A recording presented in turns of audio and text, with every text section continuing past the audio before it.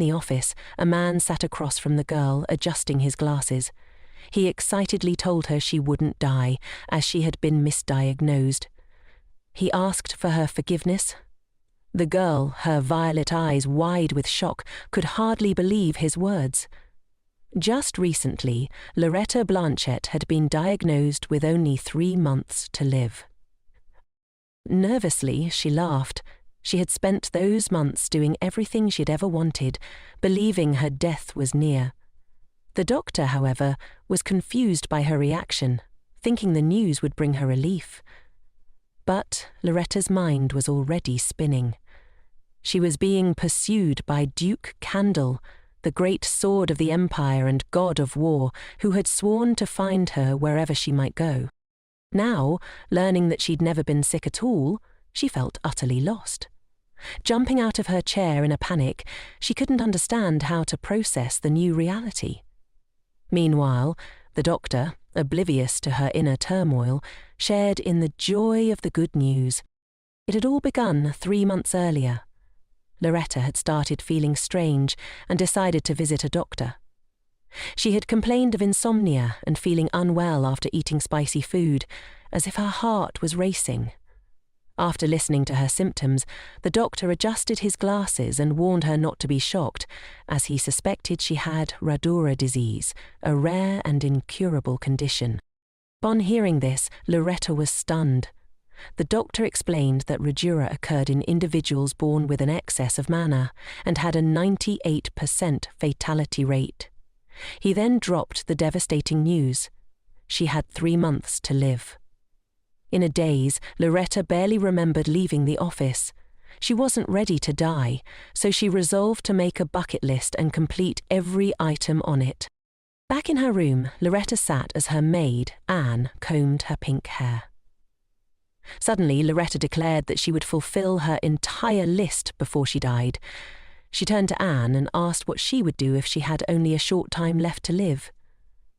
Anne, caught off guard by the unusual question, quickly composed herself, picked up the comb and playfully spoke into it as though it were a microphone. She declared that besides wanting to serve her lady until death, nothing else came to mind. Loretta, touched by her maid's loyalty, told Anne she wanted to buy all kinds of cakes and take a bite of each, without caring about the waste. Ignoring Anne's practical concerns, Loretta insisted on her plan. However, Anne directed her lady to dinner with her family, knowing they couldn't miss the meal. Loretta wasn't eager to go. She had a strained relationship with her family, and sitting at the same table with them was always a challenge. Her father, the 5th Grand Duke of Blanc, was bent on selling her off to a wealthy older marquis to salvage the family's finances. Once a powerful and influential family, they had gone bankrupt. Her mother, Duchess Blanchett, shared her husband's ambitions, pushing Loretta to marry for money. Loretta, despite being the second child, had received no formal support or education. Her brother Ron, the beloved heir, had completed all the inheritance courses, while she was only trained to work in his office as an assistant. Still, Loretta played the part of a naive fool, knowing it was safest to stay silent, to avoid her family's ire. Suddenly, her older brother Ron burst into the dining room. Loved by the family, he always looked down on Loretta. With an irritated tone, he asked why she was there.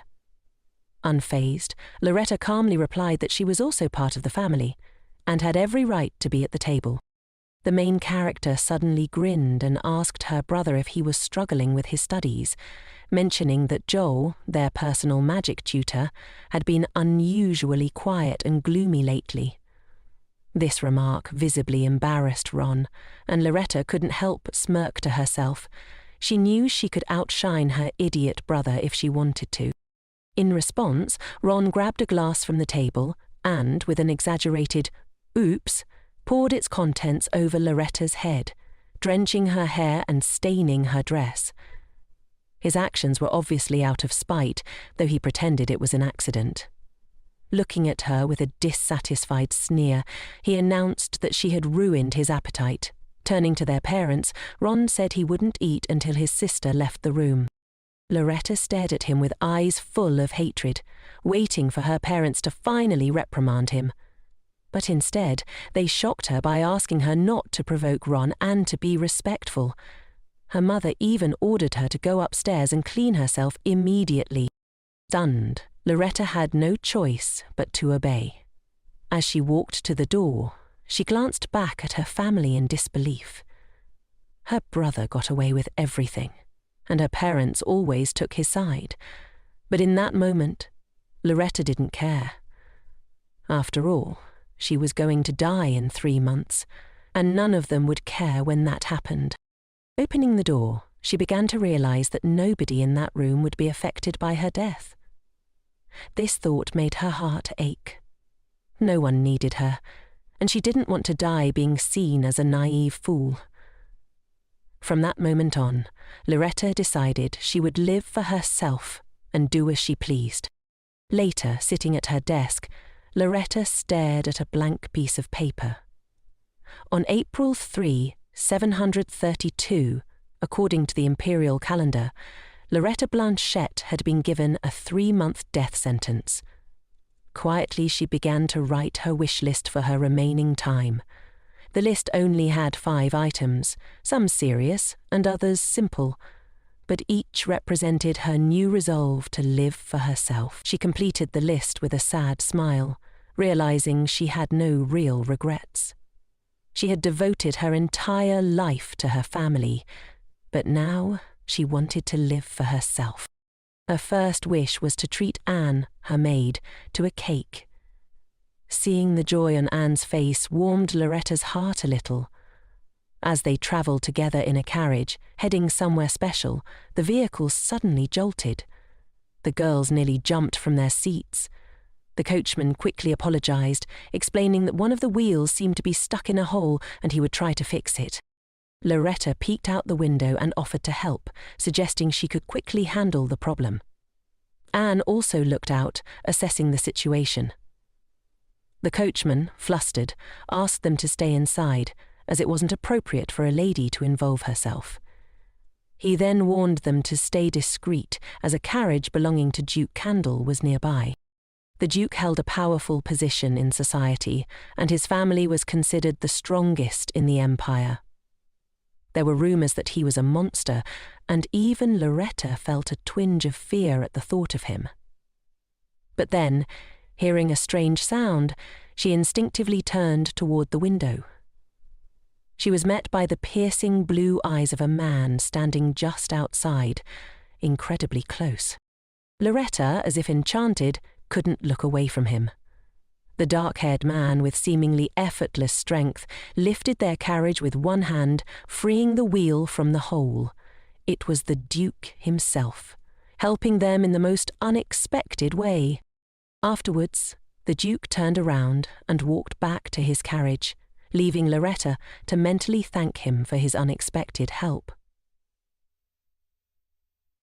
The Marquis of Sarah, confused by her avoidance, pulled her into an embrace, suggesting that once they were married, she would never leave their bed. Loretta recalled her to-do list for the next 3 months, and item 3 was clear. Break off the engagement to the Marquis, preferably with a scandal. The Marquis leaned in close, whispering that he found her face delicious, and that he was very attracted to her. Loretta recoiled in disgust as a sly grin spread across his face, his intentions clear. Escaping his vile embrace, Loretta realized she could no longer stand it. Item 3 had to be completed today.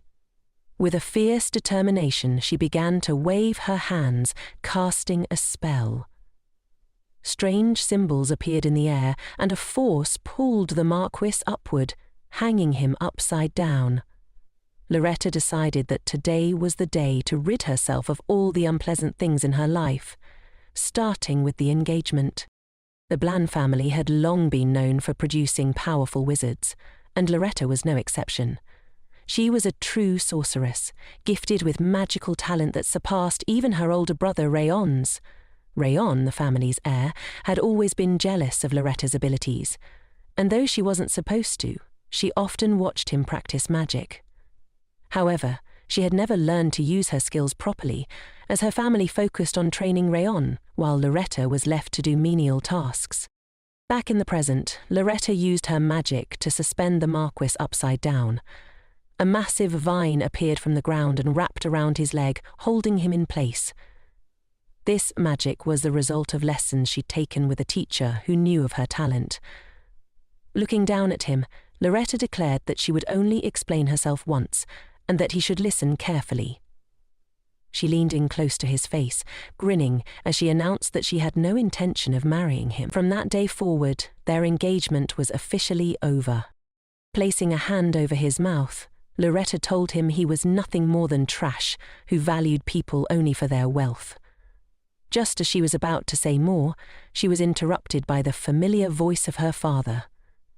Her mother and father rushed out of the estate, shocked and fearful. They had planned to sell their daughter to the Marquis for financial gain. The head of the family used magic to free the Marquis from the vine, and the man fell from a small height, trembling as he glared at Loretta. He vowed he would never forget the humiliation she had caused him. Her parents immediately rushed to apologize, explaining that Loretta was simply immature and foolish for her age. The Marquis, however, insisted that they pretend the engagement had never happened. Loretta couldn't believe her family. They cared more about money than their own daughter. The Marquis, too, was no better, buying people as if they were slaves. Exhausted by the entire situation, Loretta watched as her father escorted the Marquis to the mansion to calm him down. Meanwhile, her mother scolded her, calling her crazy for ruining everything. Loretta responded that she had actually been too late to do this, and that at least someone in the house wasn't completely mad. Her father, hearing her defiant tone, approached her and slapped her across the face, leaving a red mark on her cheek. Loretta had not expected this kind of punishment from him. He was furious with her, but she felt as though she were in a trance. Each passing minute only made her more disillusioned with her family. Her father demanded to know if Loretta understood what she had done. He explained that he was already determined to pay off the family's debts, but Loretta wasn't going to let him off that easily. She gently placed a hand on her cheek, a faint smile appearing on her face as she asked her parents if it was her fault that the family was in such debt. Why should she be the one to pay for their mistakes? She told them plainly that they had done nothing for her. They had shown no interest in her well-being or love, and her father had only decided to sell her to secure money and fame. To him, she was nothing more than a commodity to be traded. Her mother and father immediately reacted, listing all the things they had provided for her: clothes, food, a roof over her head, and claimed that she owed them for living like a princess. Loretta, looking up at them, retorted that she had done more than enough. She had taken on her brother's responsibilities with the estate's office work and had become nothing more than a bargaining chip to cover their debts. They didn't understand why she was rebelling now. Her father, enraged, insisted that he had cherished his daughter, but now he saw her rebellion as an unforgivable betrayal.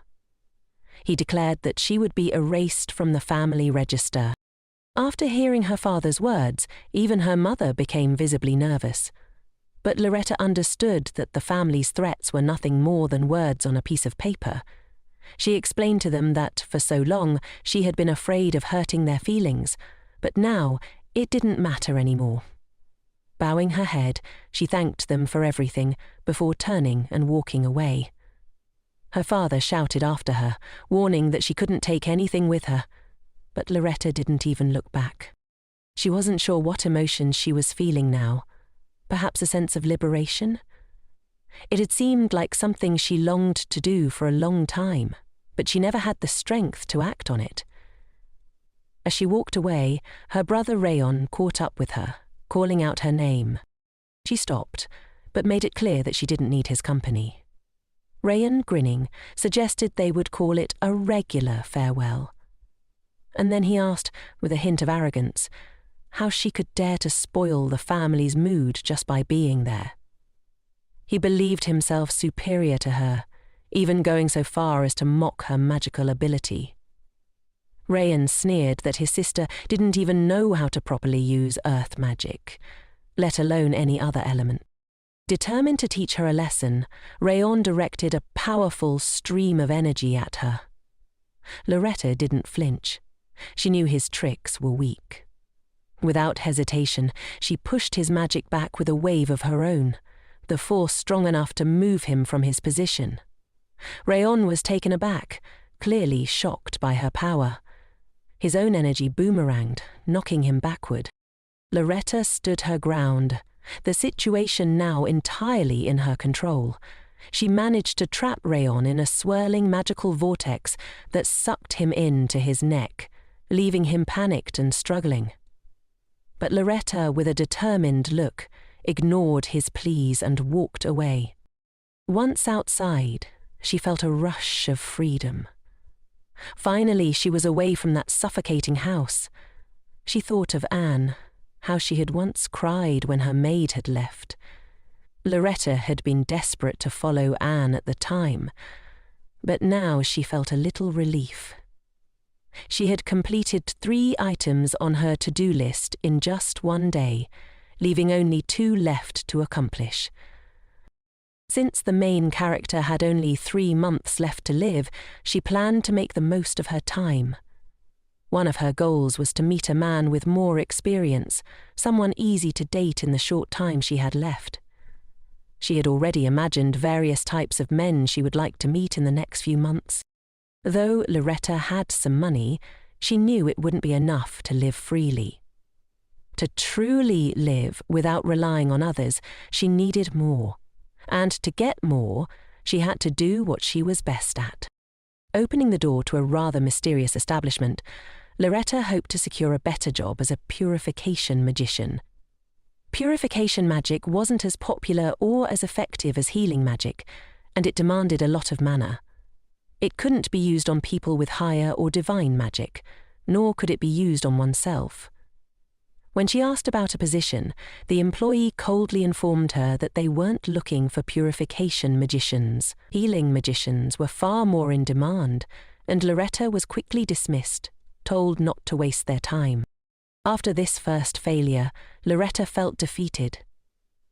She wasn't sure if she should even bother looking for another job. Just as she began to lose hope, something unexpected happened.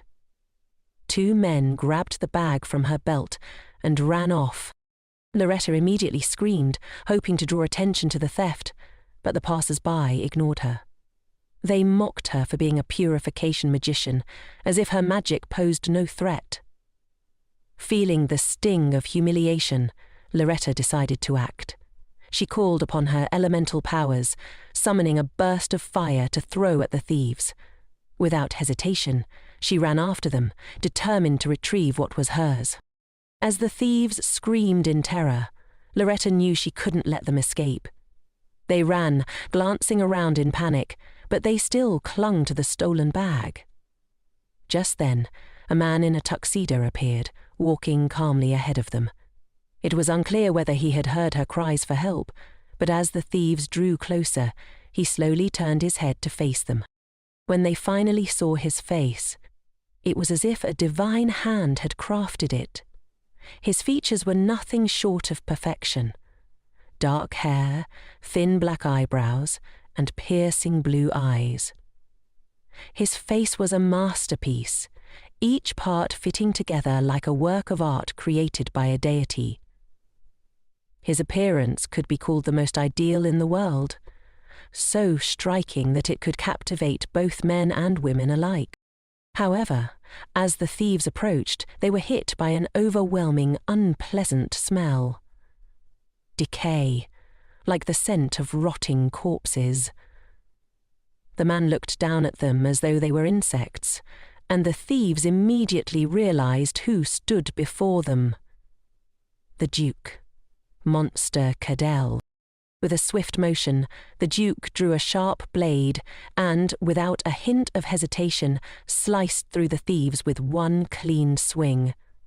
They were cut in two, not even a blink of his eye betraying the brutality of the act. The rumours of his nickname, the Monster, were clearly true. Loretta wasn't particularly surprised by this. The Duke picked up the bag from the ground and handed it to her. It was only then that Loretta realised that the coachman who had helped earlier wasn't just any coachman. It was the Duke himself. The Duke, from the most prestigious ducal family in the house and empire, was none other than Cadel, known as the greatest sword in the empire. He was a military genius, having won a war that seemed impossible to win, and was infamous for his cruel leadership. But for Loretta, the most striking thing about him was not his reputation. It was his beauty. His face was so perfect that, in her current situation, she could almost feel it wouldn't be a pity to die looking at him. Though she noticed the unpleasant scent the Duke exuded, Loretta found herself oddly unfazed. His face was so captivating that it seemed to overwhelm all her other senses. She turned away, suddenly thinking that, with a face like that, he would certainly be a popular figure in romantic circles. But she knew he was famous for his composure, which meant that courting him was probably out of the question. The Duke regarded Loretta with indifference, likely assuming she came from a noble family and was unaccompanied. As he stared at her, it seemed he was still searching for something, perhaps something he hadn't yet found. When he took a closer look at her, Loretta realised she was slightly frightened. Not of him specifically, but perhaps because everyone else seemed to fear him.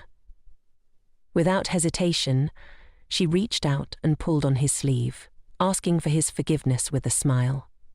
She then asked if the Duke had a girlfriend, explaining that she was simply drawn to his appearance. With no hesitation, she boldly asked if he would be willing to meet with her for 3 months in order to check off one of the items on her list. Realising that her approach might have been a little abrupt, she introduced herself with a smile and asked for his name, apologising for the bluntness of her request. The Duke, looking slightly dumbfounded, answered her question. His voice, deep and resonant, fascinated Loretta, and she immediately complimented him on it. To her, it sounded like music, and she found herself enchanted by his voice. The Duke, however, seemed perplexed. He couldn't understand why this girl wasn't terrified of him like everyone else. He assumed this was some sort of joke, and before she could say more, he asked if she had seen how he had slain the thieves. His cold gaze and aura of death were undeniable, and his reputation as a monster was well earned. Turning away, the Duke told her to stop joking and walked off, casting a few glances back at her. Perhaps, he thought, she was a little interesting, but he couldn't bring himself to take her seriously. Loretta, on the other hand, was thrilled. She found him incredibly attractive, and his charisma only added to the allure. But there was one glaring issue. He didn't have a heroine like herself in his life, and she was determined to change that. Later that evening, sitting in a bar with a drink in hand, Loretta found herself pondering how she could meet the Duke again. As if on cue, she overheard a conversation about the Duke and an information guild. She immediately perked up and moved toward the discussion. One of the men was talking about rumours regarding a purification wizard. Loretta joined them, sitting down at their table and asking about the rumours. They told her that the Duke was under a terrible curse, one so powerful that anyone who got too close to him could smell death in the air. The curse was apparently so strong that only a purification wizard could remove it. While they spoke, Loretta nonchalantly ate from their table, absorbing the details of the conversation. It seemed the Duke was desperately searching for a purification wizard to lift the curse that had haunted him for so long. While Loretta continued to eat, the man at the table spoke about how rare purification wizards were. He explained that this type of magic consumed far more mana than other forms, which made it less popular. It was needed to dispel curses, but more people died from swords than from curses. which is why finding a good purification wizard was so difficult. Listening to this, Loretta began to think that she had to venture into the tiger's den to save Asher. She was determined and would do whatever it took.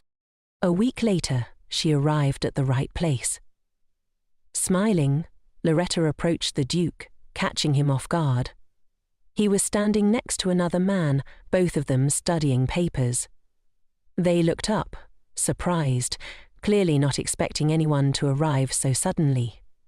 Loretta smiled again, explaining that she was sure the Duke might be frightened by their unexpected meeting. Without hesitation, she asked if they could at least start with a simple employer-employee relationship, wanting to approach the situation carefully to avoid scaring him off.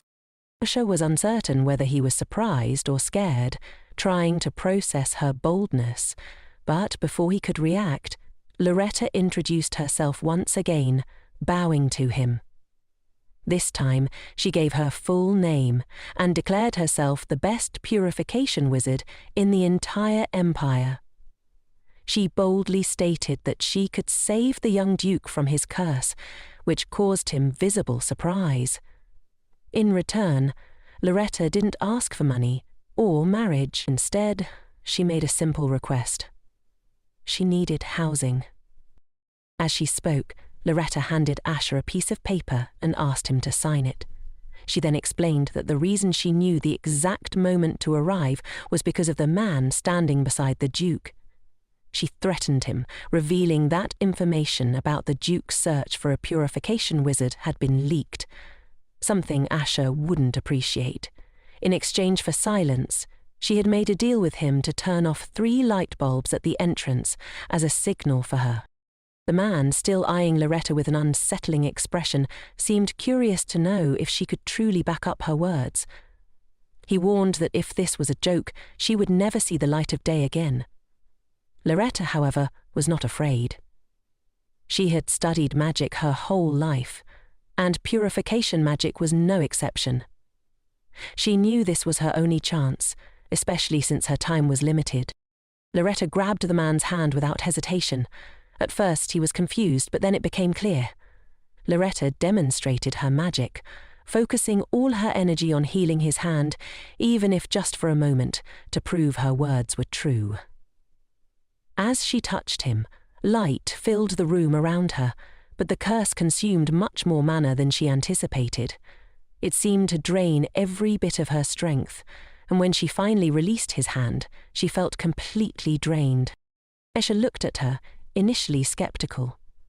He had lived with this curse for so long and was certain that nothing could change it.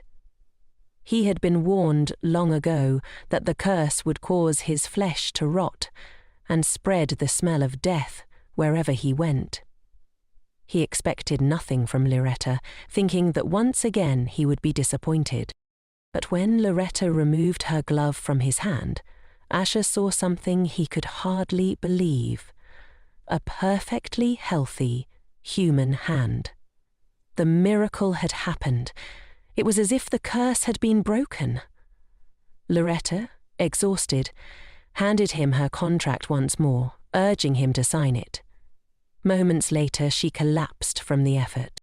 The Duke, astonished, realized that this was the only miracle that could truly break his curse.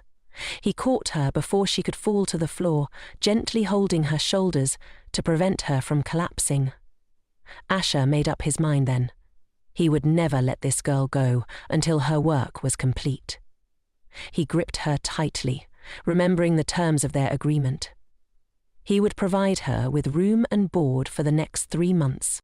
When Loretta finally awoke, she found herself lying in a soft bed in a luxurious room. Asher was sitting next to her, waiting for her to regain consciousness. He explained that she was now in his family's estate, in the Duke's quarters, and that he had brought her there because it was part of the contract. If she found this rude, he offered to take her back to her home. However, Loretta quickly replied that there was no need. A few seconds later, Asher handed her the signed contract, sealing their agreement. As Loretta gazed at him, a thought struck her. The Duke had signed her papers. He had agreed because she was the first person who had been able to influence his curse. Joy surged through her, and without hesitation, she rushed to him. Although a hug might be a bit too forward, a simple handshake would suffice to celebrate. She extended her hand, shaking his, while he looked at her in confusion. The girl reassured him with a smile, promising to take care of everything. Asher, still processing the situation, replied that their relationship would remain professional, just employer and employee. He then wondered why Loretta wasn't afraid of his hands. He couldn't quite understand her.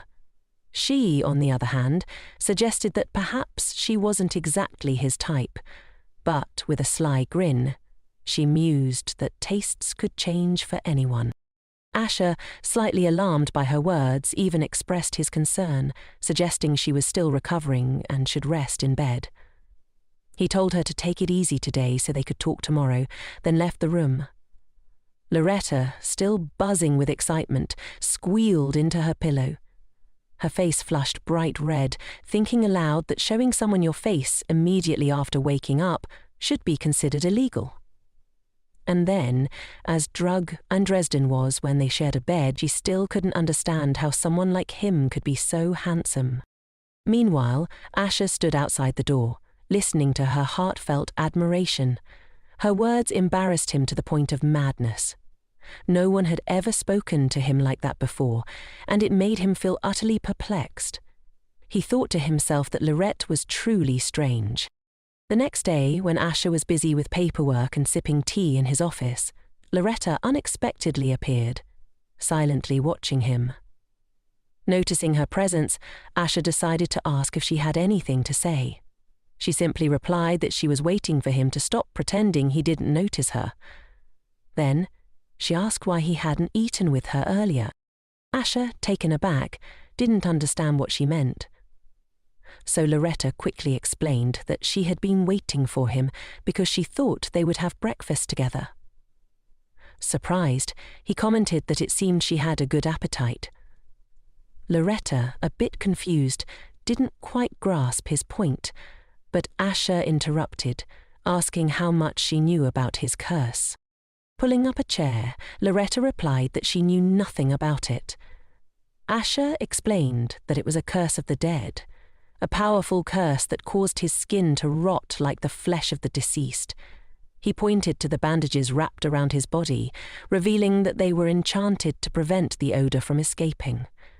Even purification magic only slowed the rotting process, but it could never lift the curse completely.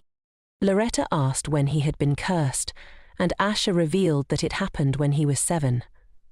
He added that the curse was incurable, as killing the caster or destroying the curse itself was impossible. He knew it was a hopeless situation. Asher then thought that Loretta might run away from him after hearing such grotesque details. However, he was prepared to do whatever it took to keep her close, since she might be the one who could lift the curse. Unexpectedly, Loretta grabbed his hand, asking if the curse caused him pain. She didn't fully understand what he was going through, but she could tell it must be hard for him. Looking at him, she promised to remove the terrible curse that had tormented him for so long. Asher, staring into her eyes, was at a loss for words.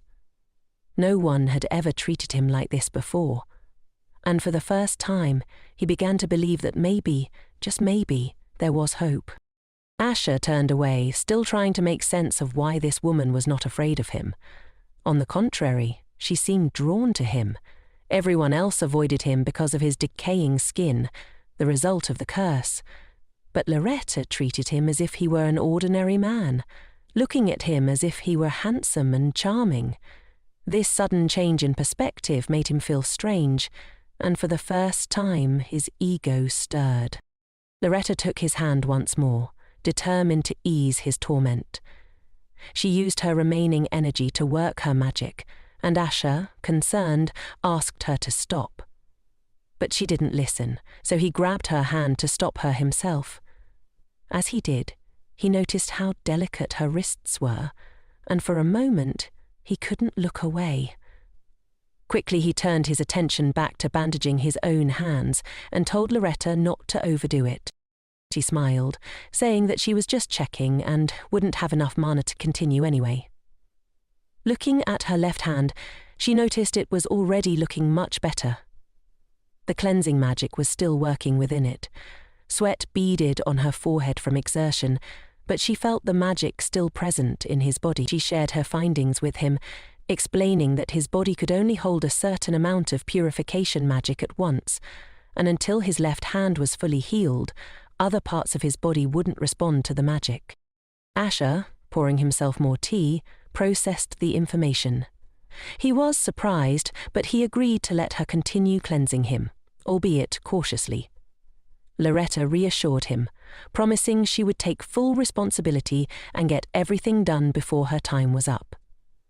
She took the tea from him and drank it, determined to see her work through to the end. The Duke couldn't quite understand what Loretta meant when she said she would do everything before she died. She quickly clarified that she meant she would complete her work as quickly as possible. After hearing this, Asher decided to ask her a question that had been on his mind.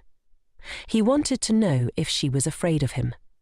It was clear from the way he hesitated that he had been thinking about it for some time. After all, he thought he looked terrifying. Loretta smiled sweetly, covering her mouth slightly with her hand. "Do I have any reason to be afraid of you?" she asked, her tone light. But then, her expression became more serious. She decided to address the rumors about him, the so-called demon of war. After all, Duke Cadel had single-handedly won a war that had seemed destined to fail, earning the title of national hero. Loretta was convinced that envious members of the imperial family had spread these rumors to undermine his influence. She also believed that the curse he bore wasn't a result of his own actions, but rather the malicious intent of the magician who had cast it. Her words shocked Asher. He had long been convinced of his own terrible reputation, but Loretta's perspective was the complete opposite. She told him that he was not the source of fear. Only the magician who had cursed him deserved that fear. Loretta gently placed her palms on his face, smiling warmly as she spoke. "I'm not afraid of you," she said, her voice steady. "I only fear that you might not want to see me again." At these words, Asher blushed deeply, suddenly embarrassed by the situation. He immediately asked her to let go of him, feeling flustered by the physical contact and her honest words. Turning away, he quickly suggested they meet for dinner at 7 that evening, a proposition that surprised Loretta. She quickly composed herself and gave a cheerful yes, even though in reality her consent wasn't necessary. Asher, now even more flustered, hurriedly left the room, leaving Loretta alone. As she walked through the corridor later, Loretta reflected on the situation. She realized that Asher was perhaps more sensitive to touch than he let on, as his quick agreement to dinner had seemed to stem from her touch. Just then, someone called out to her from behind. It was Holstein, the loyal butler of the Cadel family. He asked if she had met with the Duke, to which Loretta smiled and replied that it was thanks to him that she had found her way to the Duke's office so quickly, which had allowed her to arrange the dinner meeting. This revelation surprised the butler, as he knew the Duke hadn't shared a meal with anyone for a long time. After the death of the former Duchess, the Duke had eaten alone. But now Loretta was going to have dinner with him. Holstein, smiling, asked her to take good care of the Duke. Loretta laughed, saying that they were simply having dinner together. However, it was clear that the butler had a different understanding of the situation. Later that day, Holstein appeared at Asher's office, carrying a large book titled A Guide to Successful Dates. The butler looked at Asher with confusion, but he knew that Asher had been taught meal etiquette as a child and that no new rules had appeared since then. Realizing the book wasn't about etiquette, Holstein felt that it might be about something else entirely.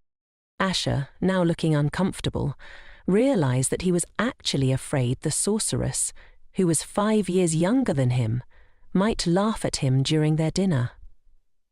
Holstein presented the book to Asher, suggesting he read it. Asher, however, was not interested and immediately dismissed the suggestion, saying it had nothing to do with him. He brushed aside the book as if it were useless, which caused Holstein to become somewhat exasperated. In 27 years of service, Holstein had never felt more useful than now. After a few minutes, the butler opened the book in front of Asher and began reading a few of the rules that a man who had invited a woman to dinner might need to know. Asher tried to pretend he hadn't heard Holstein's comment, acting almost like a child before quickly leaving the office, just as he had that morning. Loretta asked if she could make a small change to their contract. Without hesitation, Asher agreed. Moving a little closer, she explained that the payment seemed insufficient compared to the amount of purification magic she had spent. Asher, surprised, noted how directly she spoke. He wasn't used to such frankness, as he mostly only communicated with Holstein. He quickly realized that while money wasn't a problem for him, the contract needed more than just financial adjustments. The additions she suggested were mostly about shared activities, mandatory meals together, walks, and covered expenses. Loretta, with a sweet smile, explained that these additions were, in her words, small dates. Asher was a little taken aback. It seemed strange to him that this was the only thing Loretta was asking for, considering she could have asked for much more. But he realized it would be much harder if she decided to leave, claiming she wasn't paid properly. In response, Asher decided to make his own amendments to the agreement to ensure he wouldn't be deceived. Afterward, he handed her the updated contract, mentioning that he had only added one condition. Loretta meekly agreed, but she couldn't help but think she would cleanse him anyway. So the Duke's fears were unnecessary. Both parties signed the contract, and it was finalized. Then Loretta turned to Asher, asking about a picnic the next day. She had noticed the estate was vast and filled with beautiful spots, and she thought it would be perfect for a picnic. Asher, however, explained that he would be leaving the next day. Not giving up, Loretta asked if they could have the picnic the day after tomorrow instead.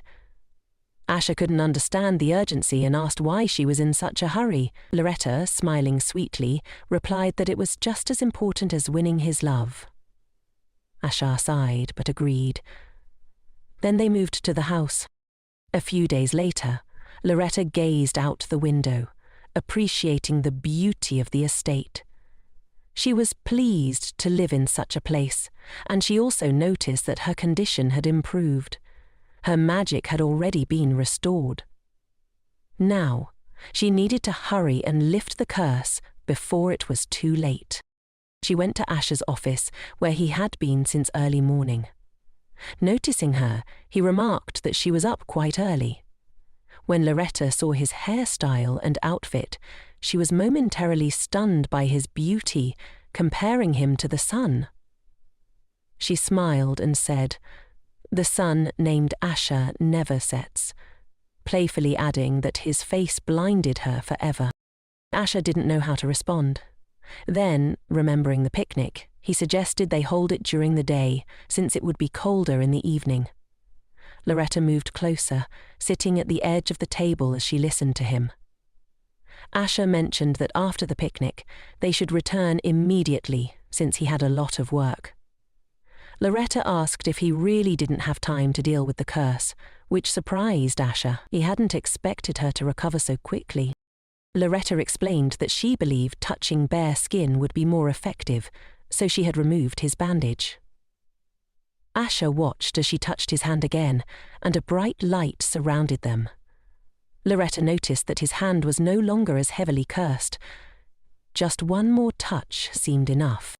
Asher, looking at his now clean hand, could hardly believe his eyes. He had spent over 10 years searching for a solution, but he never imagined it would be so easy.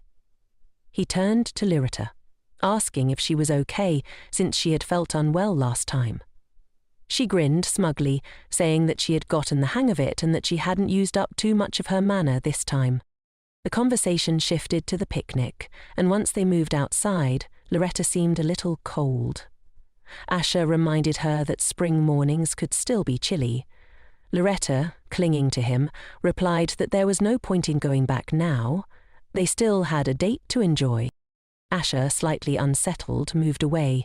Loretta, with a mischievous grin, hinted that she would be much warmer if he gave her his coat. Asher, however, simply answered, "I don't want to."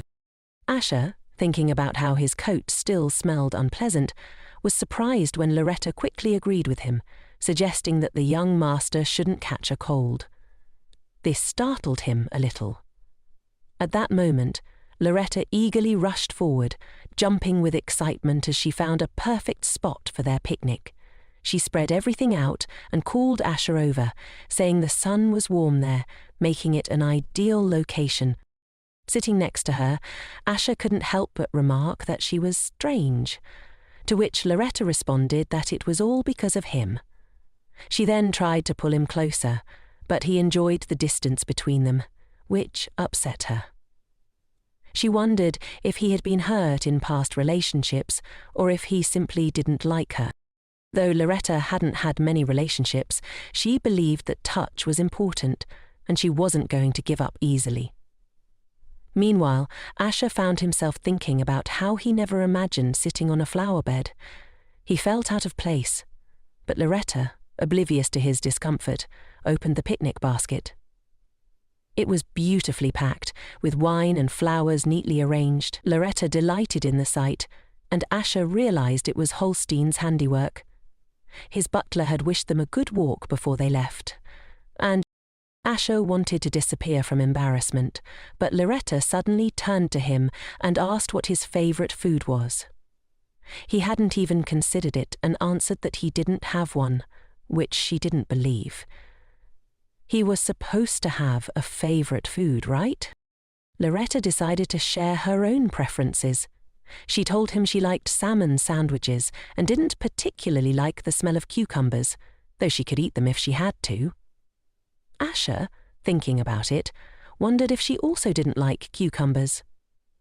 She handed him a sandwich, and he thought about how, since she was a purification magician, her scent must also be purified, unlike his own cursed smell. He restrained himself from asking if she could smell it, but still, he didn't refuse and took the sandwich.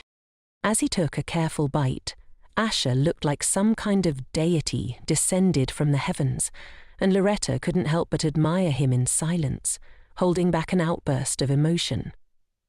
Afterward, she waved her finger in the air and used magic to make all the nearby flowers gather into a beautiful wreath.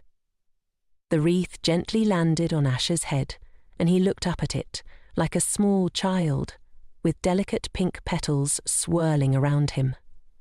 Loretta gazed at him in admiration, her cheeks flushed with surprise and her mouth agape. However, Asher immediately began covering his face and trying to get rid of the wreath, fearing Loretta would laugh at him. She tried to stop him, asking him to leave the flowers in place, but before she could, the wind swept the wreath off his head. She rushed after it, and Asher tried to stop her, but she didn't hear him. In the end, she fell into the fountain, soaking her dress and hair. The most unexpected part was that Asher, noticing she was about to fall, rushed to save her, and Loretta ended up practically sitting on top of him. Their faces were mere millimeters apart. Asher looked into her eyes and, in a low voice, said it was time for her to stop embarrassing him. He carefully placed his hand on her shoulder, which only made the situation more awkward for both of them. But that wasn't all. Asher, still looking into her eyes, gently touched a strand of her hair and asked what he would do if she caught a cold after all this. Loretta, looking away, replied that it wouldn't happen because she was strong and could withstand any hardships. Asher picked her up in his arms, saying it was time for them to go back. Loretta, embarrassed, asked him to put her down. She couldn't bear how flustered she was becoming. Once they arrived at the estate, Holstein took her temperature, which was higher than normal. Loretta had caught a cold, as Asher had predicted. Asher didn't say anything in response because he already knew. Loretta, embarrassed, admitted it was the first time in her life she had caught a cold. Asher looked at her with a disappointed expression, unsure whether she was joking. Loretta could only quietly ask for his forgiveness. After a moment of silence, Asher explained that he needed to go to the imperial castle and had already called for a priest. Loretta simply responded with a short, "Uh-huh." Asher thought she might ask him to stay with her, but Loretta, though grateful, didn't want to burden him further. She decided to rest quietly in her room instead. After leaving her room, Asher rode in the carriage to the imperial castle. As he sat there, he thought about Loretta's family. He couldn't understand how they could allow their daughter to stay on his estate so easily. He also hadn't realized that cohabitation with Loretta would be so difficult. While they were standing still, a white carriage drove past them, and long white hair appeared from the window.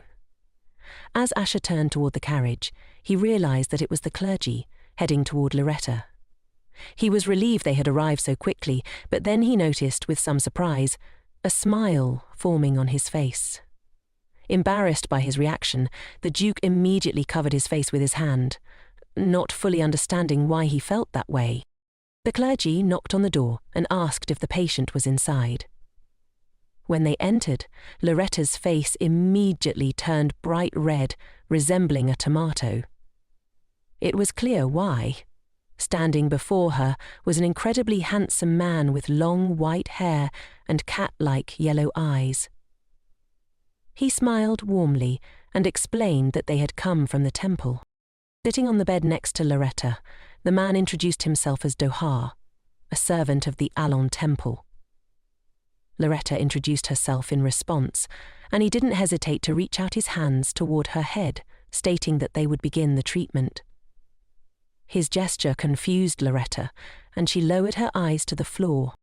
When he touched her face, the same light that appeared when Loretta freed Asher from the curse surrounded them. She instinctively raised her eyes to Doha, who was smiling at her. As the treatment progressed, he decided to make small talk, asking how she had ended up here. The question seemed odd and out of place, but realizing his mistake, he quickly apologized, looking away. Zohar explained that due to the Duke's curse, everyone was shunned, even in the temple, where there was a clear hierarchy. He added that, as a low-ranking priest, he was often ignored by others. Loretta remembered hearing that wounds like his were common among low-ranking priests who didn't have the money to seek help from more powerful figures. Once the treatment was over, Doha said that was all, continuing to sit beside Loretta. She stretched her hands, feeling the positive effects of the magic, and thanked him for the treatment. Still, she felt compelled to do something more. She whispered to Doha, asking if he could come closer for just a moment. He complied without hesitation. Loretta slowly placed her hands on his forehead, and once again a familiar light surrounded them as she used her magic to heal his wounds. This act confused her slightly, as it took more energy than she expected. When she finished, the look on Doha's face was one of surprise.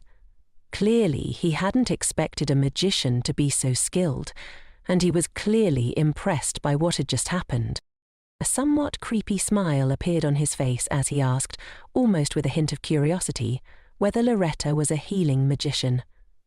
Before she could respond, he made an unexpected offer to her. To work for him as a personal healing magician, he assured her they could easily agree on a fair price. Loretta was slightly taken aback, replied that she was busy and couldn't commit. However, Doha, now hovering over her, asked if she might be able to help him later, any time she was available. Loretta answered that it was possible.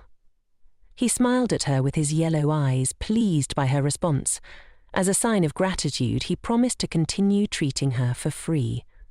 Furthermore, if she healed him, he would repay her properly. Loretta saw this as a good offer and agreed. Doha, clearly pleased, asked if they could now be considered friends and grow closer. As he moved even closer to her, he explained that he wanted to be friends because he truly liked her. A sly grin spread across his face. Loretta, not finding his behavior particularly strange, simply thought that she had no real friends yet. Before she died, it would be nice to experience friendship. Smiling, she wished him and herself good luck. He smiled back, and, still sitting on her bed in a somewhat inappropriate position, told her to take care of him.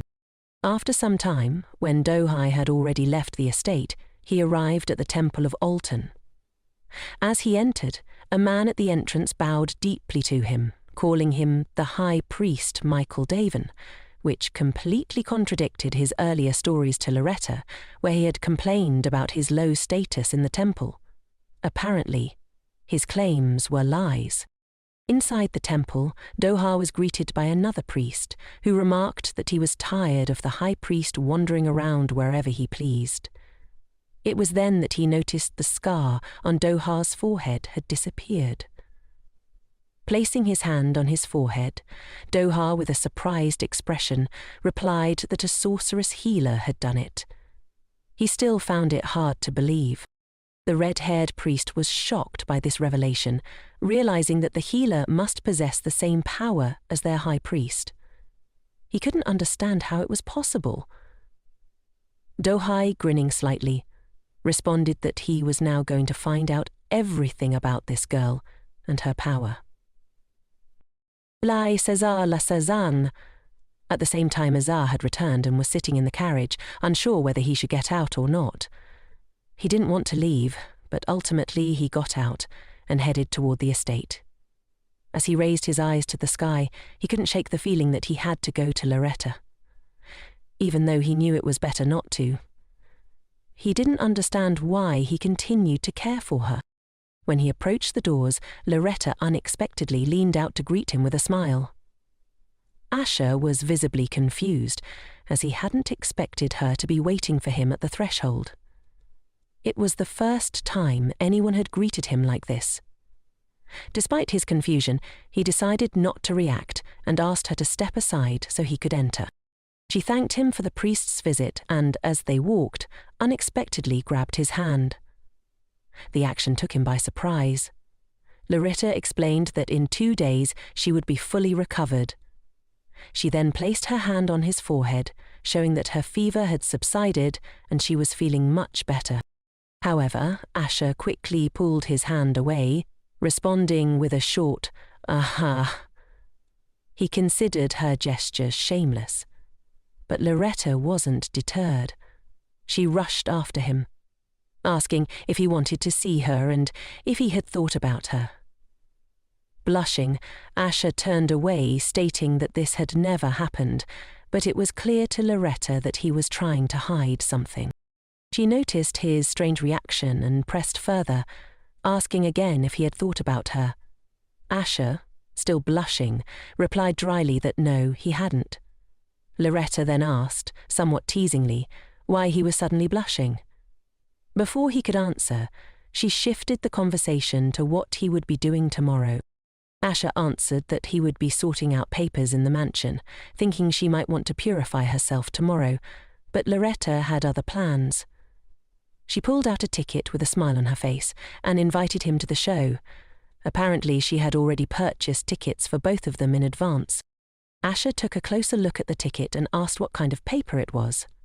Loretta, frustrated by the question, explained that it wasn't just any piece of paper.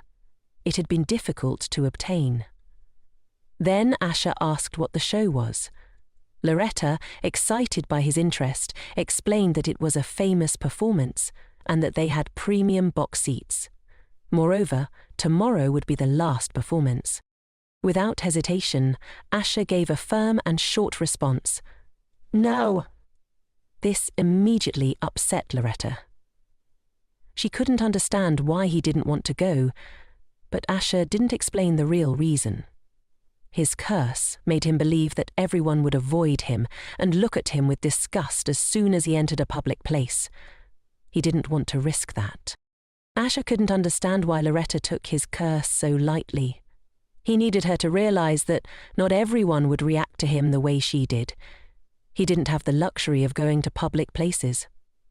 Stopping, Asher looked at Loretta and asked again, his voice heavy. "Are you really not afraid of me?" Afterward, he explained that the rumors about the demon of war were not just fairy tales. Tens, even hundreds, of lives had been lost at his hands. Loretta, listening to this, looked a little frightened and confused. He continued, saying that it wasn't surprising others feared him, for a man who was so close to death was dangerous, not just in scent, but in action as well. She understood, but it wasn't as terrifying to her that she would run away. In response, Loretta suddenly struck Zasha's hand, something he hadn't expected from her at all. The Duke, taken aback, asked what she was doing. Loretta, clearly angry with him, responded, "Peace, Captain, peace, Captain, peace, Captain," her fists slightly swollen from the force of the blow. She exclaimed that she had just dared to attack Duke Cadel and wondered what he would do about it now. She added that, on top of that, she often looked at his face, held his hand without his consent, and even called him by his name. As she laid out her grievances, the Duke looked extremely confused. Loretta then asked one thing. Was he planning to kill her after all of this? She couldn't understand why he was speaking about himself in such a way. Grabbing his coat, Loretta squeezed the fabric in her hand, demanding a specific answer to her invitation. Yes or no, and if the answer was no, a clear explanation as to why. She was eager to know whether Asher wanted to go to the show with her or not. His reaction, however, left him in complete surprise. He hadn't expected her to behave this way, and so he silently listened to everything she said. After a pause, Loretta instructed him not to worry about others and to focus on what he wanted for himself, something he had clearly not done in a long time. With that, she turned and walked toward her room, dissatisfied. She asked Asher to give his answer by the next morning, as he couldn't give it right away. She added that if he refused, she would go to the show with someone else. Asher stood frozen, as if he had been brought back from the edge of heaven to earth. He struggled to process whether Loretta was serious, or if all of this was just nonsense. His ears burned from the awkwardness of the situation. Sipping at his milk pitcher in the temporary silence, he realized. The next morning it seemed that the Duke had indeed agreed to attend the performance with Loretta, and she was overjoyed by his acceptance. They had already arrived at the venue, and Asher, like a true gentleman, helped Loretta out of the carriage, offering his hand. She beamed with happiness, but suddenly her leg twisted, and she stumbled. She would have fallen if not for Duke Cadel's quick reaction, catching her in his arms. It almost seemed as if Loretta had planned the fall, because she was pleased when she found herself in his arms, even managing to secretly hold his hand. For this, he reprimanded her, but she responded that it was only because he had caught her. Asher, still firm, told her not to do that again. Looking around, he noticed a large crowd of people waiting for the performance to start. Loretta noticed how nervous the Duke seemed, his hands shaking slightly. She grabbed his hand, pulling him along, smiling radiantly at him. She reassured him that everything would be fine, especially since they had a private VIP box. She asked him not to worry as they made their way inside. Once the show began, they settled into their seats, watching an incredible performance with talented actors. Time flew by, and as they exited the VIP box, Loretta shared her excitement with Asher, telling him how much fun she had. He responded that it wasn't bad, to which she added that the lead actor was quite handsome. Asher, curious, asked if she really liked the prince, as he found him extremely ugly. Loretta laughed and replied that she simply appreciated beauty in all forms. Then she told him she was going to the restroom and asked him to wait for her in the carriage. Having finished quickly, she returned, her spirits high, looking forward to a nice dinner after their enjoyable day. But just as she was about to head back to the carriage, she heard someone calling her name, shortening it in an overly familiar way. It was Marquis Segre, who, with a smug grin, did not apologize for his previous rudeness. He seemed to take pleasure in the sight of Loretta, who was smiling brightly, while he casually embraced a lady who looked anything but pleased. Loretta reminded him that she had advised him to avoid meeting her again. Preparing to cast a spell to intimidate him at least a little, she was startled to find that he appeared completely unbothered. Without a hint of concern, the Marquis snapped his fingers. He then stated that Loretta didn't understand the situation she was in. Even if she resisted, her body, being so precious, shouldn't go to waste. At that moment, she was grabbed by 2 pairs of hands. 2 men gagged her and forcibly held her in place while Segre approached, his smug grin never leaving his face. He explained that he had been waiting for this moment because he still couldn't forget the humiliation she had caused him that day. Stepping closer, the Marquis touched her face with his palm and, smiling, suggested that since Loretta had become a commoner, perhaps he should make her his concubine. He promised to treat her with great tolerance, given her good looks. But before he could finish his sentence, something swept his hand away. And suddenly, the heads of the 2 men holding Loretta fell to the floor with a sickening thud. The girl remained frozen, terrified, as Asher stood next to her. The young Duke calmly explained that no matter how long he waited for Loretta, she had still not returned. Now he was here to collect her. He added coldly that anyone who dared touch what belonged to Mr. Cadel would die. Looking down at her, Asher suddenly turned to Loretta, asking if she was disappointed in him. Loretta, confused and unable to collect her thoughts, didn't know how to respond. Before she could answer, the Marquis, shaking in fear, intervened, asking Asher if he knew who he was. The Duke regarded him with contempt and, staring him down, asked if the Marquis was seriously speaking to him like that. The Marquis, trembling, could only hiccup in fear, clearly too terrified to respond, his current situation worsening by the second. At that moment, Loretta stepped in, stopping Asher and asking him to wait.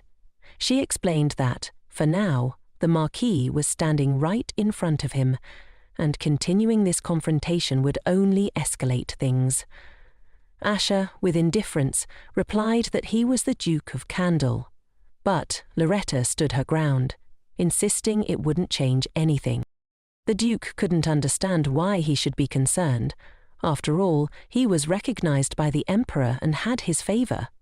Taking the life of some Marquis wouldn't benefit him. But Larry didn't let him dwell on it.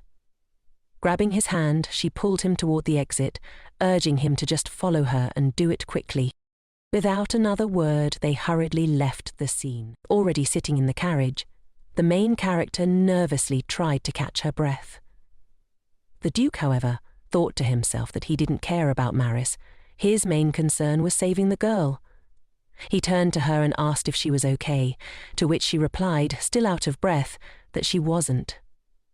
Asher, turning away to look out the window, silently mused that Loretta would surely end their relationship now, having seen how cruel he could be. Yet, since they were bound by a contract, he reasoned that nothing else should matter to him. But things didn't turn out as he expected. Smiling, the main character praised the Duke, saying what he did was impressive, and adding that he was even cooler than the character in the play. Hearing this, Asher opened his mouth in surprise. After that, they drove in silence. Loretta still believed it was wrong to resort to violence so often, but the girl admitted that in this case, it had been self-defense. The next day, the same priest came to see Loretta, because, after attending the show, she had caught a cold again. Concerned, the priest asked if she was feeling better, urging her to be more careful.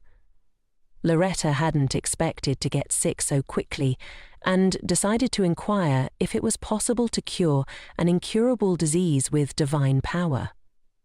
She seemed excited yet nervous as she asked. Smiling sweetly, Doha explained that an incurable disease is one that can't be treated by either magic or divine power. If there is any possibility of treatment, then it's no longer considered incurable. This answer left Loretta feeling upset, realizing that everything would still die anyway. But then, smiling wider, Doha added that it might be possible to cure such a disease with divine power equal to that of His Holiness the Pope. What Loretta didn't know was that Doha himself held such power. Using his abilities, the priest saw that the main character's mana chain was curved, a rare case caused by an excess of unbalanced and uncontrolled mana. From what he could tell, Loretta wouldn't die, but would suffer from bone pain her entire life. Healing would be difficult, but not impossible. Recognizing Loretta as a very talented wizard, Doha didn't mind investing in her recovery. He offered to help, saying he would treat her periodically. Upon hearing this, Loretta exclaimed joyfully and expressed her deep gratitude.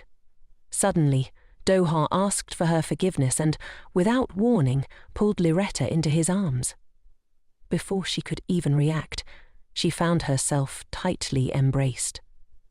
Doha leaned in closer, apparently placing a healing kiss on her lips. A soft light illuminated the room as he gently held her head, using magic to heal her from the inside. Afterward, he pulled away, stating that the treatment was over for the day. Loretta blushed deeply, like a ripe tomato. Doha added that the procedure would need to be repeated several times. Loretta, still flustered, managed a quiet, "Thank you." Slowly, the priest asked if she could help him in return as a sign of gratitude. Slowly extending his hand, he rolled up his sleeve, revealing a large wound. Seeing it, Loretta gasped in surprise. She gently touched it and asked how he had suffered such an injury.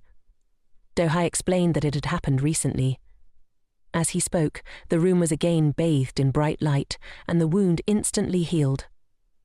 Watching this, Doha thought his theories had been confirmed. Loretta, exhausted, collapsed onto the bed, noting that the process had drained too much of her mana. Doha thanked her, acknowledging that it wasn't surprising she had spent so much energy on him, as he was a high priest.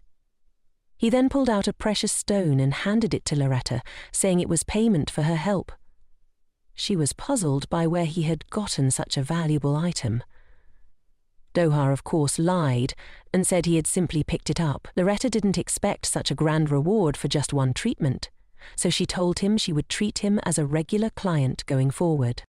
Added with a playful tone, she added that there was no other sorceress he could visit except her. The statement made Dovoir laugh.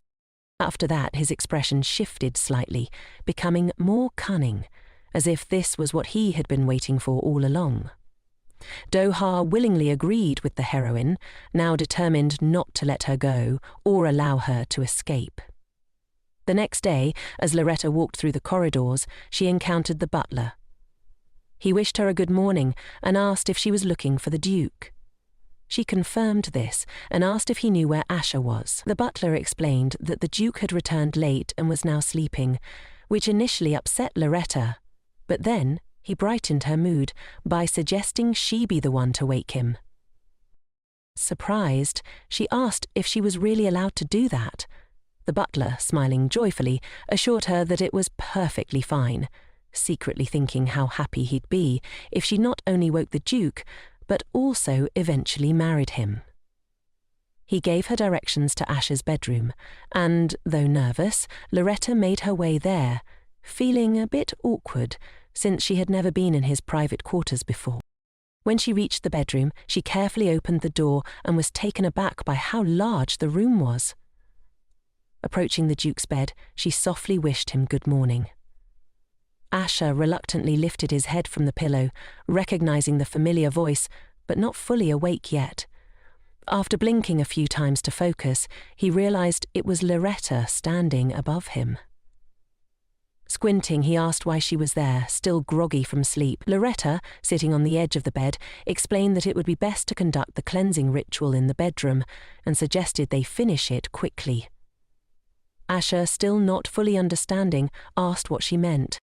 Smiling, Loretta explained that starting from that day, she would be cleansing his upper body, and the curse would only be lifted if she touched his bare skin. Asher was taken aback by this and hesitated.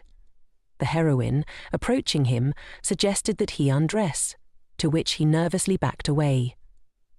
Embarrassed, he stammered that there was no need for her to do it and quickly began unbuttoning his shirt. Once his shirt was off, he looked away, feeling incredibly awkward. His body was wrapped in bandages, and Loretta gazed at him with wide eyes. Looking up, Asher asked if he should remove the bandages too. Loretta, blushing, replied that the cleansing required contact with bare skin. At this, Asher turned red like a tomato, but, after a moment of hesitation, removed the bandages. Loretta, upon seeing his scarred but enchanted body, was shocked. Asher, in turn, quickly averted his eyes, feeling even more uncomfortable. Loretta was stunned by the sight, realizing that the curse was far more powerful than she had anticipated. Gently placing her hand on his chest, she began explaining that the curse was too great to be lifted in one session, but she promised to do her best. Asher, nervously covering his mouth with his hand, avoided her gaze, feeling more embarrassed by the second as she got closer to him.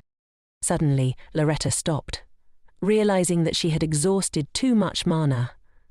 Weakened, she collapsed onto Asher's chest, alarming him. He called out her name, confused because everything had seemed to be going well up until that moment. With her eyes closed, Loretta explained weakly that her mana had been drained because she had healed the Reaper the previous day. Asher, both embarrassed and bewildered, listened as she casually recounted how she had befriended the Reaper and offered to help him from time to time, as long as it didn't interfere with the curse purification. Still flustered, Asher, struggling to understand, asked if she treated the Reaper the same way she was treating him. Loretta, confused by the question, didn't know what he was referring to. Realizing his thoughts had wandered, Asher cleared his throat and mentioned that he always thought priests were usually women. He then told her to do as she wished. Suddenly, Loretta opened her eyes for a brief moment and, with an unexpected question, asked when he would finally fall in love with her. After that, Loretta collapsed into Asher's lap from exhaustion. The man didn't even have time to respond to her question before his expression darkened. He clenched his fist angrily, seemingly blaming himself for her weakened state. Later, Asher began avoiding her for reasons unknown, while Loretta searched the entire estate for him without success. One day, as she sat at a table drinking tea, she shared her frustrations with Lodin, confiding that the Duke continued to avoid her. She couldn't understand if she had put too much pressure on him, which embarrassed her. Lodin, who had become her close friend while they were searching for Escher, listened attentively. Loretta couldn't help but notice that Doris seemed surprisingly good at giving love advice, and from the way he carried himself, she was sure he had been with many women. Doha caught her gaze and smiled knowingly. Then, with a mischievous glint in his eye, he suggested a bold idea. Make Asher jealous. Slowly, he reached out and twirled a strand of Lorette's hair around his finger, gazing at her seductively. He told her that no man could resist the sight of the woman he loves with another. Loretta, a bit flustered, replied that she didn't have a suitable partner, thinking back to her lack of experience with boyfriends or male friends due to her complicated past with her ex-fiancé. Her innocence amused Doha, who suddenly placed his hand on the back of her head and pulled her closer, their faces just millimeters apart. Looking into her eyes, he softly reminded her that he was also a man, subtly hinting at himself as a candidate. Holding her close, Doha managed to talk to her while treating her wounds at the same time. Loretta was surprised by his boldness, and the idea of making Asha jealous didn't seem so bad after all. She even allowed herself to imagine Asha begging her not to leave him, pleading with her as he feared going mad without her. The thought made her blush, though she quickly pushed it aside, realizing it would probably hurt Asha in the long run. Loretta thanked Doha for his help, telling him that she would figure out her own way to handle the situation.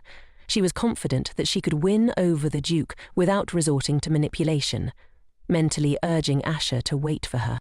Late that night, as Asha quietly returned from his business and tried to slip into the estate unnoticed, a voice called out to him. It was Loretta, sitting on the steps. Her expression stern, almost like a mother who had been waiting up for her child to reprimand them. Startled, Asha froze, surprised and nervous to see her there. He asked why she wasn't asleep. Loretta, a bit flustered herself, replied that she had been waiting for him. She complained that it had been hard to get a glimpse of him recently, as his busy schedule seemed to keep him away. Rising from the steps, she approached him, raising her head to meet his eyes. It was clear to her that it was time to confront him directly. She reminded him of their agreement to take walks twice a week, and asked if he had forgotten. Asha wasn't sure if the ache he felt was from the stress in his stomach or a deeper pain in his heart, but one thing was certain. Whenever he stood in front of Loretta, he felt strange. It was precisely this strange, unfamiliar feeling that had driven him to avoid her in recent days. Not wanting to prolong the discomfort, Asha quickly invited her to take a walk in the garden tomorrow, then diverted his eyes to avoid her gaze. Loretta began to realize that she was the only one truly holding on to their relationship. As long as she continued cleansing him, Asha would be fine, but she also needed to consider her own well-being. After all, her time was running out, and she didn't want to face death by submitting and giving up like she had in the past. Forcing a smile, she suggested that Asha must have been very busy lately, which explained why he came home so late. She then added that he didn't need to feel obligated to walk with her or share meals together if it was too much for him. Loretta smiled faintly, addressing him as Duke, and remarked that he was busy, implying she was only distracting him with everything. How can anyone say they are Duke for the first time when she had always used his name? Asha's eyes widened in shock. Something had clearly changed, but he didn't respond. Loretta continued, saying she would go eat with her priest friend and that she would forego their walks and dinners, giving him the freedom to focus solely on his work. Asha, still speechless, watched as her lips trembled before she quickly turned away and climbed the stairs to her room, leaving him standing there alone, uncertain of what to say. Once in her room, Loretta lay on her bed and opened her notebook, the one her father had given her, much like the way he had once gifted Rayon a sword encrusted with precious stones. She remembered her brother recounting how his skin had tanned from his journey to the west, sharing joyfully about the refreshing air, the pristine water, and the wonderful people he'd met. Loretta felt a pang of sadness, realizing that she had never been on any trips herself. Despite her desire to do so, she'd always been left out of discussions and decisions. Now, she questioned why she couldn't do what she wanted, even in her final days. The reason she had sought a relationship was to create some happy memories before her time ran out, but it was beginning to feel like a burden to Esha. This confused her, especially since he had never shown hostility towards her. In fact, the way he looked at her during the performance had only made things more complicated. Burying her face in her pillow, Loretta thought about how lonely she felt, trying to figure out what to do next. Meanwhile, Dohai was changing into more casual clothes, revealing the scars that covered his body. His subordinate, Joshua, noted that Do-hai had been wearing the robes of a low-level priest too often lately. Joshua found it odd, given Do-hai's exceptional status and immense divine power. He wondered why someone like him would need to disguise himself. But Do-hai brushed off the comment, asking if everyone else wore similar attire. Ignoring the question, Joshua then inquired if Do-ha was planning to meet with that sorceress healer again. As Do-hai tied his hair back into a neat ponytail, holding the hair tie between his teeth, he answered with a simple yes. Joshua grew concerned, reminding him that the girl served Duke Cadel, and if Do-hai's identity as the future pope were discovered, it would bring shame to the church. Amused, Do-ha asked if Joshua truly believed he could be caught so easily, but Joshua remained nervous, suggesting that it might be better to lead Loretta to the Temple of Altion, where she could serve the next pope directly. However, Do-ha shrugged off the suggestion, replying that he was just an ordinary person, before leaving the room. As Joshua watched him go, he couldn't help but think about how interested Do-ha seemed in Loretta. She was the eldest daughter of the Duke of Blanchett and the fiancée of Marquis Ezra, whose recent actions had been troubling. Loretta possessed powerful healing abilities and a vast reserve of mana, and it was clear that she was a purification sorceress.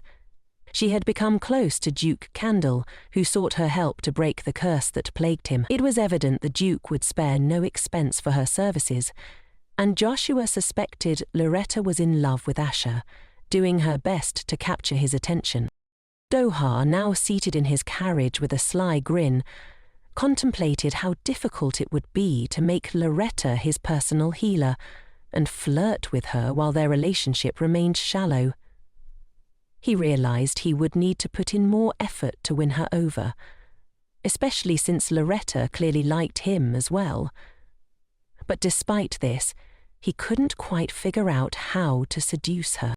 As they approached Asher's estate, the door to Do-ha's carriage suddenly swung open, revealing an anxious Loretta. She asked him if he had any free time today. Surprised, Do-ha replied that he did, wondering why she needed to know. Without hesitation, Loretta climbed into the carriage, asking him to spend the day with her, to go out, eat and shop together. She explained that they were embarking on the jealousy operation, a desperate plan she had come up with in an attempt to gain Asher's attention. Smiling to himself, Do-ha eagerly agreed, as if this was what he had been waiting for. His prey had fallen right into his hands, agreeing to his plan under the guise of a harmless operation. He decided to invite Loretta on a date as part of the café. Do-ha had been growing increasingly frustrated at how long it was taking to be served. As Loretta explained that dessert would take a little more time, she and Do-ha sat on a bench. Loretta, curious, asked if he liked sweets, to which he replied that he did. Seemingly out of nowhere, she questioned why he was allowing her to treat him. Suspecting there might be some catch, Do-ha, looking slightly confused and a bit saddened, explained that he typically avoided getting hurt, but they were supposedly forced to seek treatment outside the temple by the high priest's orders for the lower-ranked workers. Hearing this, Loretta gave him a thumbs up, struggling to hold back tears.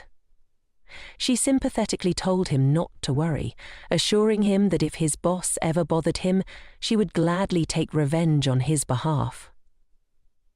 Amused, Do-ha found her reaction both endearing and a little funny, considering the vast power he wielded. Still, he played along and agreed, intrigued by how far her interest would go. Loretta, thrilled by his response, eagerly began offering suggestions, like setting the high priest's clothes on fire or hanging them from a tree. She enthusiastically promised to do whatever she could to help. Do-ha thanked her, trying not to laugh. He knew Loretta was capable of using elemental magic and hoped she wouldn't actually act on these ideas, which could inadvertently turn the temple into an enemy. But he reassured himself that it was all in good humor.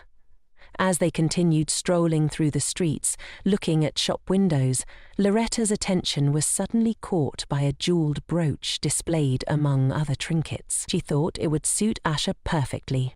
While she was lost in thought, Doha gently placed his hand on her back, startling her. When he asked what had caught her eye, she quickly grew embarrassed and replied that it was nothing. Turning to him with a smile, she added that she was simply admiring the jewelry and thought something would look good on him. Doha, with a smile, encouraged her to go inside and ask about the price, even though he had no use for the decoration himself. Without hesitation, Loretta rushed into the shop. As Doha strolled nearby, he accidentally brushed shoulders with someone. Without a word, he adjusted his clothes and continued walking, but the stranger began shouting, demanding to know why the lower priest hadn't apologized to his elder. The man introduced himself as someone talented, who had become a layman in just 5 years, clearly expecting deference, until he resumed his holdover on the bed. Doha, remaining calm, simply told him not to itch under his ear and to continue on his way. However, the layman was incensed by his tone and grabbed Doha by the collar, yelling that he had no idea who he was dealing with. The layman threatened Doha, boasting of his status and clearly believing himself superior. Doha, growing tired of the situation, considered his options.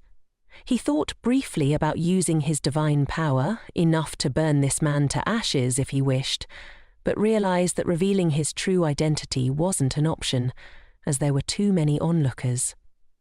For now, he decided not to resist, and with a slight bow, apologized to the elder, even though the situation was reversed.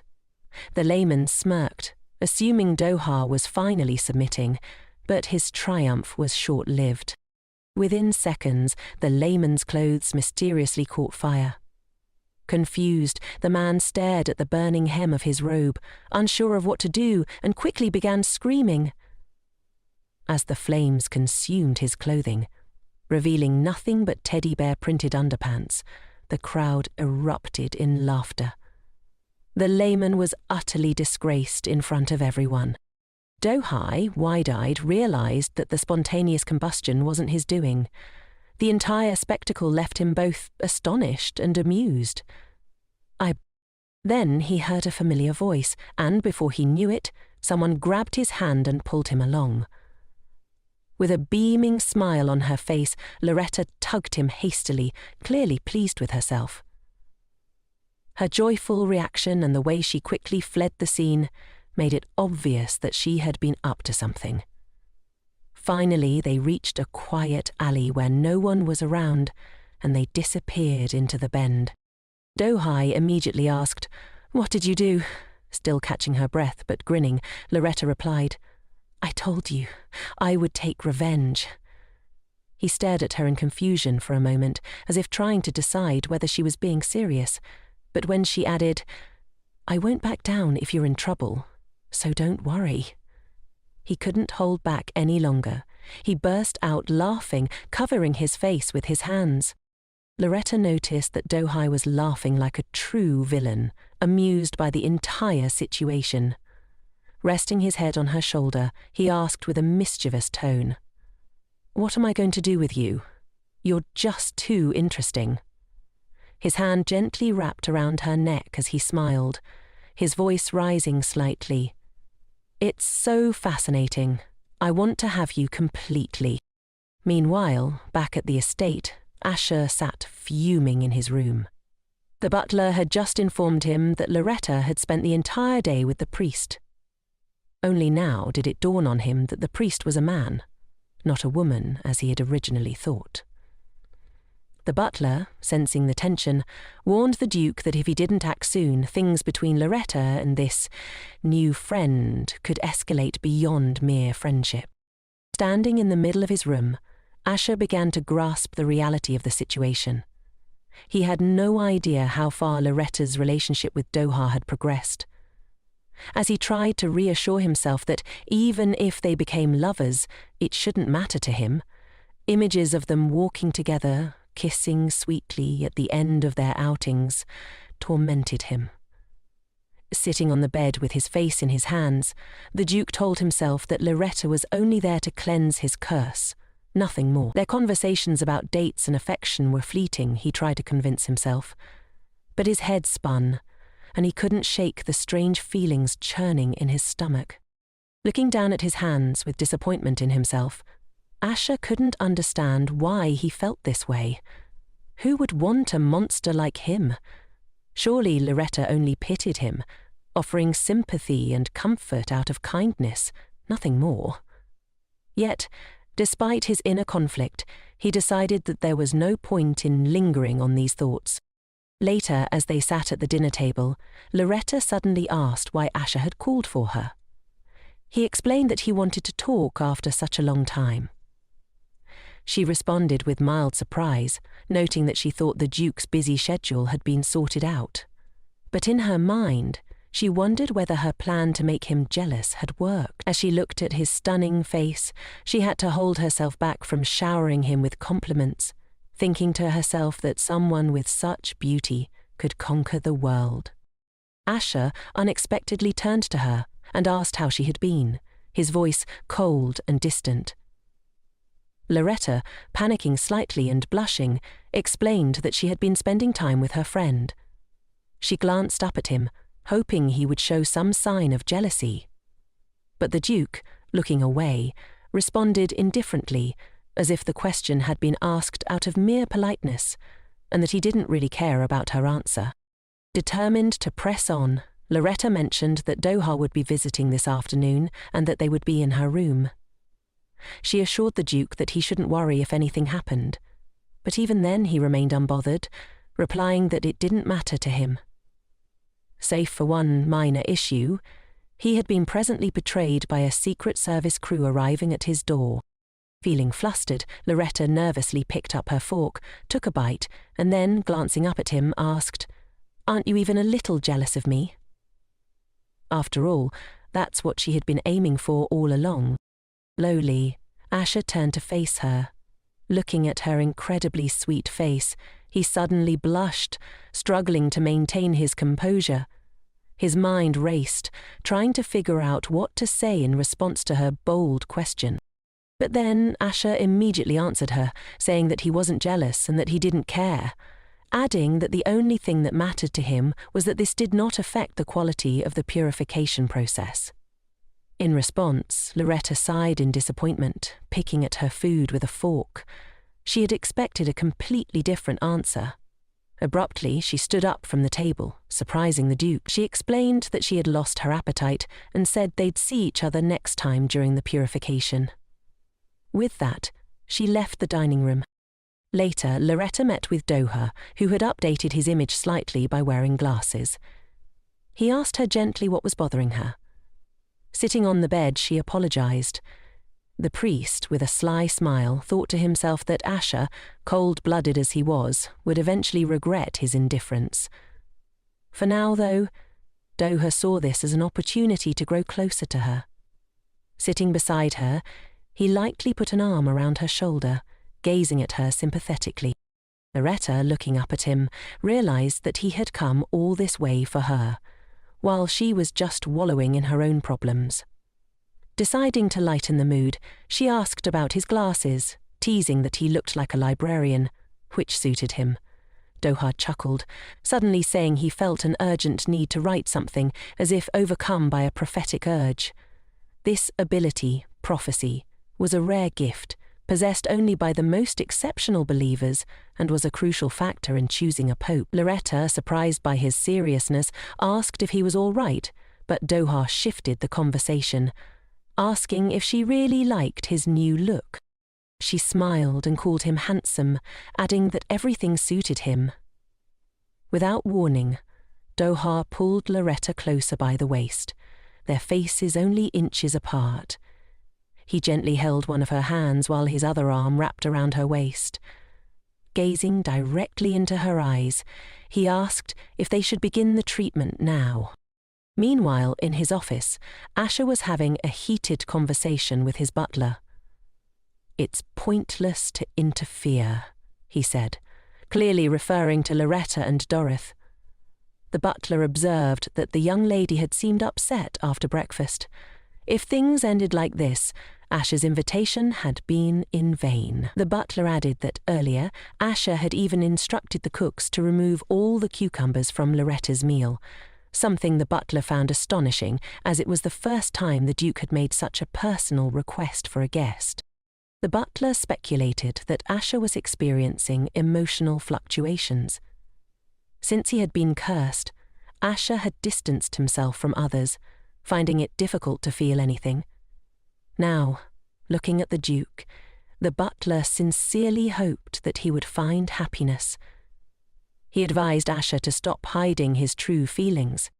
Hearing this, Asher was momentarily confused, but the butler turned to leave, suggesting before he exited that the Duke visit Loretta and her guest. "Don't think about anything but your heart," he advised. Asher didn't know how to respond to such advice. He couldn't tell what his heart was saying. He insisted that he shouldn't feel jealousy or anything of the sort. After all, he believed he was incapable of love. When he had been cursed as a child, he had been told that he would forever symbolize torn flesh. The curse had been cast by a witch, and Asher had lived ever since with the belief that his very presence would bring the stench of death. His heart had never been touched since. Yet, despite his doubts, Asher decided to heed the butler's advice and visit Loretta. He walked slowly toward her room, and as he approached, he noticed the door was slightly ajar. Through the gap, he saw Doha holding Loretta's face. From behind, it looked like they were about to kiss. Asher's eyes widened in shock. Without thinking, he stormed into the room, grabbing Doha by the arm and pulling him away from Loretta. Fury flashed in his eyes as he glared at the priest. Loretta was frightened by the sudden intensity, and even Doha himself hadn't expected such a harsh reaction. Asher's eyes blazed with fury, and, in a commanding tone, he ordered Doha to take his hands off her. Despite the tension, Doha wasn't afraid. With a fiery gaze, he greeted the Duke, while Loretta was completely bewildered by the sudden turn of events. The situation had escalated unexpectedly, and the room was charged with tension. Internally, Doha was relieved he had chosen to wear glasses today, as it would be problematic if his identity were revealed so soon. Raising his hands in a gesture of peace, Doha signaled that he wasn't looking for a confrontation, though Asher's demeanor remained fierce, and even Loretta felt a little intimidated. Trying to calm her down, Doha gently called her by her nickname, Larry, which only made her more anxious. She tried to explain that her friend was only treating her and that nothing inappropriate had happened. But when Asher saw Doha's arm around her shoulder and the way he called her Larry, it was clear to him that this didn't look like just a friendly relationship. Asher glared at Doha, who looked back at him slyly, stroking Loretta's head in a way that only infuriated the Duke further. Unable to tolerate it any longer, Asher sternly told the priest that he was free to leave. Doha, without protest, got out of bed and walked out of the room. As he left, he adjusted his glasses with a grin, amused by the unfolding drama. He thought to himself that the story was becoming more intriguing by the day, but he wasn't ready to give up yet. Asher sat down next to Loretta on the bed, both of them silent and unsure of what to say. Finally, Loretta broke the silence, reminding the Duke that he had claimed not to be jealous of her. Her face flushed slightly as she spoke, clearly nervous. Asher, his head lowered, remained quiet, his mind racing. He couldn't deny to himself that he had been too emotional. Was he really jealous of her? He often found himself thinking that her kindness could be given to someone else, and the thought made his blood boil. Now, as he looked at her, he realized he didn't want her to hate him. He didn't want to hurt her. After wrestling with his thoughts and emotions, Asher suddenly came to a realization. He wanted Loretta to be his. He had been turning away from his true feelings for too long. Loretta, noticing his silence, nervously asked if she could still meet with Doha, strangely seeking his permission.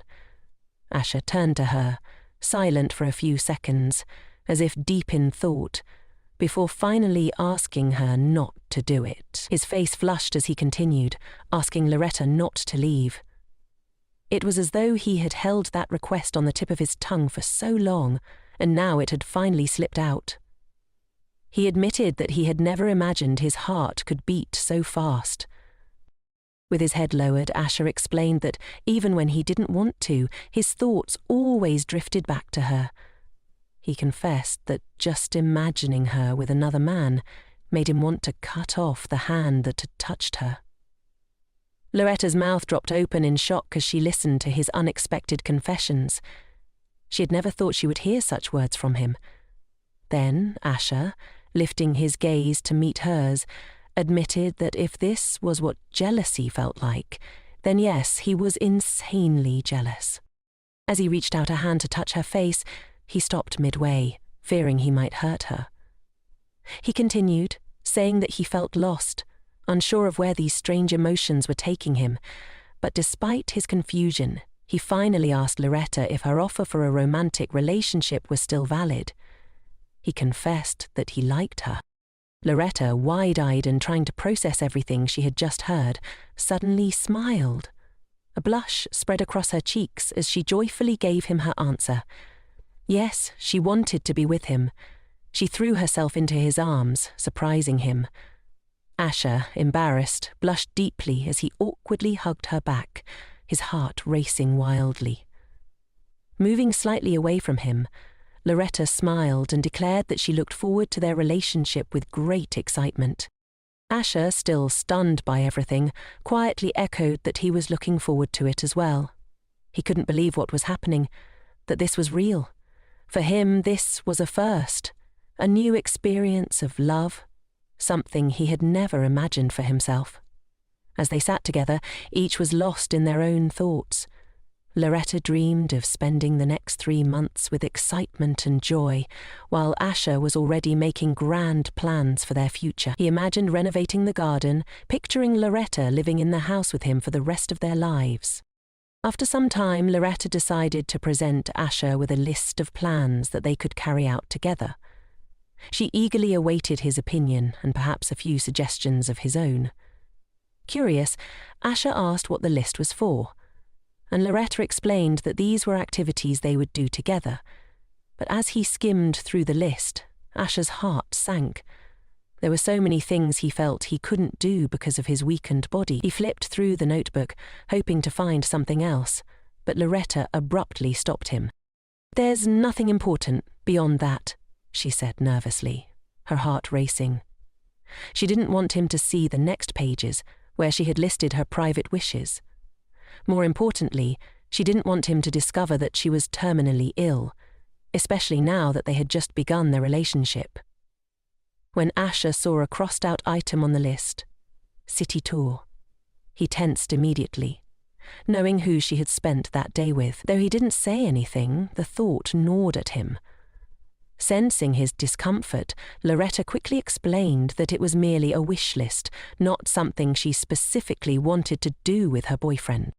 Seeing his tense expression, Asher, trying to mask his feelings, suggested that she didn't have to fulfill all the points with him. But instead of feeling relieved, Loretta burst into laughter. "You're so cute when you're jealous," she teased, and Asher was stunned. No one had ever called him cute before. Blushing slightly, she leaned closer, looked him straight in the eyes, and softly said that she wanted to complete every item on the list with him. Only him. She then asked, in a sweet voice, if he liked her plan. Before Asher could respond, Loretta hugged him, her excitement bubbling over like a child's. She told him how much she loved the idea of doing all these things together. Soon after, they found themselves in one of the Empire's finest boutiques. Loretta was thrilled to be in the city with Asher, and as they browsed through the beautiful clothes, she tried on a stunning dress. She looked like a living doll in it. Stepping out to show him, she asked, "What do you think?" Asher was speechless, his mouth slightly open in surprise. The shop attendants helped her select more dresses, but Loretta was curious about Asher's opinion. Yet he remained silent. After a while, Asher quietly said that she didn't need to choose any of the dresses because he was prepared to buy her everything she liked. He even offered to buy her all the jewelry she had admired, and he kept his word, purchasing every item she had tried on. When they were riding home, the carriage was overflowing with boxes of clothing and jewelry. As they rode, Loretta suddenly asked why he hadn't responded earlier. Confused, Asher asked what she meant. She poked him lightly in the stomach and reminded him of her question about the dress, why he hadn't said anything back at the boutique. She poked him again playfully, and Asher, turning away in embarrassment, quietly admitted that he had been too flustered to respond. He thought Loretta had looked so beautiful in the dress that he had been rendered speechless. Loretta, feigning indignation, teased him for taking too long to compliment her. She continued poking him in the side, insisting that if he thought she was beautiful, he should say so immediately. The gentle touches flustered Asher, and he quickly grabbed her hand, trying to stop her. Holding her hand, he looked straight into her eyes, and gathering his courage, he finally told her, "You are truly very beautiful." Asher was so close to her now, the distance between their faces barely noticeable. Loretta, narrowing her eyes and blushing, asked if he honestly thought she was beautiful. Then, with a bold smile, she suddenly asked him to kiss her. The request embarrassed Asher deeply, but Loretta, resting her hand on his shoulder, was ready for the kiss. Asher, on the other hand, was not. Their faces inched closer, and just when they were about to kiss, the coachman's voice suddenly interrupted them. He announced that they had arrived, asking where to move the luggage. Startled, the couple froze, staring wide-eyed at each other.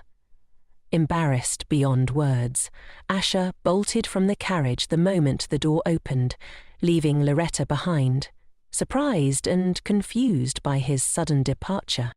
A few days later, Loretta, dressed beautifully for dinner, sat down at the table, feeling a bit sad. Since their interrupted kiss, there had been no progress in their relationship. Asher, always the gentleman, still treated her with care, straightening her napkin as she sat.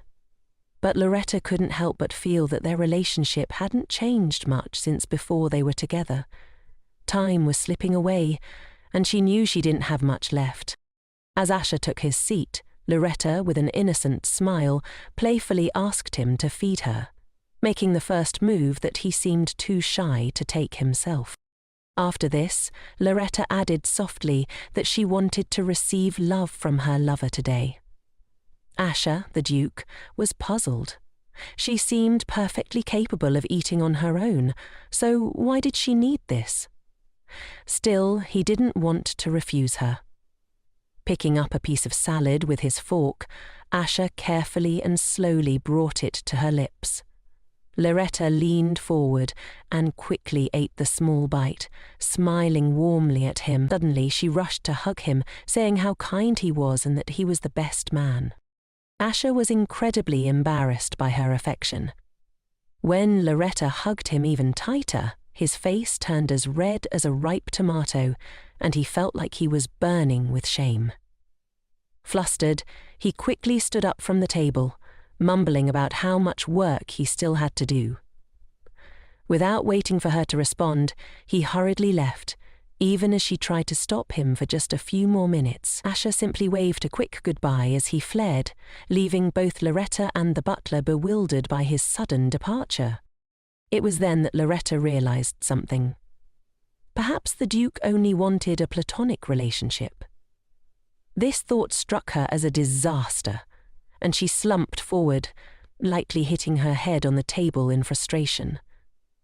She wasn't entirely certain yet, but it weighed heavily on her mind. A few days later, Loretta visited Asher's bedroom. She opened the door slightly, announcing that she had come to perform a cleansing.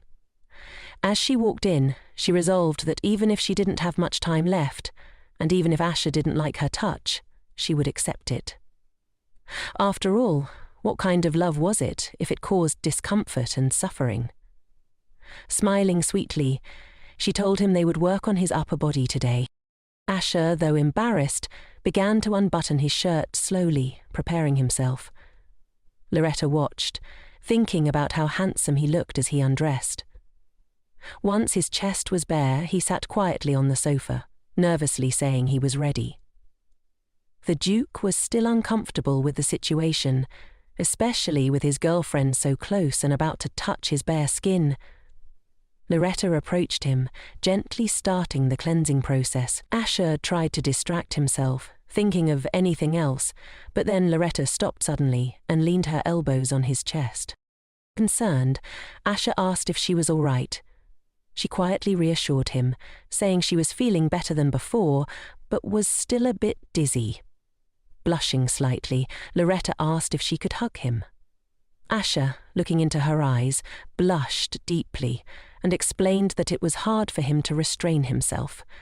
It wasn't entirely clear what he meant, but he turned away, gently holding her by the shoulders and suggesting they keep some distance. He admitted that he could be somewhat impatient. Loretta, excited, grabbed his hand and looked into his eyes, telling him he didn't need to hold back. He could do as he wished. Something seemed to snap in Asher at that moment.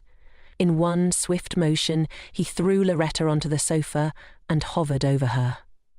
Both of them were suddenly embarrassed by the intensity of the moment. Asher asked again if he truly had her permission, wanting to be sure that she wouldn't mind if he did what he desired. Loretta, thinking she had only wanted a simple kiss, realized the situation had quickly escalated. She felt as though Asher might devour her. His powerful body, heavy breathing, and intense gaze all hinted at his overwhelming desire. He gently took her hand and began covering it with soft kisses. Overcome with embarrassment, Loretta called out his name, stopping him halfway. She pulled her hand back, pressed it to her face, and quietly apologized, looking into his sea-blue eyes. Asher, trying to collect his thoughts, realized he needed to stop before things went too far. Gently helping her up, he asked her not to put them in such a situation again, explaining that next time he wouldn't be able to let her go so easily. Loretta promised she wouldn't act so thoughtlessly again. The Duke apologized for frightening her as he began to get dressed. He realized he, too, needed to be more careful, because he didn't know what might happen if they found themselves in a similar situation again. A few days later, Loretta, once again emboldened, practically sat on top of Asher, playfully suggesting they finish what they had started. Without much shame, she leaned in and gave him a long-awaited, sweet kiss on the lips. How the rest of the story unfolded remains to be seen. One morning, a few days after the cleansing, Loretta expressed her desire for Asher to take her on a date to a restaurant. She showed him a list of ideas, but Asher declined, explaining that even something as simple as going to a restaurant would be difficult for him due to his curse. The eyes of others always saw him as a monster, and they were wary of him. With sadness in his voice, Asher apologized to Loretta, regretting that she, as the beloved of a cursed man, would have to give up so much.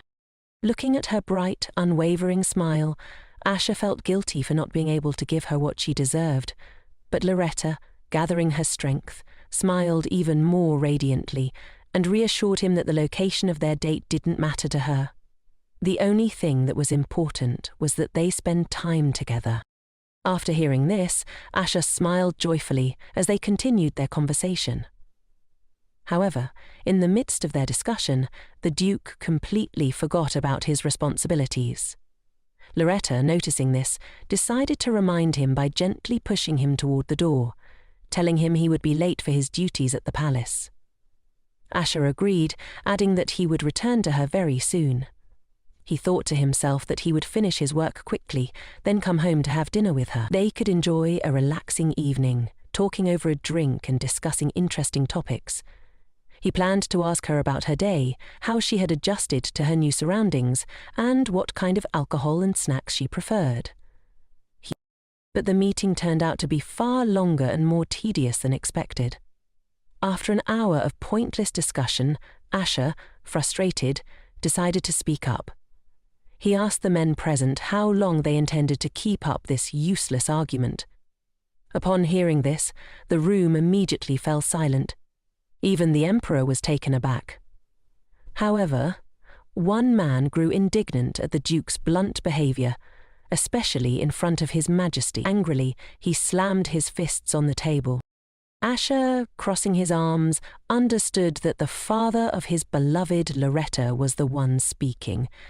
He wasn't sure whether to ignore the outburst or take action, but it was clear from the man's reaction that only a single glance from the Duke was enough to put him in his place.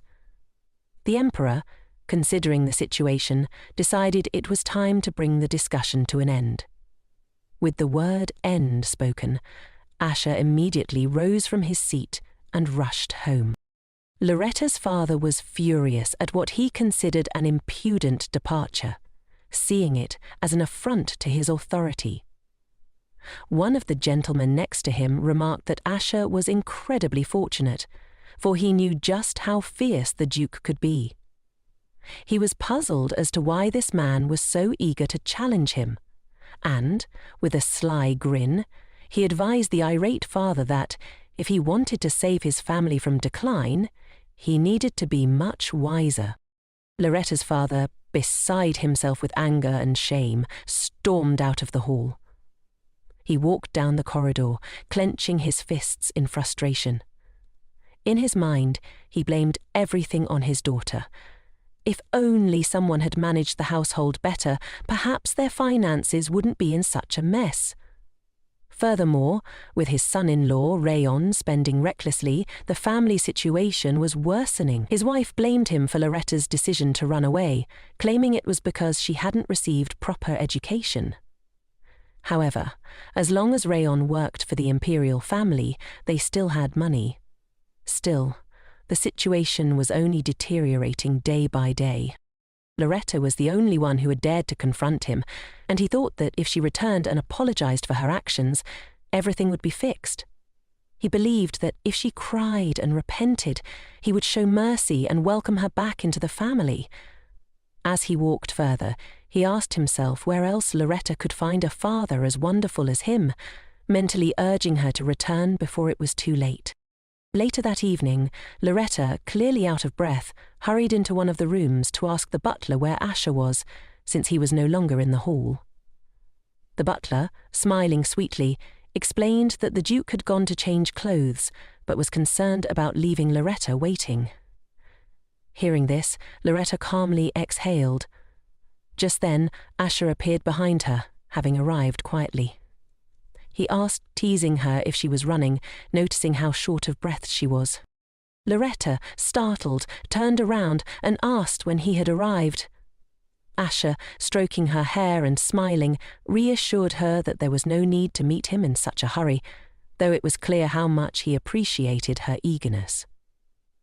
As they moved to the sofa, Loretta, still embarrassed, reflected on the Duke's experience with relationships. She couldn't help but wonder if, with such a body and face, this could truly be his first love. Asher, looking at her thoughtful expression, couldn't understand what she was thinking, especially since her face seemed to change with every passing moment. They were suddenly distracted by the butler, who, using magic, began to perform extraordinary tricks. Fruits floated in the air, and bottles juggled themselves. Both Asher and Loretta were amazed by the spectacle. The Duke, particularly surprised, hadn't known his butler could do such things. The butler, bowing his head proudly, explained that as a butler, he was trained to do everything. After hearing this, Asher immediately left the room, wishing the couple a pleasant night. After a while, Loretta and Asher clinked their glasses joyfully, toasting to each other's health. Asher thought to himself that it was enough for him that they were together. Loretta, however, poured more alcohol for herself, drinking quickly. Asher watched with concern and asked if she was drinking too fast, but she reassured him that she was fine and asked him not to worry. While she continued drinking, Loretta reflected on how alcohol had been her only solace before leaving home. Asher, noticing her mood, asked her how the drink tasted. She immediately shared her opinion and then told him that before his arrival she had walked through the garden. She mentioned that the fountain where they had once fallen into had no water, which had disappointed her. Asher listened intently, his face lighting up with love, as if every word she said was the most interesting thing in the world. He gazed at her with affection, and she, in turn, looked at him with the same warmth. Then Loretta suddenly brought up Dohai, explaining that he was just a friend and had helped her a lot with her relationships. Feeling a bit embarrassed, she asked Asher if it would be all right for her to continue her treatment with the priest, as he was the best healer she knew. She added that it wouldn't matter if Asher was against it. Asher, unsure about the nature of the treatment, couldn't understand what kind of treatment she was receiving. He sensed that she might be hiding something, but decided it wasn't his place to ask, especially if it was for her health. He didn't want her to hate him, so he advised her to do whatever she felt was best for herself. Loretta smiled sweetly in response, and then, without warning, laid her head on his shoulder. She straightened her dress, feeling unusually warm, and began to unbutton it. The alcohol in her blood made the task difficult, so she suddenly grabbed Asher's hand. He was extremely confused and didn't know how to react. She placed his palm on her chest, which only confused him more, leaving him speechless. Loretta, gazing up at him, asked him to help take off her dress, holding his hand in place. Loretta swore. As the situation grew more intense, Asher pulled his hand away and asked if she was drunk. He was genuinely worried because she was acting strangely. But before he could process everything, Loretta pushed him onto the sofa and sat on top of him. She looked at him, smiling, and asked if he wanted to continue where they had left off last time. Asher's heart raced, and he tried to maintain control, reminding himself to be patient and resist his own desires. He thought she was just drunk, and that's why she was behaving this way. But as he thought about it, he realized just how drunk she really was, and his concern deepened. He covered himself with his hand, trying to stay calm. He asked Loretta to get off him, explaining that he knew this wouldn't end well. She smiled and giggled, replying that she would only get off if he fulfilled her wish. It was clear that her behavior didn't embarrass her or cause discomfort because of her intoxication. Asher, turning away, said he would do whatever she wanted. He tried to force himself to think of something else, to clear his mind of any bad thoughts. Loretta, smiling joyfully, asked him to kiss her. The request made Asher feel even more awkward, but he understood that she only wanted a kiss, and nothing more. So he gently placed his hand on her cheek and, leaning in, asked her to keep her promise. The distance between them grew smaller, and she closed her eyes, anticipating the kiss. However, Asher did things differently. He placed a neat, gentle kiss on her cheek. Even this simple kiss embarrassed him greatly. But Loretta wasn't satisfied with just that. She immediately took the initiative, placing her hand on his face and leaning in to kiss him. Asher tried to stop her, but she managed to steal a kiss from him.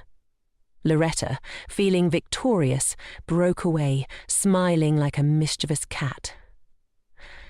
She thought to herself that this was the real kiss she had been waiting for. Asher, wide-eyed and stunned, couldn't believe what had just happened. The kiss had lasted much longer than he had expected, and he found himself struggling to process the situation. Angrily, he asked her to know when to stop, but before he could react further, he swiftly threw her onto the sofa, hovering over her. Holding her wrist with one hand, he looked into her eyes and insisted that they needed to take things in moderation. Loretta, still trying to process his words, felt her eyelids growing heavy and her vision blurred. A few seconds later, Loretta opened her mouth wide and fell into a deep sleep. The alcohol had clearly affected her, something Asher hadn't anticipated. He sat next to her on the sofa, feeling strange. He couldn't believe that the girl who had just stolen his first kiss was now lying beside him, asleep with her mouth open. The next morning, Loretta happily barged into Asher's office, shouting a cheerful greeting. Asher, looking slightly tired, noticed that she had finally woken up. But, judging by her carefree and joyful expression, it was clear that she remembered little of what had happened the previous night. Scratching the back of her head, Loretta began questioning him. She only remembered asking permission from Doha about the treatment, but after that, everything was a blur. Asher was shocked. Loretta seemed embarrassed by her body's reaction to the alcohol and quickly tried to explain herself. She usually tolerated alcohol well, but apparently it didn't mix well with cocktails. Asher was only now realizing that she had stolen his first kiss, and she didn't even remember it. His expression turned stern as he suddenly told her that from now on she was strictly prohibited from drinking alcohol with anyone else. Loretta was taken aback and indignantly asked why, explaining that others had told her she drank well. The mention of others made Asher's mood darken. He wondered who exactly she was referring to, replaying her words in his head. A hint of jealousy crept in as he thought about it. Meanwhile, Loretta hesitated, thinking that it wouldn't be fair to tell him the truth, given how many women he must have had in his life. How many addresses he must have loved. At that moment, the butler appeared at the door, smiling as he informed them that a priest had arrived to see Loretta. When Loretta turned towards him, she noticed the sudden change in Asher's expression. He ordered the guest to be escorted to the living room. When Loretta entered the room, she found Dohe sitting on the sofa, still wearing his glasses, seemingly for secrecy. He crossed his legs with an air of authority and smiled sweetly when he saw her. He mentioned that they hadn't seen each other for a while. Loretta, a little embarrassed, apologized for how she had hastily escorted him out the last time they met. Doha reassured her that it was nothing, and as she sat next to him, he gently stroked her head. He added that he had no regrets, and if she truly felt sorry, she could visit him next time. He subtly hinted that it was a relief to avoid unnecessary things, as they were now surrounded by servants who were watching their every move. Doha clearly understood that Asher had arranged this situation on purpose. Turning to him, Loretta asked if they could change her treatment. Doha immediately inquired if Asher had forced her to make the change. Loretta clarified that she was doing it because it was something she personally cared about, her relationship with Asher and her contact with other men. Doha understood, but the thought of her being involved with Asher clearly made him uneasy. Smiling at her, he gave his consent but warned that the treatment's effectiveness might be slightly reduced. Loretta thanked him, and he carefully took her hand, pretending to be upset. The priest, with a hint of sadness, then asked if their friendship would end because of this change. Loretta, who didn't want to upset him, immediately assured him that this wasn't the case. She apologized for possibly disappointing him, but she had no intention of ending their friendship. Doha, sensing the tension, asked if Loretta would like to go to the library with him. Confused, she asked if he meant to visit today. Doha confirmed it, explaining that the library was still open. Since Asher seemed to be busy, Loretta agreed, assuming they would go as friends. However, just as they were about to leave, Asher's voice suddenly rang out behind them. He stepped into the doorway, looking tense. Noticing the way Doha was eyeing him, Asher asked if there was a problem with him accompanying them to the library. Doha was clearly displeased, and hadn't expected Asher to show such interest in a place he usually avoided. It was evident that jealousy was at play. Do-hai stood and bowed to Asher, introducing himself as a priest of lower rank. Asher, however, didn't acknowledge him. Loretta looked at him with a dissatisfied expression and then asked if he had said he would be very busy that day. Asher, looking down at her, replied that what mattered now was spending time with his girlfriend. Loretta blushed, clearly not expecting such a sweet response. She lowered her eyes in embarrassment. Asher returned to the matter at hand, asking if he could join them at the library. The atmosphere between him and Do-ha was tense, as both exchanged stern looks. But then, with a forced smile, Do-ha replied that of course Asher could join them. It would be an honor. Asher, satisfied with the response, asked the butler to prepare a carriage for them. In the carriage, the couple sat next to each other while Do-ha sat across from them. The atmosphere was slightly tense, though Loretta, ever joyful, hoped her friend and lover could become friends, allowing them all to spend time together. As Do-ha gazed out the window, he was gripped by a strange unease. It felt as though he shouldn't be going anywhere. He was shocked. He asked the Duke if they were heading to the Imperial Library, and his suspicions were confirmed. Do-ha was alarmed, knowing that many people in the library would recognize him. Disguising himself there would be problematic. Thinking quickly, he told the couple he had forgotten an important errand at the temple, hoping to avoid scandal by returning immediately.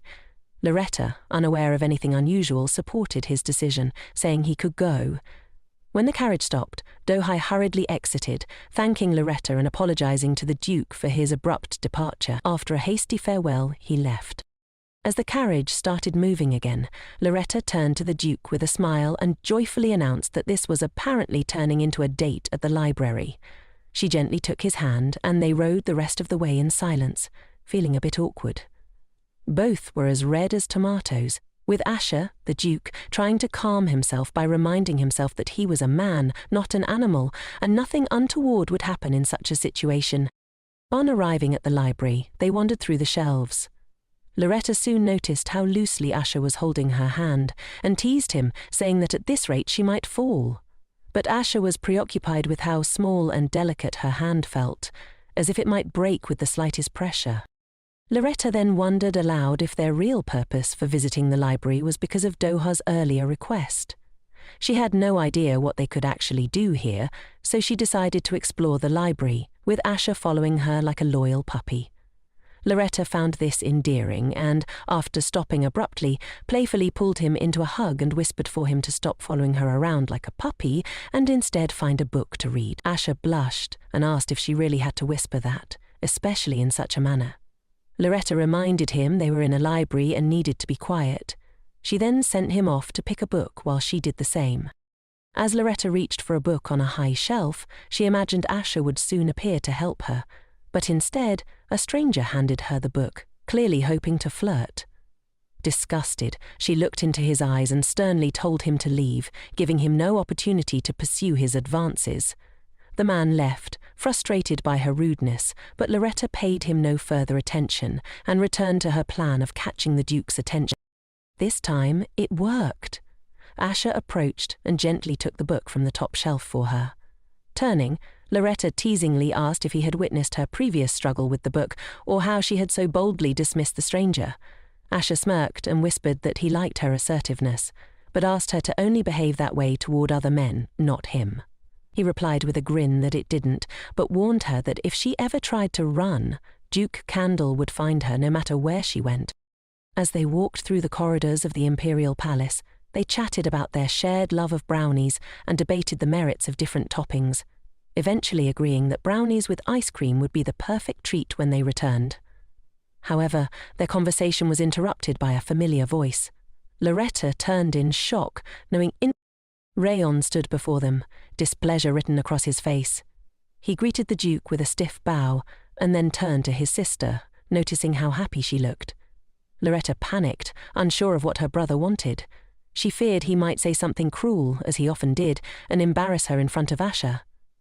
Desperate to avoid a scene, she gently touched Asher's hand and asked if he could return without her, explaining that she needed to speak with her brother. Asher offered to wait, but Loretta insisted it would take a while, and reluctantly he agreed, leaving the siblings alone. As soon as Asher was gone, Rayan crossed his arms and sneered, incredulous that Loretta was wagging her tail for the Duke.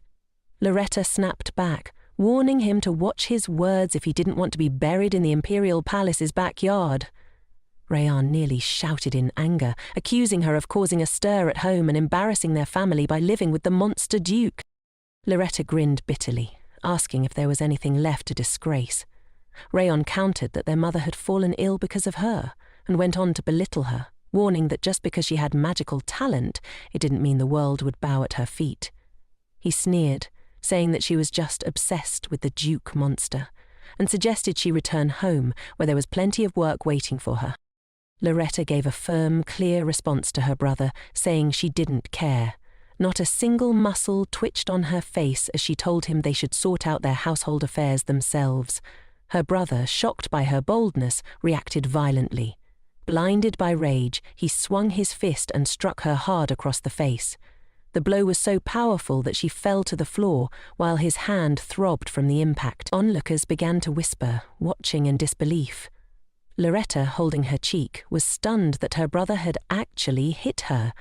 Her wide eyes reflected the shock, but as she gathered her thoughts, she knew she couldn't let this go. Rayan continued his public tirade, humiliating her in the corridor, shouting that she should never try to surpass him, her older brother. Loretta, though tempted to use magic in retaliation, knew that doing so in the palace would create more problems. Rising to her feet and standing before her brother once again, she considered the rumours that would spread if they continued fighting, especially since she didn't want Duke Cadel to find out she'd been beaten by her own brother. Then, in a swift and unexpected move, Loretta delivered a sharp blow between Rayan's legs. He doubled over in pain, unable to even cry out. With a smirk, Loretta declared that she didn't care and stormed out of the palace. Realizing more than 2 hours had passed, she decided to visit a doctor to treat her cheek.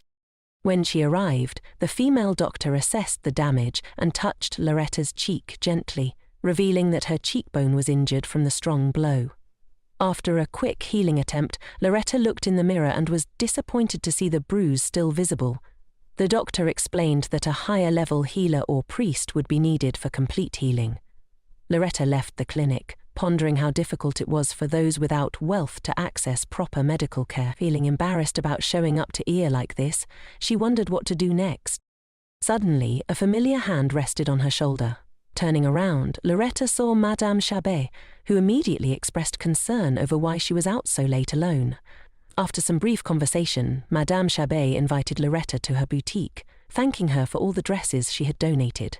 Loretta agreed, and soon they were inside the shop, where the Madame picked out a stylish headpiece for her. Madame Chabet, sensing her distress, shared how her boutique was a haven for people with their own struggles. She put her hands on Loretta's shoulders and expressed her hopes that the rest of her day would be better. Moved by the woman's kindness, Loretta thanked her sincerely, realizing how comforting it was to know she wasn't alone. Madame Chabet called her by name, surprising Loretta, who hadn't realized she was recognized. They had never met formally before, as Loretta's close ties to her brother had kept her distant from the Madame and the Princess. But now, Loretta no longer considered herself part of the Blanche family. With a warm smile, she asked Madame Chabet to simply call her Loretta, and the Madame happily agreed. Returning home, Loretta was met by a worried butler and concerned servants. They had clearly been looking for her. She was touched by their concern, feeling grateful for the people in the mansion who cared for her. Then, familiar footsteps approached quickly. Asher, more worried than anyone else, rushed to her side. His eyes were filled with panic and concern. Loretta felt guilty for making him worry, but was also pleased to see how much he cared. Apologizing for her lateness, Loretta smiled, explaining that time had flown by after reconnecting with her family and making a few purchases. Asher, though still clearly worried, didn't press her further. Instead, he extended his hand and invited her inside. Just as she placed her hand in his, the hair she had been trying so hard to hide her bruise under slipped, revealing the injury. Asher's expression darkened immediately. He gently brushed her hair aside, examining the bruise. With gritted teeth, he asked who had done this to her. Loretta tried to figure out how to explain the situation, but it was clear she could no longer hide the truth. Asha deduced that it was a blow from a fist, and that a low-level healer had attempted to treat it. Loretta was shocked by his precise assessment. Remembering how protective Asha could be, she became nervous, realizing how dangerous it could be for the one who hurt her. Asha, still frowning, declared that whoever did this would pay. Loretta, now worried, took his hand and softly apologized for causing him concern. She insisted that she could handle the situation herself and didn't want to waste his time on it. Asha reassured her that everything was fine, but he couldn't let the incident go so easily. He told her he would call a priest to heal her properly, which brightened her mood. While he didn't pry further, the Duke remained deeply troubled, unable to simply forget what had happened. Asha, while in his office, summoned Gerard, the leader of the scouting squad, who knelt respectfully before him. Without turning to face him, Asha ordered Gerard to investigate and report back.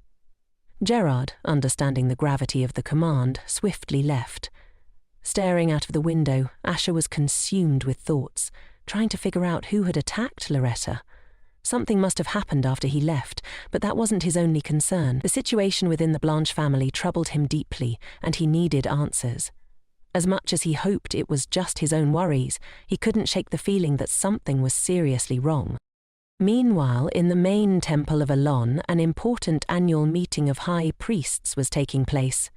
Michel, one of the key figures, felt nothing but boredom as the meeting dragged on. Suddenly, one of his subordinates entered the hall, calling for him. This interruption outraged one of the high priests, who scolded the newcomer and criticized Michel for not managing his staff properly. Michel, amused by the man's reprimand, agreed sarcastically, adding that he would indeed take better care of his subordinates. He beckoned the interrupter closer, who whispered that a letter had arrived from Duke Cadel, stating that the sorceress was looking for Michel, due to feeling unwell. Without hesitation, Michel excused himself and left the meeting, ignoring the protests from the other priests. After his departure, they began gossiping, saying Michel was unfit to become pope and favouring Gibraltar Faro instead, who seethed with resentment at Michel's back. Michel soon arrived at the garden, where Loretta was waiting for him. She turned and greeted him joyfully, and he responded warmly. As he approached her, he gently took her face in his hands and examined the bruise on her cheek. Though Loretta seemed a little anxious, Michel's expression shifted from concern to barely contained anger. He demanded to know who had hurt her, but Michel, while healing her, speculated that it could have been Duke Cadel who harmed her, but Loretta quickly denied it. With a sweet smile, Michel reassured her that if the Duke had been responsible, she wouldn't have survived. Despite his attempts to coax the truth from her, Loretta stayed quiet, and Michel found himself both frustrated and amused by her loyalty. He resolved to find out who was responsible, knowing that if Asha didn't get to them first, he would deal with the offender himself. As they sat together, Michel asked Loretta to give him her hand. Trusting him, she extended it, and he placed a bracelet on her wrist, explaining that it contained divine power and a mild healing effect. Loretta was shocked by the gift and protested that it was too expensive, but Michel waved her concerns away, insisting it was a gift from a friend. Michel, smiling, told her not to worry and asked her to spend more time with him in the future. Back in his office, Asha was reading a book the butler had given him about maintaining a strong relationship with his girlfriend. The book warned against rushing physical intimacy, stating that it could overwhelm a girl. Asha was stunned and horrified at the thought of Loretta becoming tired of him, or worse, wanting to break up. The idea filled him with dread, and he couldn't shake the memory of the person who cursed him, telling him that no one could love a monster like him. Determined not to lose Loretta, he vowed to be cautious. Later, during a cleansing session in Asha's office, Loretta was focused on healing him. She was relieved that it was taking place in the office and not in his bed, as the last time had left her blushing and flustered. Meanwhile, Asha struggled to maintain his composure, holding on with all his strength.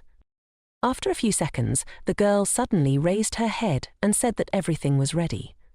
The Duke immediately asked if she was okay, to which she replied that she was, just tired.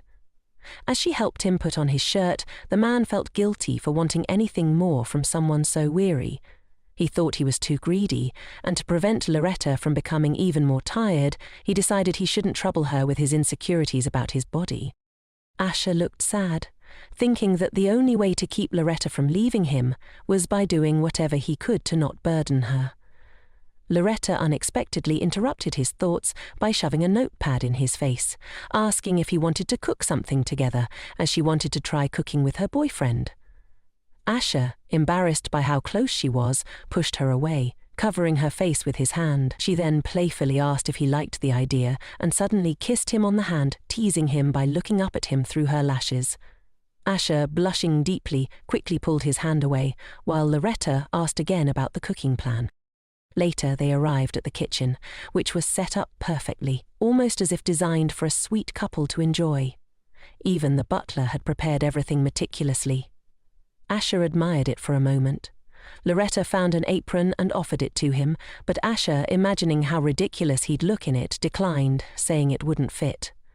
Loretta, on the other hand, had her own ideas, and was disappointed by his refusal but quickly shrugged it off, suggesting they cook without aprons. As they started cooking, Asher continued to wrestle with the idea that he needed to talk to Loretta soon, before it was too late. He didn't know how to tell her about his fears, his worries that his body was ugly, his fear of touching her, and his insecurity that she might grow tired of him. They both smiled, each thinking about different things, he about their relationship and she about cooking. While cooking, they laughed and enjoyed themselves, Asher laughing freely for the first time in a long while.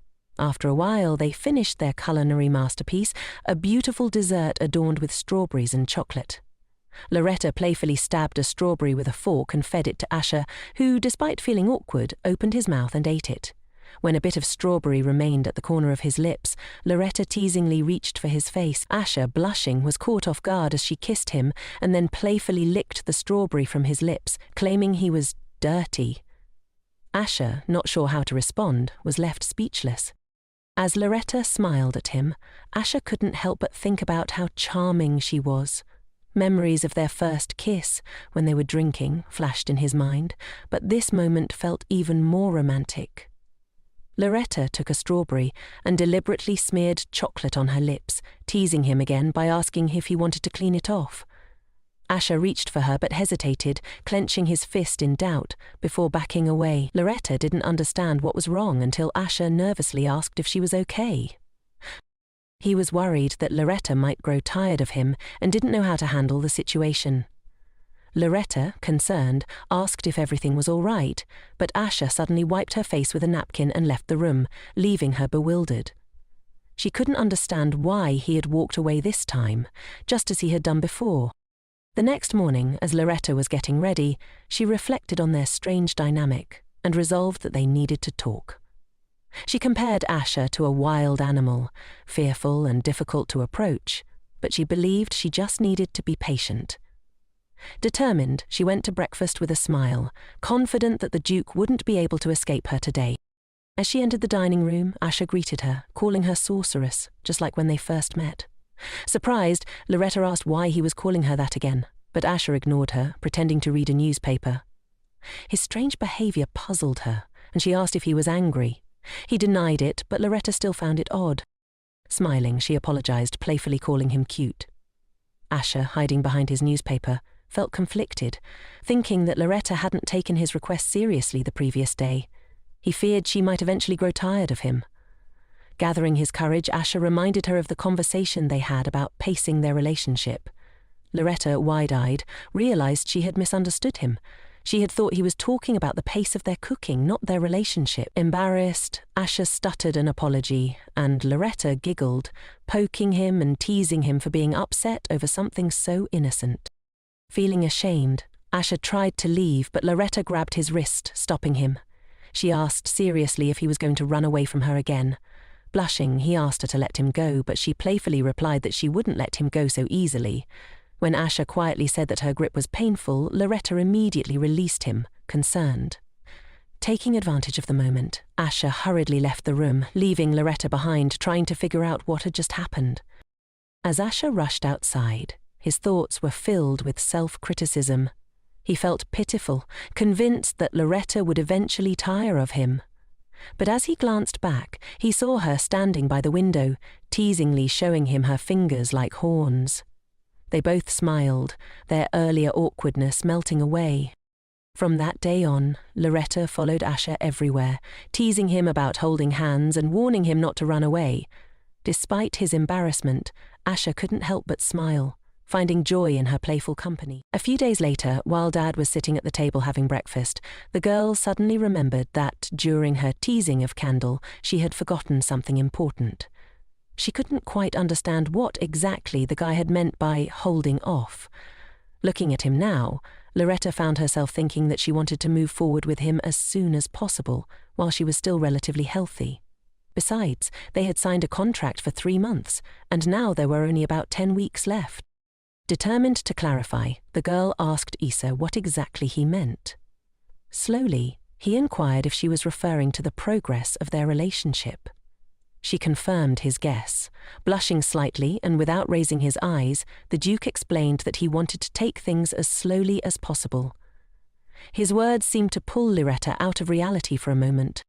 Asher deliberately avoided her gaze as he ate a piece of meat, but then, suddenly, Loretta blurted out loudly to the entire hall that she wanted to move forward with Candelaki soon. The maids who overheard this dropped their dishes in shock, standing with their mouths agape, unsure of what to do. The butler quickly escorted them out, muttering something about prolonging the family line. Realizing what she had said aloud, Loretta froze, while Asher turned as red as a tomato, sitting with his mouth open in disbelief. Embarrassed, Asher stammered, asking what she meant by her outburst. Smiling, Lariette replied that she was talking about hugs, kisses, and the like. Before she could finish, the Duke hastily shoved a piece of bread into her mouth, as if to silence her. He sat, staring at her with a confused expression, clearly not wanting to hear any more. Then, as if trying to change the subject, Asher began talking about how his body was slowly decaying from the curse. It was clear that this topic troubled him deeply. As she chewed her bread, Loretta listened attentively as he continued to explain that his skin had torn in places, and that the area around his heart was covered in scars. The Duke believed these scars made him hideous, earning him the title of monster. It was because of this that he found close contact with her difficult. Feeling guilty, the Duke apologized, but the girl, smiling gently, reassured him that nothing could be done about it. Determined, Loretta told him that she had no choice but to work even harder to lift his curse. Asher was taken aback by her words and looked at her in surprise. She took his hands and promised to take good care of him, vowing to break the curse as quickly as possible. After that, she teasingly added, he would surely want to move forward with her. Her words seemed to spark something in Asher. For the first time, his heart fluttered, a strange sensation he hadn't felt before. It was as if his heart was ready to leap from his chest.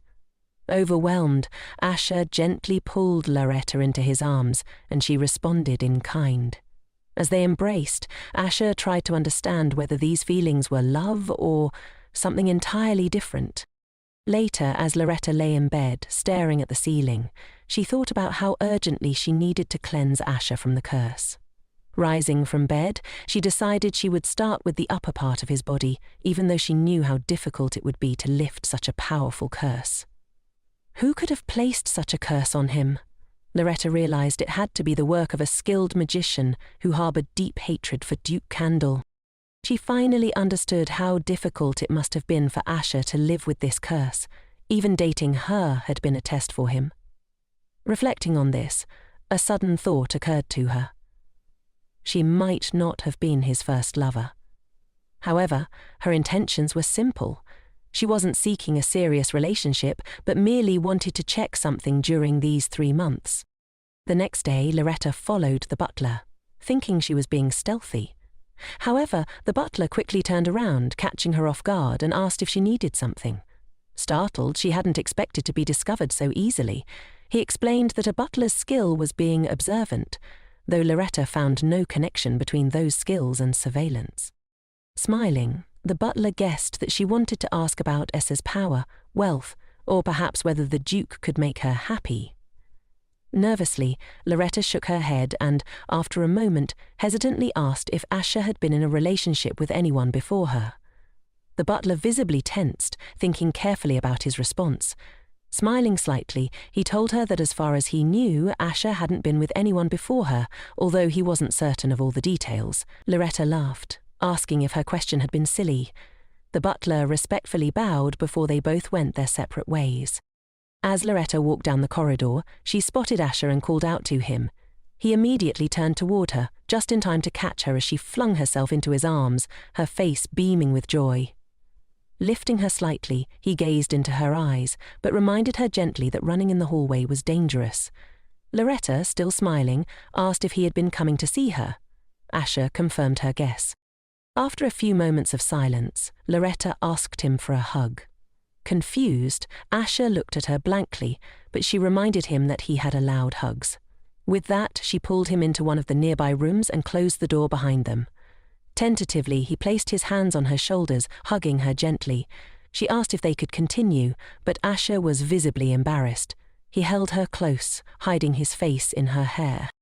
The warmth of his body comforted her, and everything seemed perfect, until she felt something pressing against her. The mood shifted abruptly, and Loretta blushed deeply, hoping it was just his sword. Asher quickly pushed her away, his face flushed with embarrassment. He stammered that it was enough for now.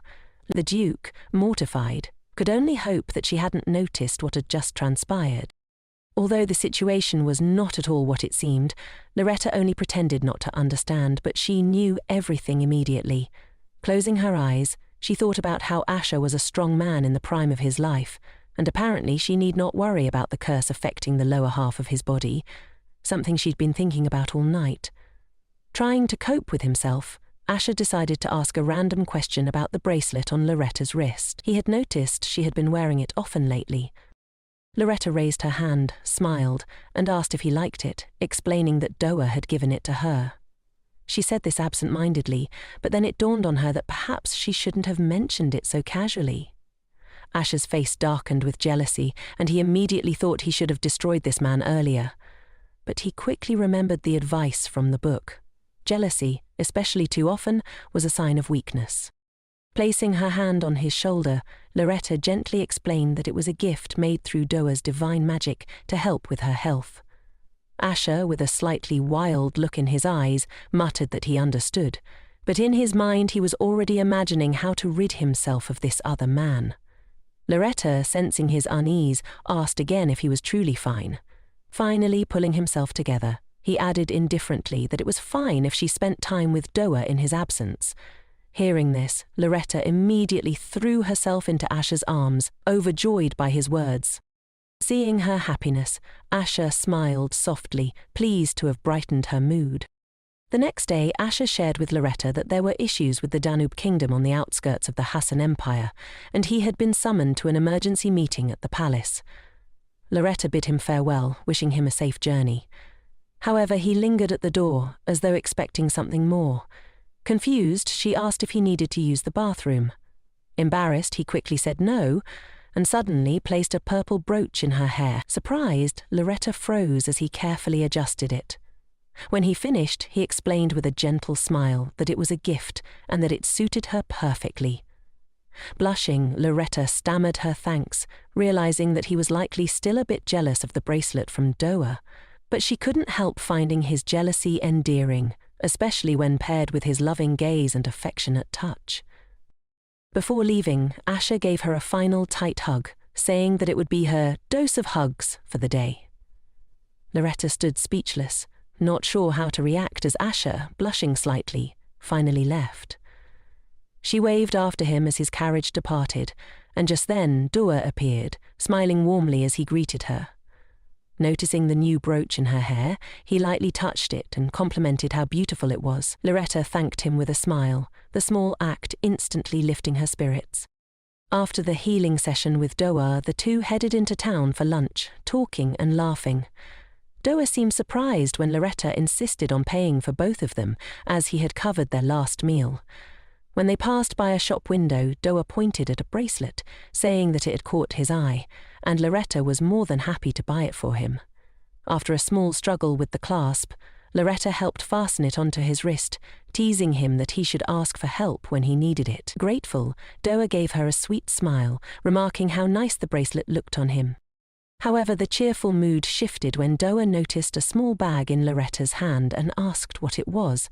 She casually replied that it was a gift for her lover, and Doa's face briefly changed, though he managed to hide his displeasure with a forced smile.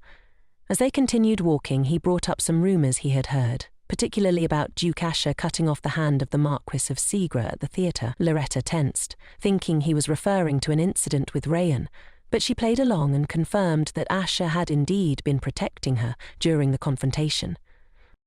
Though she felt relieved to admit it, Loretta couldn't shake the fear that her parents might find out she had been at the theatre with Asher.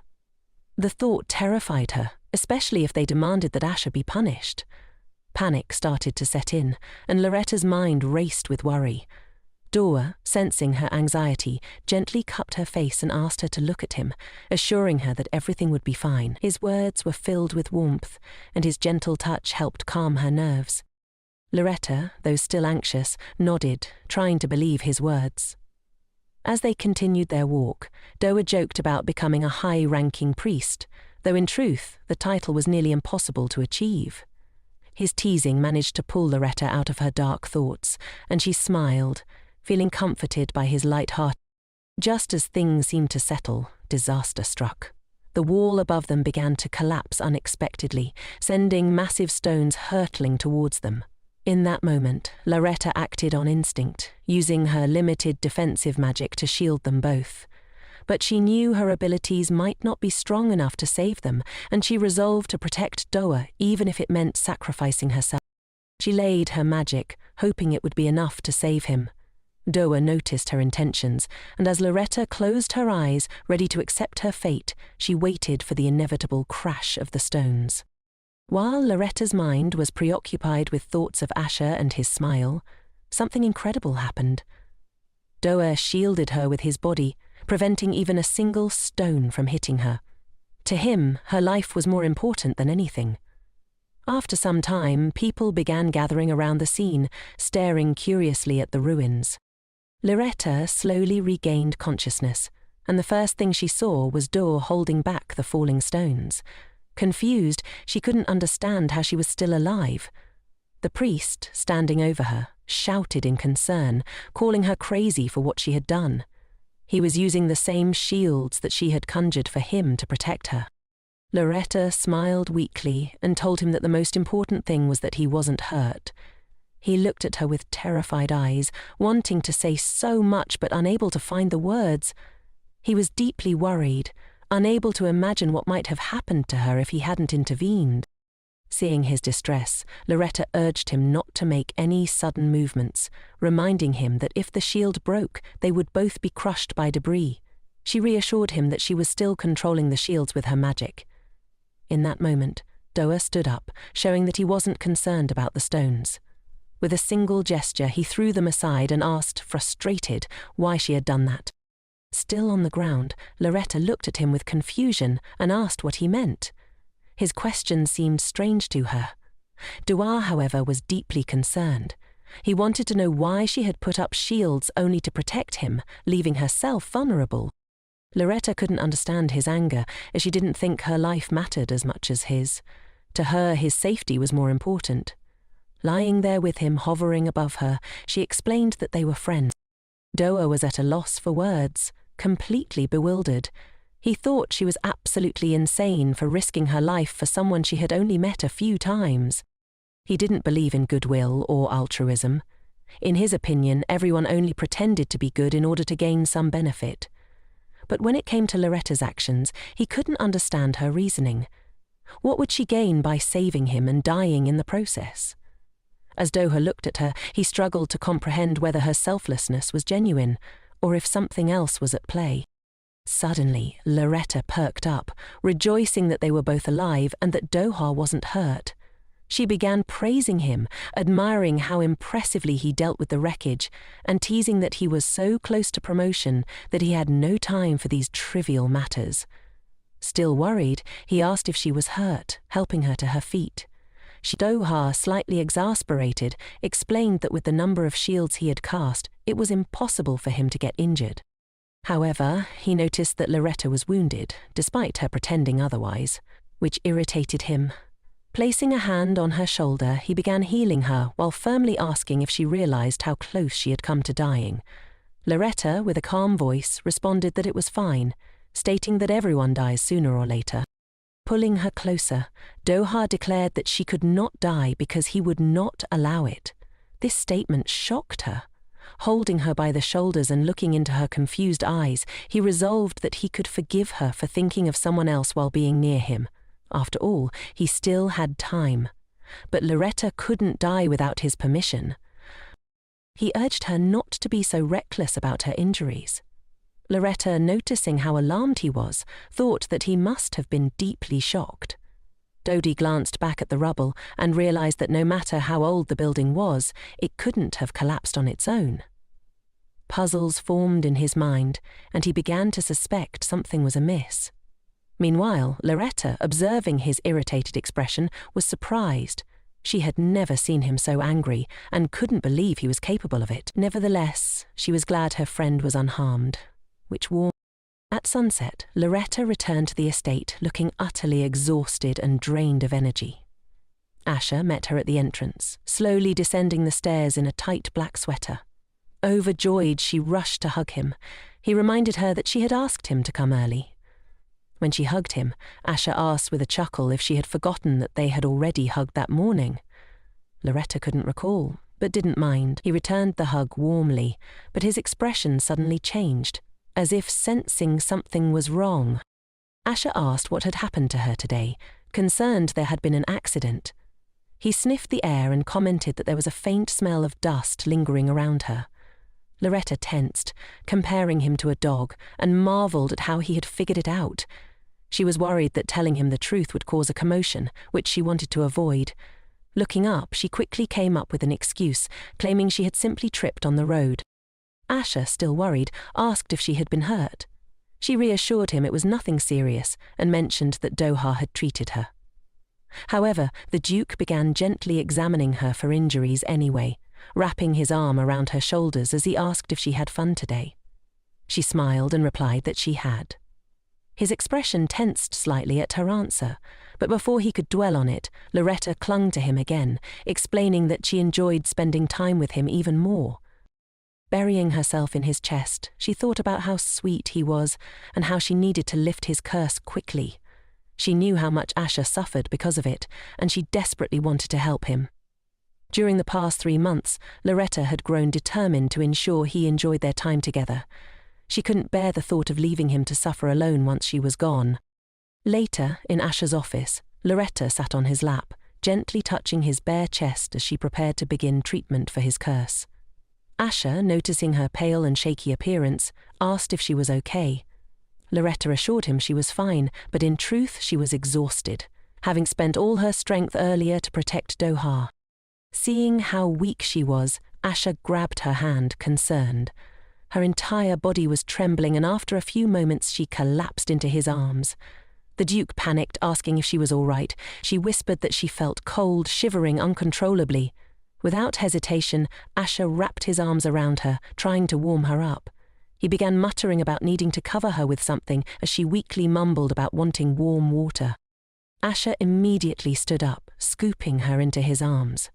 Loretta, barely opening her eyes from exhaustion, insisted that she wanted to take a bath. He promised to ask the maids to prepare one right away, but Loretta, looking up at him, added that she didn't want to be with people she didn't trust and asked the Duke to help her with it instead. Blushing at the request, indecent thoughts flashed through Asher's mind. However, seeing how frail she looked, he quickly set aside his embarrassment. Carrying her to the bathroom and preparing the water himself, he stayed by her side, asking if the temperature was all right. Loretta nodded weakly, saying it was fine. Her hair was tied up, and she wore an incomprehensible red outfit. Loretta was indignant, asking if she had to sit in this. The man replied, "Yes, for my sake." When Asher attempted to get up, Loretta grabbed his hand, warning him that if he tried to run away from her again, she would run away too. Upon hearing this, Asher slowly turned around, staring at her with a disapproving look. He clearly didn't like what he had just heard. Loretta, holding onto his wrist, noticed his gaze and quickly released his hand, immediately beginning to make excuses. She explained that she would only run away within the mansion, almost as if they were playing a game of chase. Asher took a moment to process, then quickly apologized for his earlier reaction. He followed with an unexpected comment about how he had been thinking of tying her up, clearly saying it seriously. Loretta patted him on the shoulder and laughed, assuming he was joking. However, judging by his expression, it was clear he wasn't. Despite this, his gaze softened and a smile crept onto his face. Loretta's mind suddenly sparked with an idea. She began eyeing him with a sly, fox-like grin and casually started a conversation. She asked if he would like to help her wash her hair. The question greatly embarrassed the Duke, causing him to stiffen in surprise. He tried to pretend he didn't understand what she meant, but cold sweat trickled down his forehead as panic set in. Loretta smiled reassuringly and explained that she was simply asking for help with her hair. Exhaling in relief, Asher agreed to assist. Carefully lathering shampoo into his hands, he began massaging it through Loretta's long hair. While doing so, he accidentally noticed a small scar on her neck. He asked where it had come from. Loretta, her eyes distant, explained that as a child Rayon had allegedly pushed her down the stairs. He had then told their parents that she was the one who pushed him, and they believed him, scolding her for playing on the stairs. She continued, explaining that there was no real harm done, though the memory still lingered. As Asher listened intently, he tensed up, realizing with a jolt that he should have dealt with Rayon long ago. Loretta's voice softened as she recalled the punishment, being locked in a room as a child. She remembered sitting by the door waiting for someone to open it, her small tears falling as she waited for hours. Even then she obeyed her parents because her mother had told her it would teach her patience. Despite the pain, she endured it all. Suddenly, Loretta changed the subject. She asked Asher if he liked her hair. The question seemed odd, but she explained that someone once told her that just looking at her hairstyle made his eyes hurt. She didn't mention that it was her ex-fiance. Asher, curious, asked who had said that. He half-jokingly added that if she called his name, he would tear out his tongue. Loretta laughed, asking the Duke for his opinion. He replied that he couldn't understand how her hair could be considered unattractive.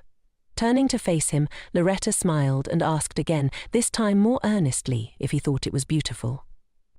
Asher, stammering slightly from embarrassment, assured her that everything about her was beautiful.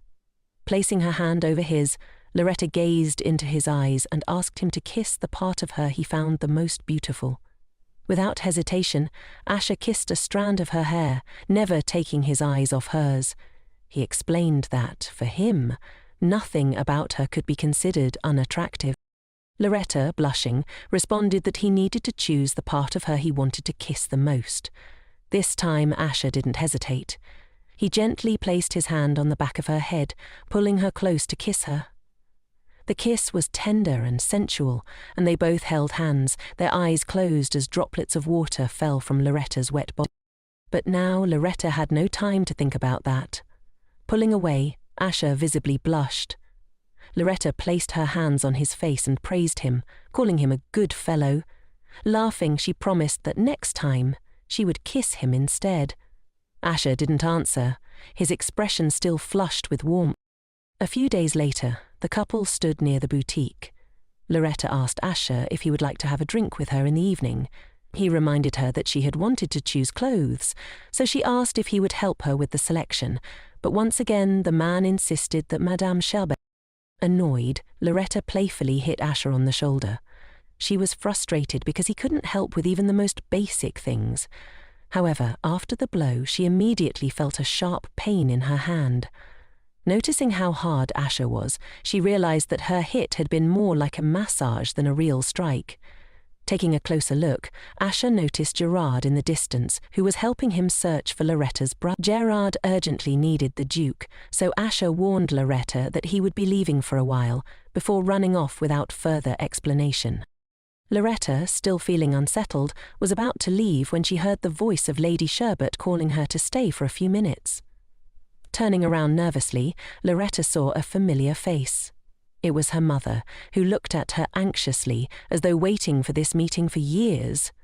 The woman pointed at her, fear in her eyes. "Where have you been all this time?" her mother asked, rushing toward her and placing a hand on Loretta's shoulder. Her voice was filled with worry. Loretta, however, immediately shrugged her hand off and raised an eyebrow, coldly explaining that she had been relaxing at massages and shopping at boutiques, things her mother never seemed concerned about. "Don't you know who I am now?" Loretta quipped with a grin. "I'm a duchess." Her mother felt ashamed and turned away, unable to meet her daughter's gaze. "I couldn't do anything," she muttered. Loretta, unable to take it anymore, sharply responded that her mother could have, but simply chose not to. Slowly, she looked up at her mother and quietly said goodbye, as though a piece of her heart was being torn away. Without waiting for more excuses, Loretta turned and ran away from the boutique, sprinting down the empty streets as if trying to escape from the nightmare of the encounter. But just as she was about to disappear into the distance, someone grabbed her wrist, stopping her. At that moment, a hand firmly grasped hers. "Lorette, are you all right? Who made you cry?" Lorette's previous panic instantly subsided with those simple words and the comforting touch. "I'm not crying, I just missed you so much. I ran out. Let's just go straight home today." From that day on, Lorette seemed increasingly absent-minded. Even for today's hug, Cadel had to remind her, and when she did embrace him, it felt perfunctory. Cadel wished he could stay by her side, but he had an important meeting to attend. The weather outside mirrored Lorette's somber thoughts, gloomy and overcast. Earlier that day, she had received a letter from her mother. It was filled with pleas for forgiveness and a request to meet in person. The sentiment expressed between the lines made Lorette laugh bitterly. Still, she eventually agreed to the meeting. Her mother had been waiting for some time and beamed when she saw Lorette arrive. "Try this, it should taste good," her mother said, her tone so gentle and apologetic, a stark contrast to the harsh words Lorette remembered. "Don't you have something to say to me?" Lorette asked, her voice cold. Her mother lowered her head, her expression full of regret. "I've been so sorry lately. I didn't take good care of you before, and only after losing you did I realize how precious you are. I even fell ill and was bedridden for so long because of it." Lorette abruptly stood up, interrupting the confession. "I've heard your apology, but I don't plan to return." As Lorette prepared to leave, her mother suddenly started confessing again. "Lorette, I'm really sorry this time. I didn't mean to..." Before Lorette could understand the cryptic words, a hand reached from outside the room, and in an instant everything went black. She lost consciousness. Blanche, who had orchestrated it all, glanced at her limp body with disdain, as if she were nothing more than trash. Turning to Lorette's mother, he spoke with a chilling calm. "Didn't I tell you, apologies never bring a runaway daughter back?" The cold handcuffs that now bound Lorette had magic woven into them. Blanche had gone to great lengths to ensure she would not escape this time. Just like that, Lorette was returned to the room where she had been imprisoned as a child. When morning came and the sun finally broke through the window, the door behind her opened. "I locked you up so you could reflect," Blanche said, stepping inside. "But it seems you've learned nothing." "I didn't do anything wrong," Lorette retorted. "Didn't do anything wrong." Blanche's voice was thick with anger.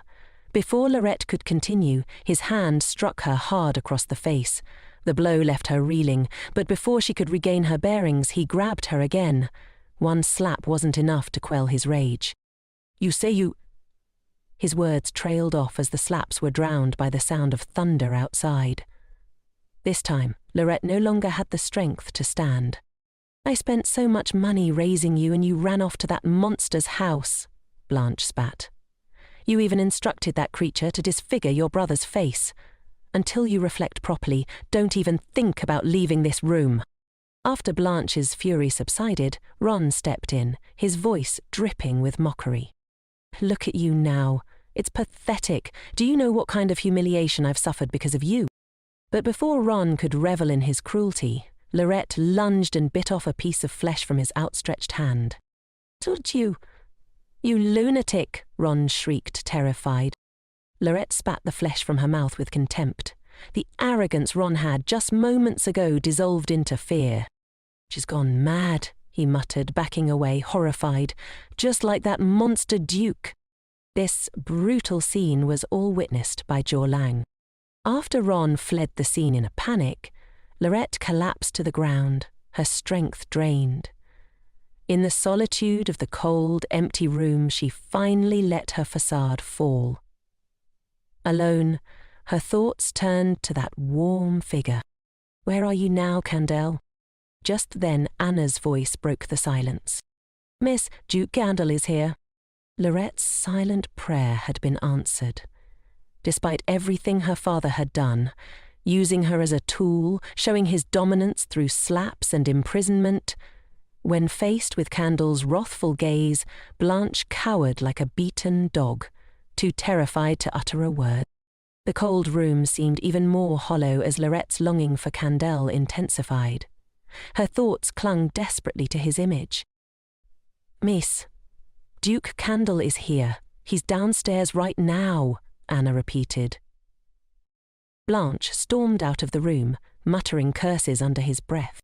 "Duke Cadel, you're being incredibly rude," he growled. Cadel stood at the entrance, his face calm but eyes burning with fury. "I'm here to pick up my lover." Blanche instantly paled. I don't know what you mean," he stammered. "I'm saying I'm here to take Lorette," Cadel replied coldly. "Duke Blanche, you'd better let her go. I'm afraid you won't be able to handle the consequences if you don't." Blanche's bluster faltered. He could see now that Cadel wasn't asking for permission. He was issuing a command.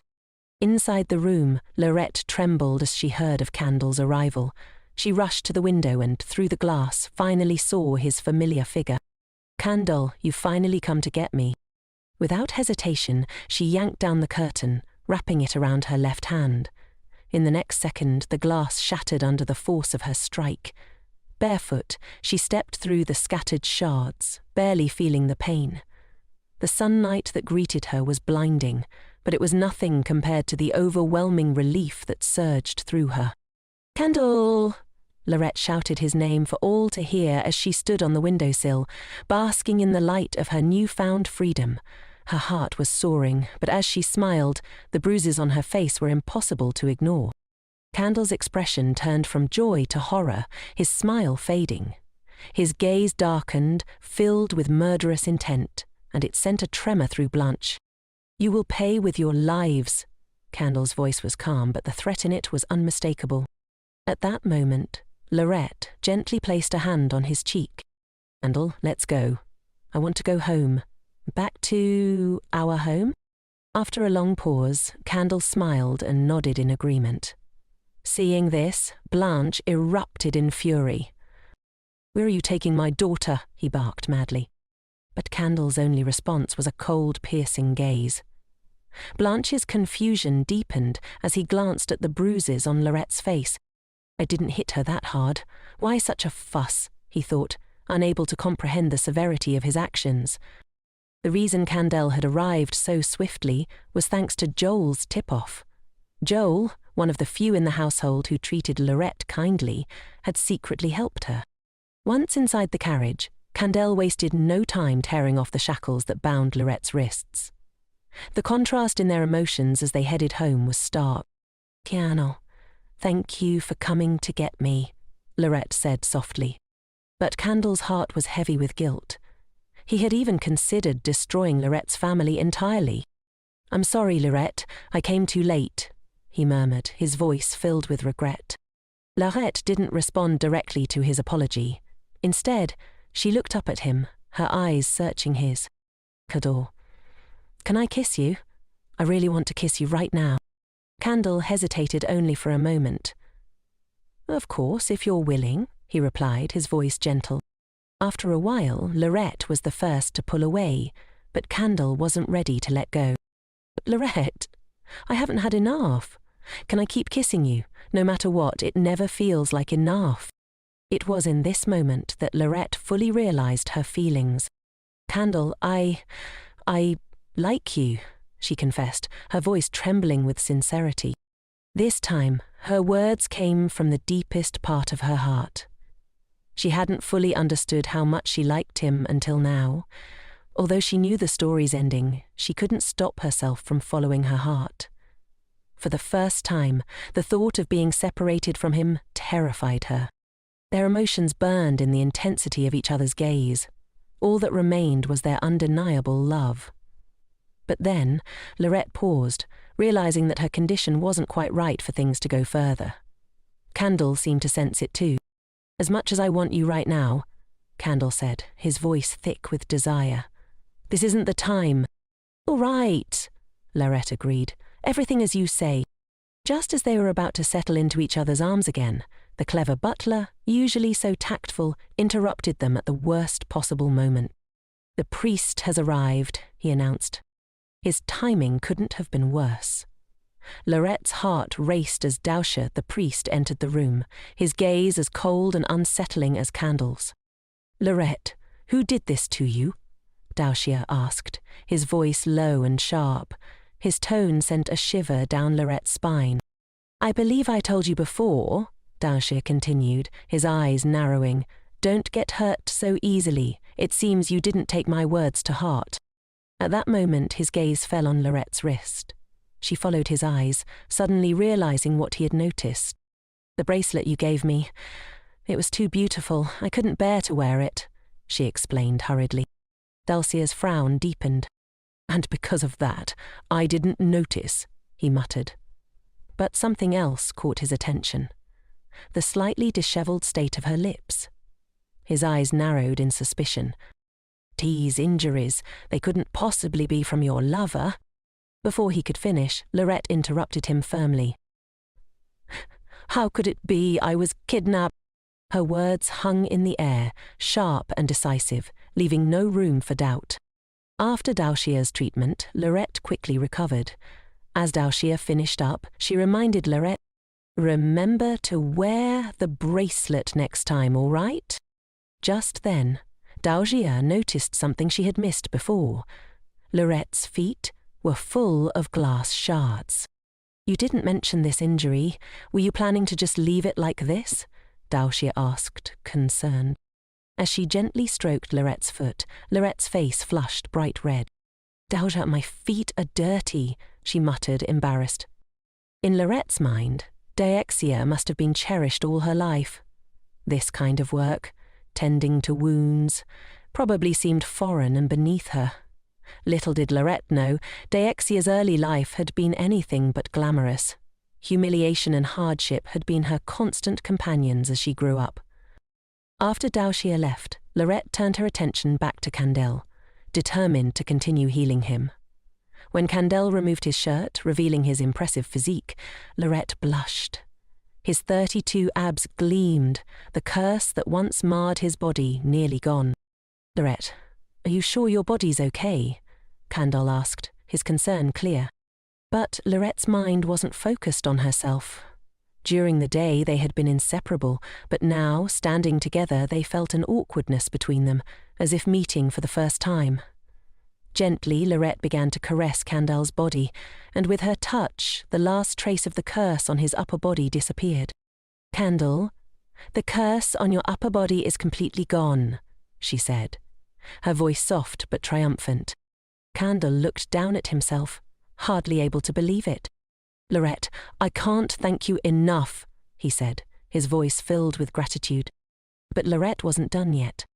"Oh, Cadel, it's too early to thank me," she replied with a smile. "I'm about to finish healing you completely. The lower body evolution is next." Suddenly they both froze, realizing the implication of her words. As Loretta had been focused on healing his upper body, she had forgotten about the curse lingering on his lower body. For a moment they stood there, faces flushed, unsure of what to do next. After all, the previous evolutions had required Cadel to remove his clothes. Didn't that mean the next evolution would too? "The next evolution will take a while. Let's rest for now, we have time." "We'll deal with it next time," Loretta said, trying to sound casual. At that moment, Cadel shyly lowered his head. "Actually, that area is fine," he mumbled. His voice was soft, but to Lariette, it sounded deafening.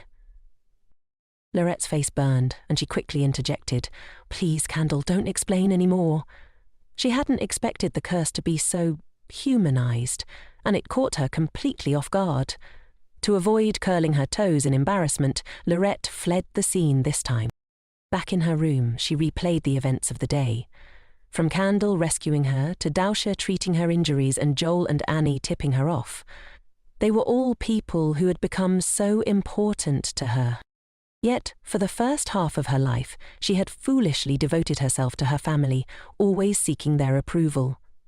If it hadn't been for her terminal illness, she likely wouldn't have met Cadel. Nor would she have experienced someone showing jealousy because of her. These new attachments in her life made Lariette even more fearful of separation. Still, in her eyes, Cadel didn't seem to love her with the same intensity she felt for him. So, even if she died, he would probably move on. After all, they had only been lovers for 3 months. Just then, a sudden clap of thunder outside startled Lariette. In the flash of lightning, she thought she saw Blanche's figure again, her palm raised menacingly with each rumble of the storm. One thunderclap after another roared through the night, making the figure in Lorette's mind grow clearer and more menacing. Desperate to escape the haunting vision, she bolted barefoot down the corridor. The only person who could save her now was Cadel. Cadel looked at her, concerned. "What's wrong, Lariette? It's cold outside. Come in," he said softly. Trembling all over, Lariette sat down on the sofa without a word. "Would you like a cup of tea, or are you feeling unwell?" Cadel asked. "No," Lariette murmured. "I'm just afraid of the thunder, but more than that, I think I'm scared of being alone." Another deafening crash of thunder erupted outside the window, and Lariette instinctively threw herself into Cadel's arms. Though her body was still shaking, the storm felt a little less terrifying in his embrace. As Cadel held her, it reminded him of the fears he too had faced in the past.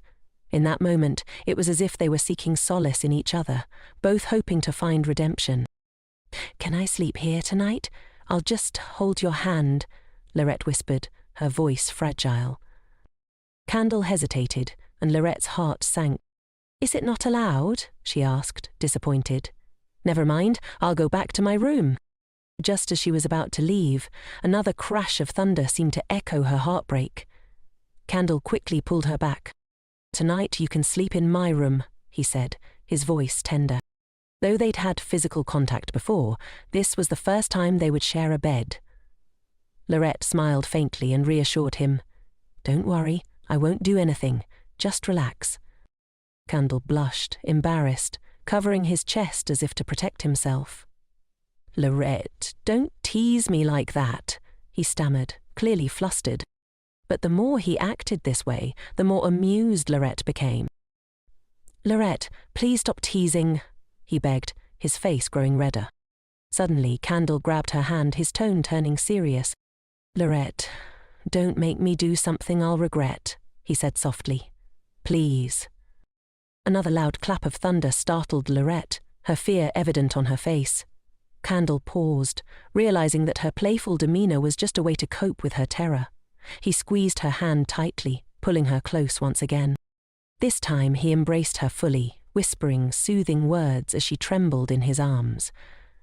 The thunder outside seemed to become an unexpected ally, cocooning them together in the storm. Meanwhile, at Duke Blanche's mansion, Ron remained severely injured, unable to get treatment from any clerics. Every time they tried to reach one, they were told none were available. Ever since Cadel's last visit, Ron had been living in fear. Just making eye contact with one of Cadel's subordinates had been enough to send him tumbling down the stairs. His previous injuries had yet to heal, and now he had a broken leg too. He cursed under his breath. If only that girl Loretta were here. Perhaps she could have healed him. After much deliberation, Blanche decided to take matters into his own hands and visit the temple personally. The imposing structure of the Altion temple loomed before him as he approached, dragging his limping son behind. He muttered under his breath, "There are dozens of clerics here. Why won't they treat him?" A stern voice cut through the air. "Who dares to cause such a commotion in the Altion temple?" Daoxia, standing nearby, spotted Blanche and couldn't suppress a smirk. "Finally, it's my turn." Despite Blanche's usual bluster, he was always obedient in front of Daoxia. But Ron, his son, wasn't so compliant. "My son needs treatment. I was only anxious," Blanche explained, his voice more humble than usual. The real reason for his frustration, however, was that Daoxia had specifically ordered the clerics not to visit his household. "It seems my subordinates made an error," Daoxia said, feigning sympathy. "As an apology, I'll treat him personally." Blanche's face lit up. This was a rare opportunity. If he could forge a connection with Daoxia, perhaps he could regain his former status and glory. He eagerly followed Daoxia into the treatment room. Once inside, Daoxia closed and locked the door behind them. His tone shifted as he focused on Ron. "How did you get injured?" "I missed a step," Ron mumbled, trying to maintain some dignity. Without warning, Daoxia stepped closer, grabbing Ron's hand and inspecting it. His eyes fell on a small wound, a bite mark. "Is this wound from your misstep as well?" Daoxia asked, his voice laced with curiosity. He gazed at the mark, a soft chuckle escaping his lips. "I didn't expect Lorette's bite to be so delicate." The comment made Ron flush with embarrassment, his anger rising. Realizing he'd crossed a line, Daoxia quickly composed himself. "Apologies. Let me treat you immediately." Although it was just a bite mark, it had no place remaining on Ron's body. Daoxia's skilled hands began to work, leaving Ron stewing silently as his pride suffered more than his wounds. After a brief flash of golden light, Daoxia healed only Ron's hand. But the earlier rudeness from Daoxia left Ron in a simmering rage. "Everyone's been saying you're the son of a street prostitute," Ron spat, his voice dripping with disdain. "You think those are just baseless rumors? How shallow of you." Daoxia, no longer bothering to hide his disdain, met Ron's gaze with icy calm.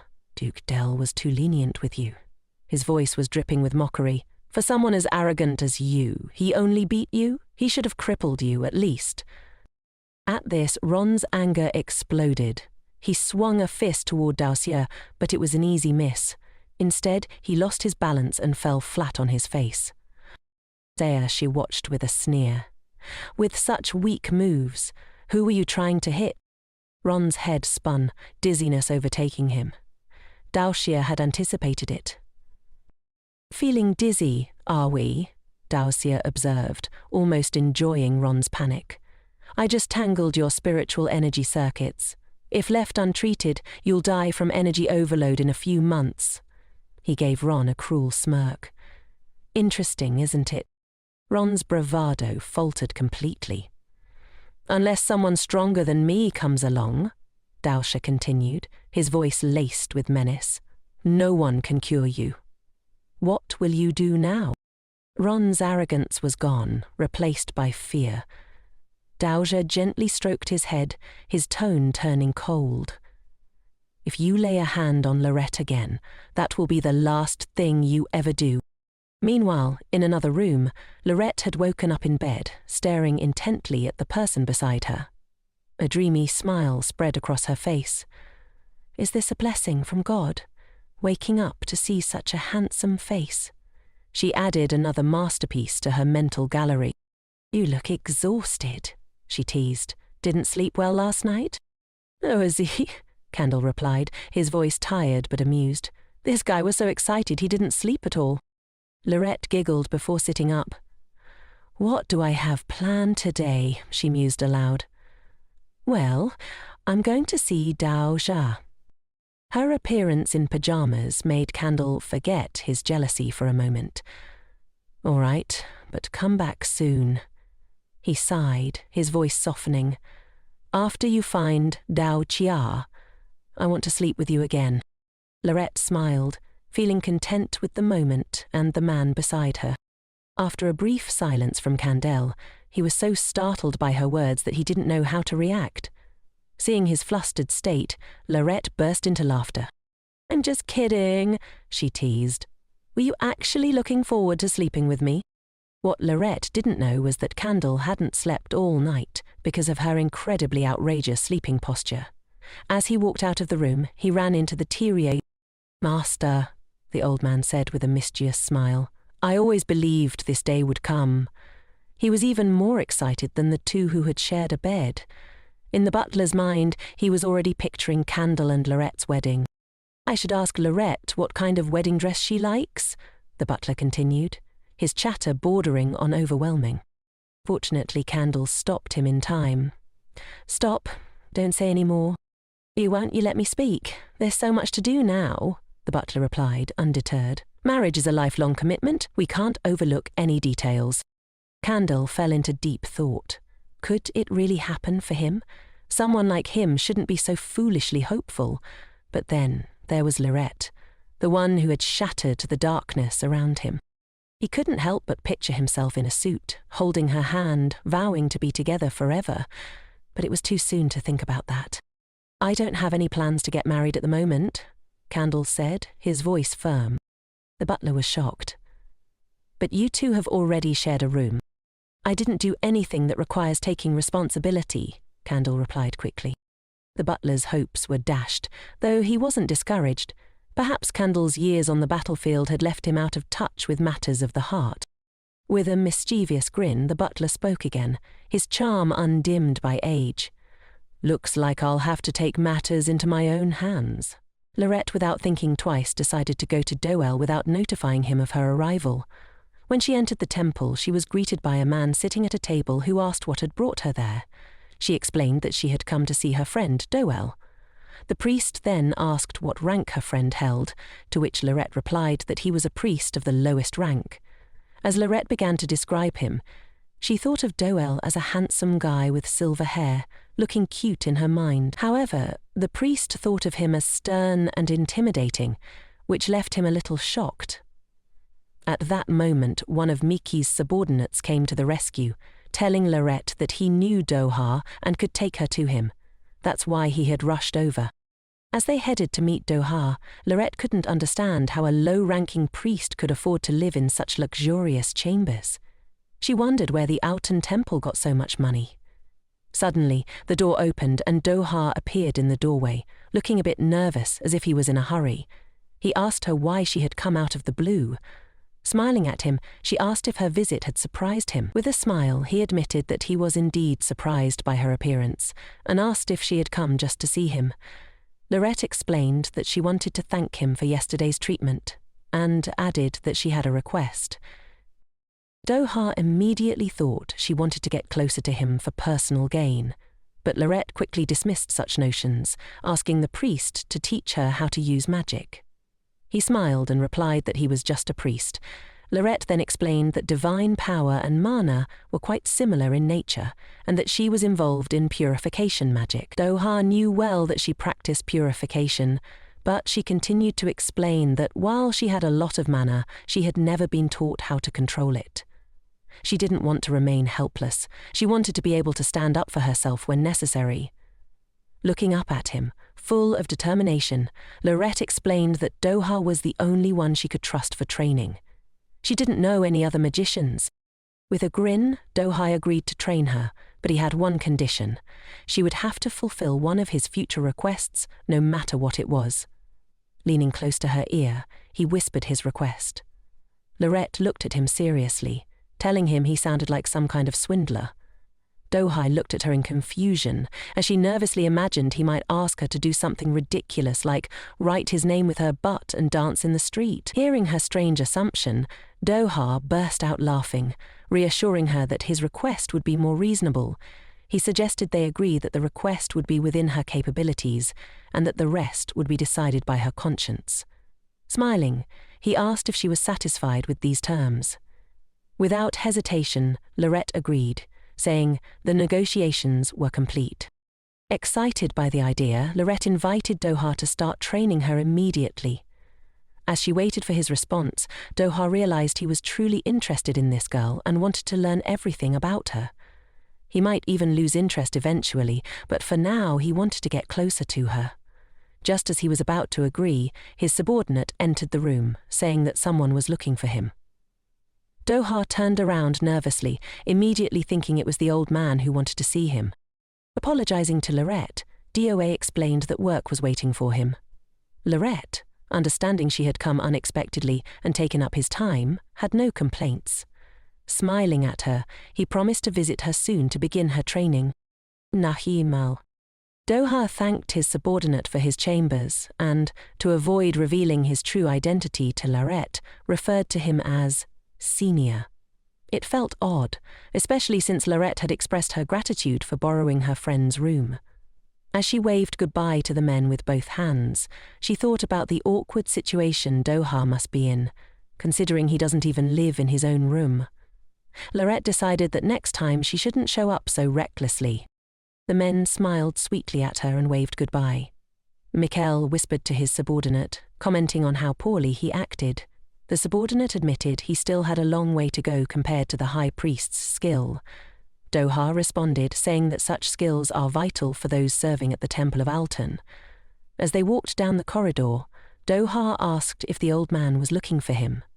His subordinate confirmed it, saying that the high priest, Alton, was indeed seeking him. Doha braced himself for the priest's nagging and wondered if Heel, perhaps not in the best condition, wanted to talk about the possibility of Doha becoming his successor. Doha assumed this would be a test. Meanwhile, when Loretta returned home, she found Esser there, who had also just arrived. Rushing to hug him, she exclaimed that this was fate. As he embraced her, Esser reflected on how dull his day had been until he saw Loretta. Her presence made him happy, possibly because she was a purification wizard and had cleansed his heart of all its troubles. Suddenly, Helstein approached them, looking slightly sad. He apologized, saying the new maids had been assigned to wash the blankets, but they weren't dry yet. However, he reassured them that the Duke's blanket was in order, though there was an issue with Lorette's. It was clear Helstein was playing his usual game, trying to bring them closer together. Esser rolled his eyes and asked why they couldn't just buy a new blanket. Helstein, ever resourceful, explained that they had contacted all the boutiques, but none had anything suitable for the Duke of Candle, and it would take several days to supply new blankets. The Duke, of course, couldn't give a lady a low-quality blanket. Esser, seeing through Helstein's ploy, dismissed his excuses as nonsense. Loretta, however, didn't understand, and reassured everyone that everything was fine. To make things easier, Esser offered to give his blanket to Loretta. She looked at him and asked how he would sleep without it. Esser replied that he would manage, despite the cold night, but Loretta, unaware of the butler's schemes, simply accepted his offer. Helstein, seeing that his efforts hadn't gone far enough, boldly suggested that they sleep together for one more night. Loretta thought it was a good idea, while Esser stammered in embarrassment.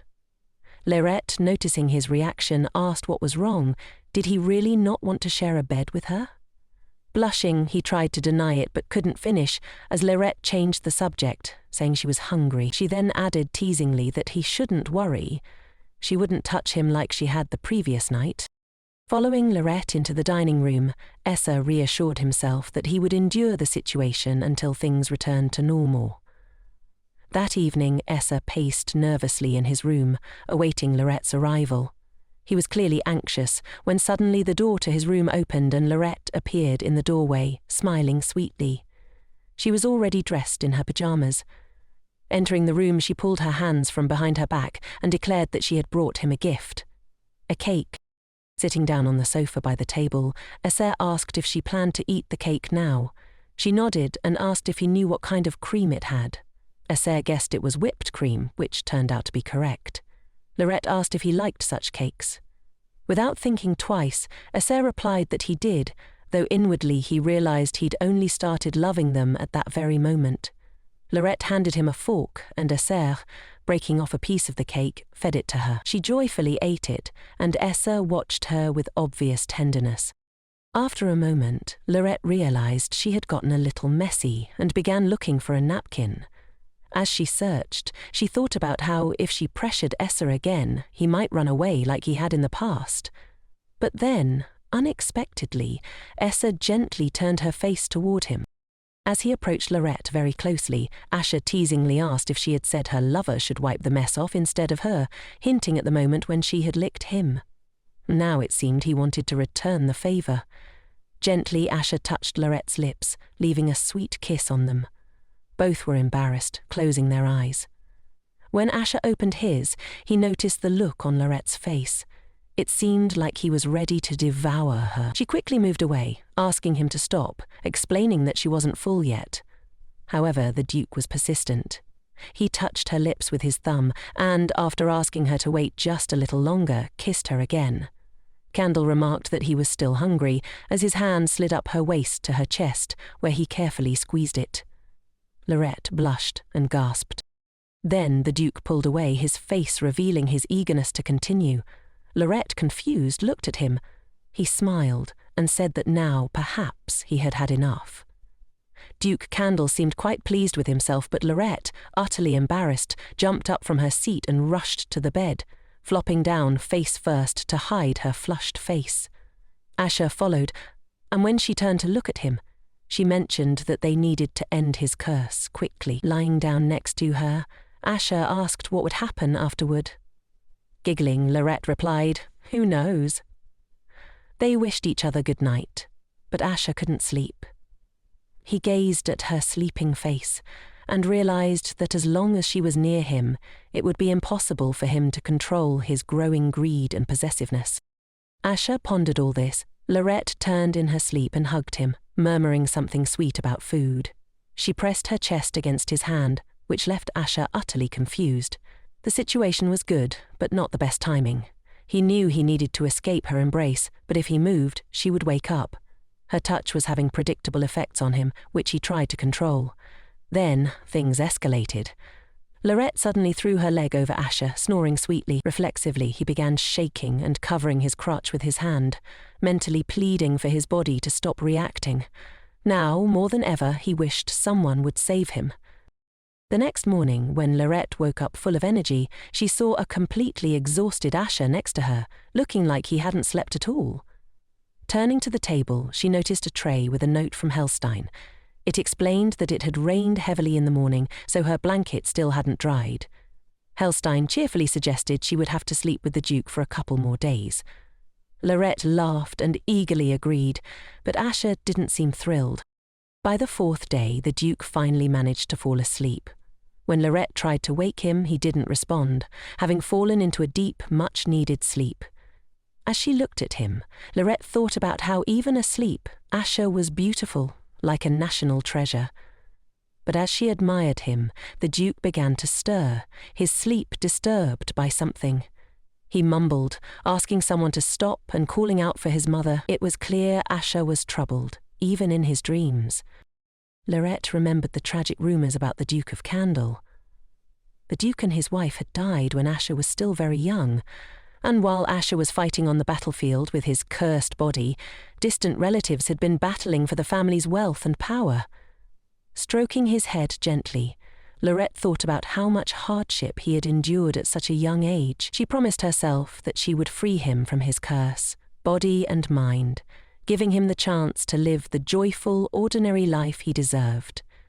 Smiling, she whispered softly that even after she was gone, she wanted Asha to be happy.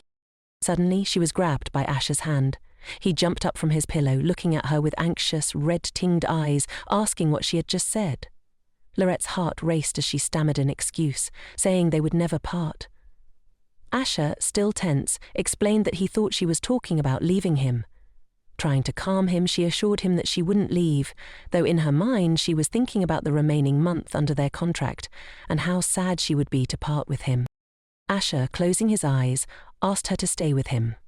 Smiling, Loretta promised she would, but only until the contract ended. The next morning, when the Duke woke up, he tried to remember his dream. It felt like it had been a good one, but he couldn't recall the details. Loretta, rising from her pillow, asked him if he had slept well, mentioning that she would now begin to cleanse the lower part of his body. Hearing this, Asher turned bright red with embarrassment. They both sat there, thinking about it, their faces flushed. Jumping out of bed, Loretta announced that she would save the lower body cleansing for next time and that she needed to visit Madame Sherb. She asked if Asher needed to go to the imperial castle. The Duke suddenly became depressed, thinking about the possibility of a war with another kingdom, which would mean he and Loretta wouldn't be able to spend much time together. Reading his thoughts, Loretta told him that he would need to do something with her later. Asher, curious but cautious, asked what she meant. Hoping she wouldn't suggest anything too strange, he agreed to her offer. Loretta beamed with joy, excited that Asher had agreed so quickly, as she had many joint plans she wanted to carry out with him. Later, when Loretta met Madame Sherb, Gerard, a skilled fighter and commander, was quietly watching them. He had been tasked with guarding Loretta, though he couldn't quite understand why. It was likely Asher's will. Madame Sherb apologized to Loretta for sending her that letter. Smiling, Loretta assured her that it wasn't Madame's fault. Madame Sherb then explained that they had decided not to accept any more members of the Blanchett family, except for Loretta. However, Loretta wasn't worried about that. Her family was out of money, so they couldn't afford anything grand anyway. Loretta suddenly noticed someone sitting behind the curtain in the room. Nervously, she asked if anyone else was there, offering to come back another time if necessary. The curtain was pulled open, revealing a figure she initially thought was a young man. He spoke, commenting on how long it had been since they last saw Lady Blanchett. Loretta bowed deeply, only to realize moments later that it wasn't a man at all. It was Her Highness, Princess Elizabeth Harrison. Embarrassed beyond measure, Loretta found herself face to face with the princess, known throughout the kingdom for her stunning beauty. Princess Elizabeth, radiant as ever, had been engaged to Rayon, a match arranged by the Emperor back when the Blanchett family still held influence. However, Rayon often teased the princess, claiming she was too haughty and questioned why she thought she was better than him. Unfazed, he even told her that if she surpassed him in any way, it wouldn't matter, because she was destined to be his wife anyway. Needless to say, this arrogance earned him a thrashing, and their engagement was promptly called off. After the broken engagement, Loretta had avoided the princess for 5 long years, feeling a deep sense of shame. Now, however, Loretta was shocked by how much the princess had changed in those 5 years. Elizabeth had completely transformed, adopting a striking appearance more akin to a prince than a princess. Her new look took Loretta back. Smiling, the princess broke Loretta's reverie, casually mentioning that she didn't realize Loretta was so close to Madame Sher. Loretta, who was no longer listed in the family registry, felt a pang of discomfort at the reminder of her fallen status. But Princess Elizabeth had noticed something different about Loretta. Using her last name, she commented on the change, which prompted Loretta to abruptly request to be called by her first name instead. Surprised, the princess grinned, asking how Madame Sher could have kept someone like Loretta hidden from her for so long. She then remarked that she was eager to get to know Loretta better. Loretta, equally flustered and intrigued, said she was happy to meet the princess as well. Princess Elizabeth leaned forward, tucking a strand of Loretta's hair behind her ear, and, looking her directly in the eyes, told her to call her Eliza. The princess's beauty had a powerful effect on Loretta, leaving her nearly breathless. As she rode in her carriage later that day, Loretta found herself deeply conflicted, unable to understand why she was making promises to people when she knew her time was limited. It seemed that just as good things were starting to happen, she was already on the brink of death. Resolved to die quietly and unnoticed, Loretta reminded herself that she didn't need deep connections now. Her thoughts were interrupted by a knock at the carriage door. It was Doha, the priest, who asked why she hadn't stepped out yet. Deciding not to waste any more time, Loretta finally exited the carriage. Doha held her hand gently as they walked, and she marveled at the beauty of the surrounding nature. The priest explained that they were in a place of special energy in Kuzhan, where the purest and fastest flow of mana was found, making it the perfect location for magical practices. Once the explanations were over, Doha turned to Lariette and asked her to use her magic as she usually did. Placing a hand on her shoulder, he encouraged her to focus. Loretta took a deep breath and concentrated. As she did, tree roots began to emerge from the ground, growing rapidly.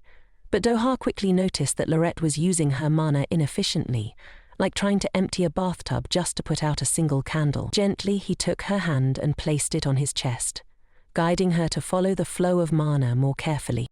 As Loretta focused, she felt a gentle rush of energy flow through her. Doha explained that this was the correct amount of mana she should use for her actions. Encouraged, Loretta tried again, but this time the ground beneath them suddenly shook, throwing both of them off balance. Doha was flung backward, and Loretta immediately rushed to his side to help. The priest was taken aback, wondering why someone weaker than him would go to such lengths to protect him. Loretta hugged him tightly, burying her head in his chest. Doha, sensing her worry, reassured her that everything was fine now, wrapping his arms around her to comfort her. Shields formed around them, protecting them from the aftermath of Loretta's magic. Unexpectedly, Loretta began to laugh, calling herself a genius. She raised her head to look at Doha, still holding on to him. Their eyes met, and for a moment they stared at each other in silence, sharing a quiet, intimate connection.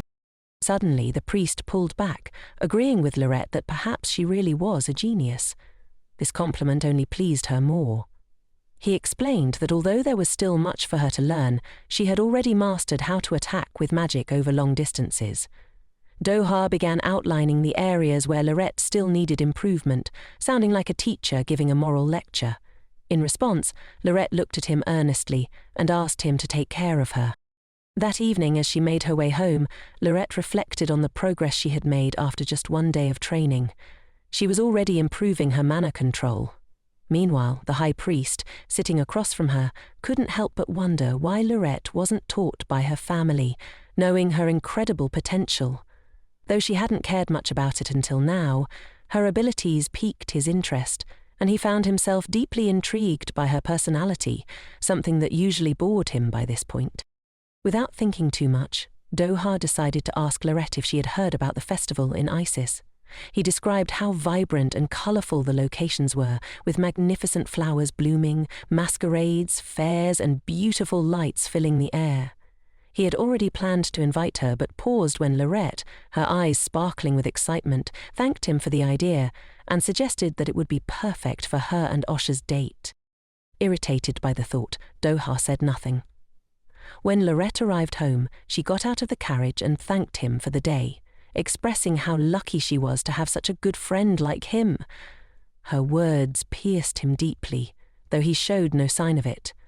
As she left, he angrily struck the wall of the carriage, questioning why he felt so irritated. At home, Asha was already waiting for her. He looked up, noticing her arrival, but when Loretta joyfully sat beside him, he felt a bit down. She eagerly told him about the flower festival in Isis and decided to invite him to join her the next day. He lowered his gaze, frustrated by the curse, but she suggested they could go once it was fully lifted. With that, she approached and tore open his shirt, exposing his chest, not for frivolous reasons, but to show him that the curse no longer affected the upper part of his body. Asha, embarrassed by the sudden action, quietly listened as she explained that she wasn't imposing her desires on him. After a brief silence, Loretta buttoned his shirt again and suggested they could attend the night market, just needing to wear masks. Taking his hand, she asked if he would accompany her. He nodded in agreement, and the couple set out for the festival that night. Loretta wore a white outfit, her face hidden behind a rabbit mask, while Asha wore a black cat mask. She handed him cotton candy, and they both enjoyed the sweet treat. As they strolled, Loretta suggested they visit the square later, since there was still time before the masquerade. Asha, noticing the way people looked at him, without fear or hatred, was surprised, but quickly turned his attention back to Loretta. In a bold move, Asha leaned in and kissed her tenderly. Loretta, wide-eyed, pulled away and began playfully hitting him on the back with her fists. Embarrassed, she ran off, feeling overwhelmed. She muttered that it was too much, leaving Asha wondering when he had learned to seduce so effortlessly. Loretta looked back to check where Asha was and noticed him standing with a girl who was asking if he wanted to go with her.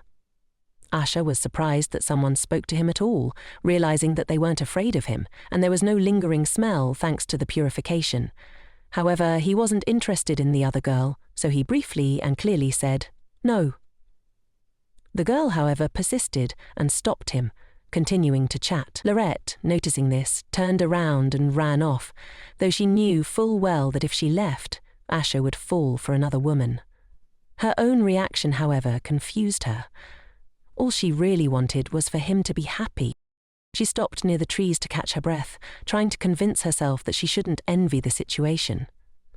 As she stood there, someone called her from behind. Turning around, she saw a man with red hair and a mask holding a drink in his hand. He asked if something was wrong and offered her the drink, explaining that he had just bought it and was about to drink it himself. After taking a sip, he showed her that the drink was safe and she could take it without worry. Loretta, still catching her breath, calmly thanked the man. When he saw her face, his expression changed to one of surprise and he gasped, covering his mouth. He blushed bright red and confessed that it was love at first sight. Loretta, looking dissatisfied, quickly replied that she already had a lover, making it clear that she wasn't interested. The man, after looking at her for a moment, remarked that he had been correctly informed that people in the capital were very harsh when rejecting her, and it seemed that was true. Loretta noticed that he had a Western accent. He then asked if he had been rude to her, suggesting that even if he had been rejected, he should have behaved properly. Extending his hand to Loretta, he confessed that he had fallen in love with her at first sight because of her incredible beauty, and asked if she would accept his friendship. Loretta, stunned, suddenly thought that such confessions were popular 15 years ago. Without hesitation, she told him no. At that moment, Asha decided to intervene, attacking the man from behind. The stranger skillfully blocked Asha's sword with his own. Duke Cadel, watching this unfold, was furious that the man had dared to say such things in front of him, questioning if he was tired of living. The red-hamed man, grinning, responded that he wasn't interested in dying, and asked if this was her lover. Loretta was shocked that the man had been able to block Asha's sword. She noticed that the stranger seemed better than Asha, which made her lose her temper. She jumped up and angrily demanded to know what kind of heresy he was talking about. Realizing that the man didn't understand, Loretta decided to use magic. Her anger flared as she ordered him to remove his sword. The man immediately complied, standing up and apologizing, explaining that he hadn't known the man was her lover. Once they had put away their swords, the stranger continued, saying he assumed Loretta's words were a lie, otherwise he wouldn't have confessed. Loretta, undeterred, explained that whether her words were true or not, a refusal was still a refusal. Pointing at the man, she called him an impudent fool in an alpaca mask. The man, looking genuinely sorry, apologized once again, saying he didn't know, but that he truly regretted it because she had touched his heart. With that, he left, leaving the couple alone. Asha, still guarding Loretta like a small, jealous dog, gently hugged her from behind and buried his face in her hair. He quietly asked why she had suddenly left him. Then he wondered what might have happened if Loretta had accepted the stranger's confession. Loretta, turning slightly to face him, explained that she had simply gotten lost. She apologized, then patted Asha on the head, trying to reassure him. Loretta thanked him for finding her. The man was surprised that Loretta had been waiting for him and decided to ask if that was true. The heroine confirmed that it was and added that she had missed him very much. Asha, with a gentle smile, replied that he had missed her too. Slightly retreating, Loretta asked if he was surprised by her sudden disappearance. He responded that he wasn't, as he had been distracted. Loretta reassured him that it wouldn't happen again, then clung to him, comforted by his presence. Looking toward the city, she saw many bright lights. Turning back to Asha, she asked if they were going dancing.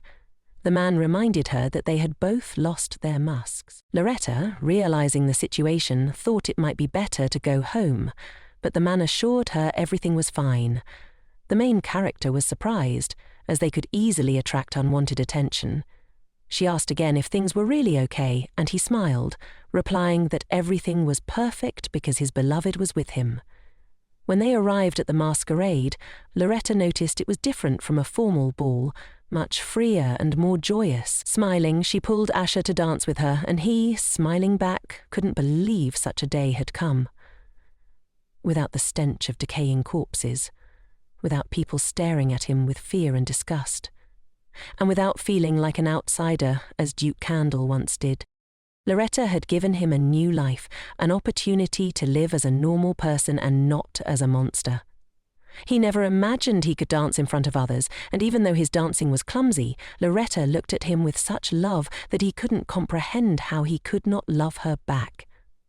Gazing into Asher's eyes, Loretta smiled sweetly and confessed her love. The Duke, filled with emotion, told her he loved her too. They stood together under the fireworks, savouring the moment. When Asher leaned in to kiss her, Loretta playfully covered his mouth, saying they couldn't kiss in public. Asher, closing his eyes, kissed her hand instead, and looked at her with embarrassed eyes. Loretta, blushing, asked indignantly what he was doing, making him worry that she didn't like it. In truth, all she could think about was how soft his lips were.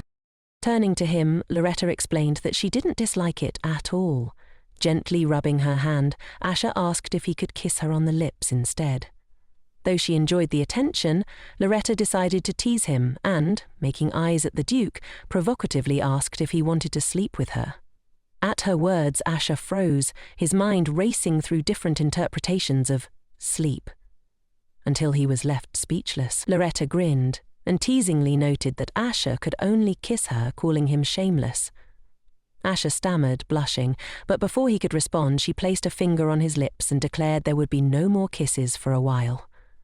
Asher was horrified at such a punishment. The next day, as Duke Cadel was dressing, he asked Loretta if she planned to kiss him today.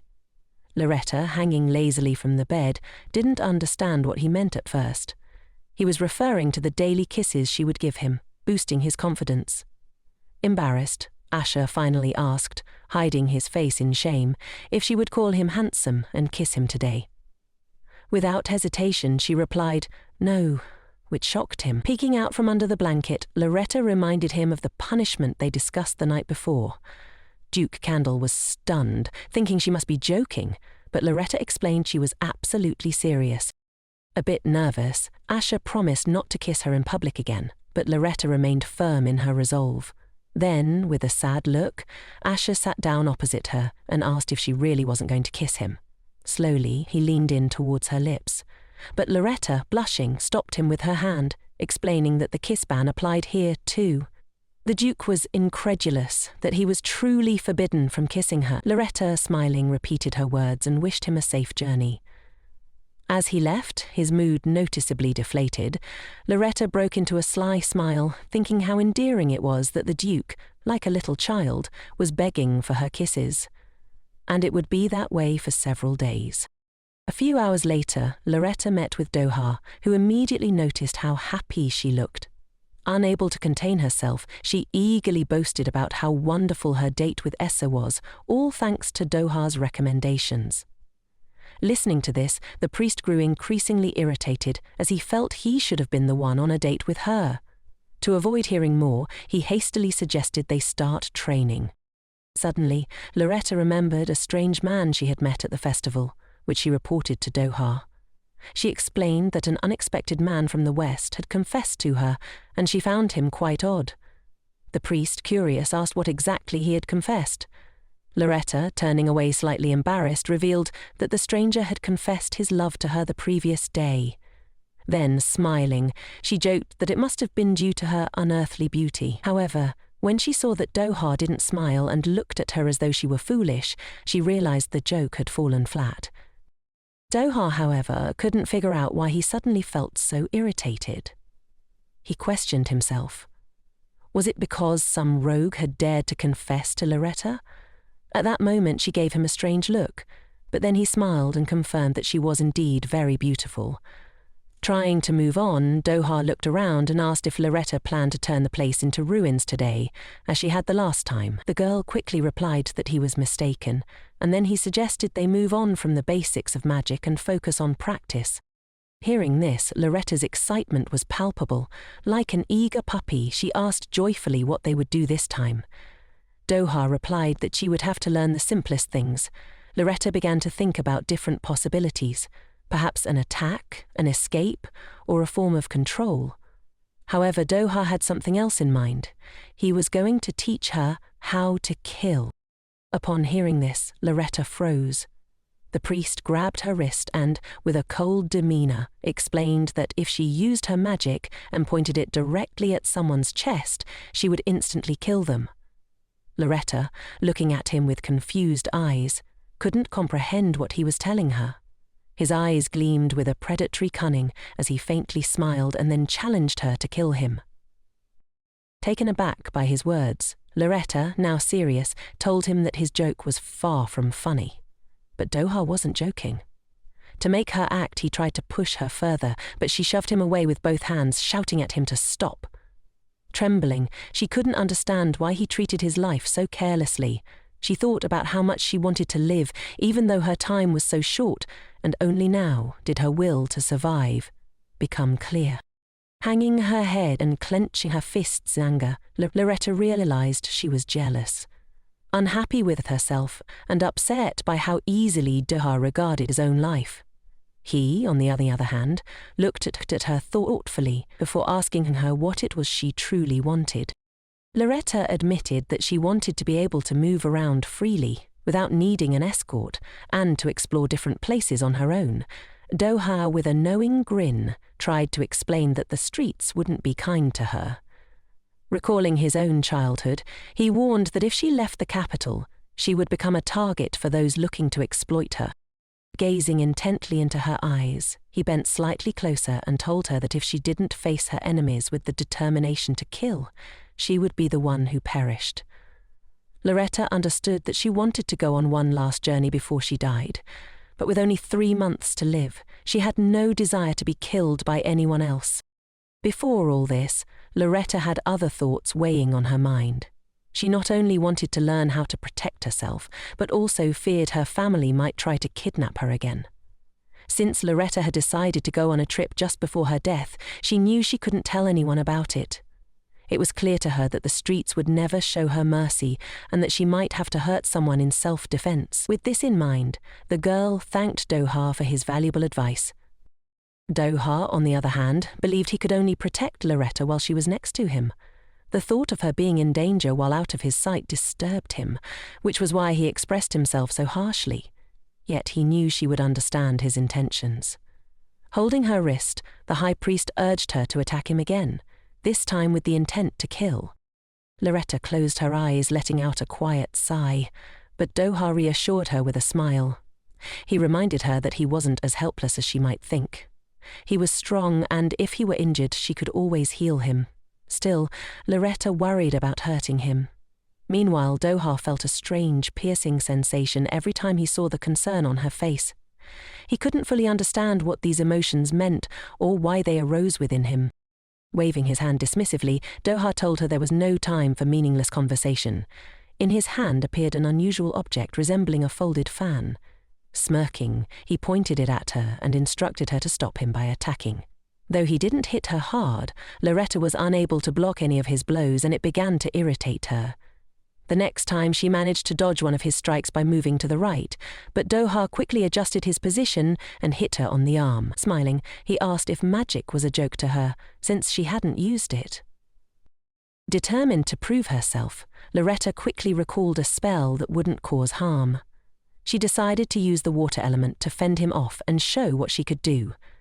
Dodo was a little surprised that she had thought of it, but using his unusual fan, he blocked the attack, joking that he preferred to bathe in warm water. However, he praised her for the effort. With his strength, Doha deflected the flow of water Loretta had directed at him, sending it back toward her. As a result, the main character stood soaked, glaring at Doha in frustration and demanding another chance. Clearly, she wasn't satisfied with her performance. Later that evening, Loretta returned home. The butler noticed her late arrival and commented on it. Loretta, feeling exhausted, asked where Essa was. The butler explained that the Duke was in the bathroom, having arrived in a strange state. Loretta, now deep in thought, considered that perhaps tonight she could start attending to his lower half. Only then did it dawn on her that she would have to touch his bare skin, and the realization made Loretta choke on her saliva. She realized now was the perfect time to proceed while Isa was still in a robe. Cleansing would be easier. So, she hurried toward him as fast as she could. The Duke, just leaving the bath, had been lost in thought, wondering how he could steal a kiss from his beloved when she suddenly appeared, startling him. He blushed, quickly trying to cover himself as if he were completely naked, and even took a step back from her. But Loretta closed the distance, standing almost chest to chest with him. Asrahan, his face flushing, nervously told her she was too close. Without warning, Loretta pushed him to the floor with one hand, grinning as she crawled between his legs. She asked if he was ready for her to begin cleansing the lower part of his body, and suggested starting with his knees. Asrahan, flustered, quickly scooted back and begged her not to do it now. "Does this seem strange to you?" Loretta asked, her tone suddenly serious. She explained that this was a necessary process and asked him to take it seriously. She then touched his knees, causing him to flinch as if he'd been scolded. As she began the cleansing, Loretta realized that the curse in this part of his body was particularly strong. Yet, she found that using magic felt easier than before, all thanks to Doha's guidance. When she finished, she looked up to tell Isa, but his expression made her blush.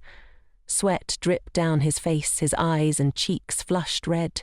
His chest rose and fell with ragged breaths, and it was clear he was struggling to contain himself.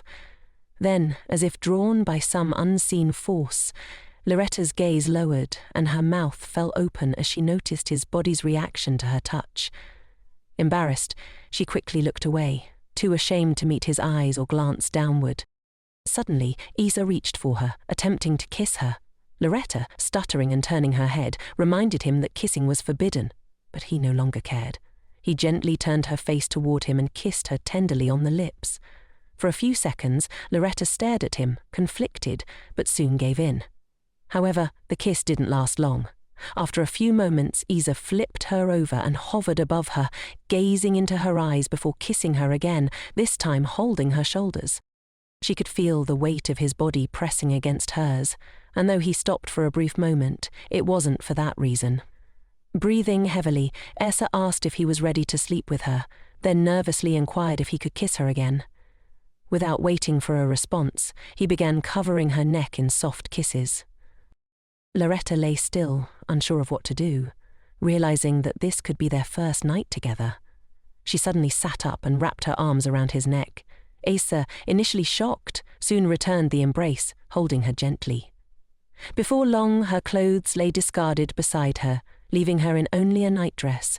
Feeling exposed and embarrassed, she glanced at her lover, who gazed at her in awe, calling her incredibly beautiful as he began to remove his robe. But then he hesitated, wondering if it would disgust her to be intimate with him while his body still bore the curse. Perhaps they should wait until he was fully cleansed? As if reading his mind, Loretta reached out, placing her hands on his face. She assured him he was nothing less than charming, pulling him into a kiss. She added that there wasn't a single ugly part on his body. Only then did Asrahan start to believe her words. Pulling his gaze from her lips, the Duke wrapped his arms around her tightly. She was his entire world now, his saviour. He inhaled the scent of her hair as she playfully pulled him back onto the bed. Smiling, Loretta invited him to continue what they had started. Essa didn't hesitate. He leaned down to kiss her again, knowing they had the whole night ahead of them, a night that belonged only to them.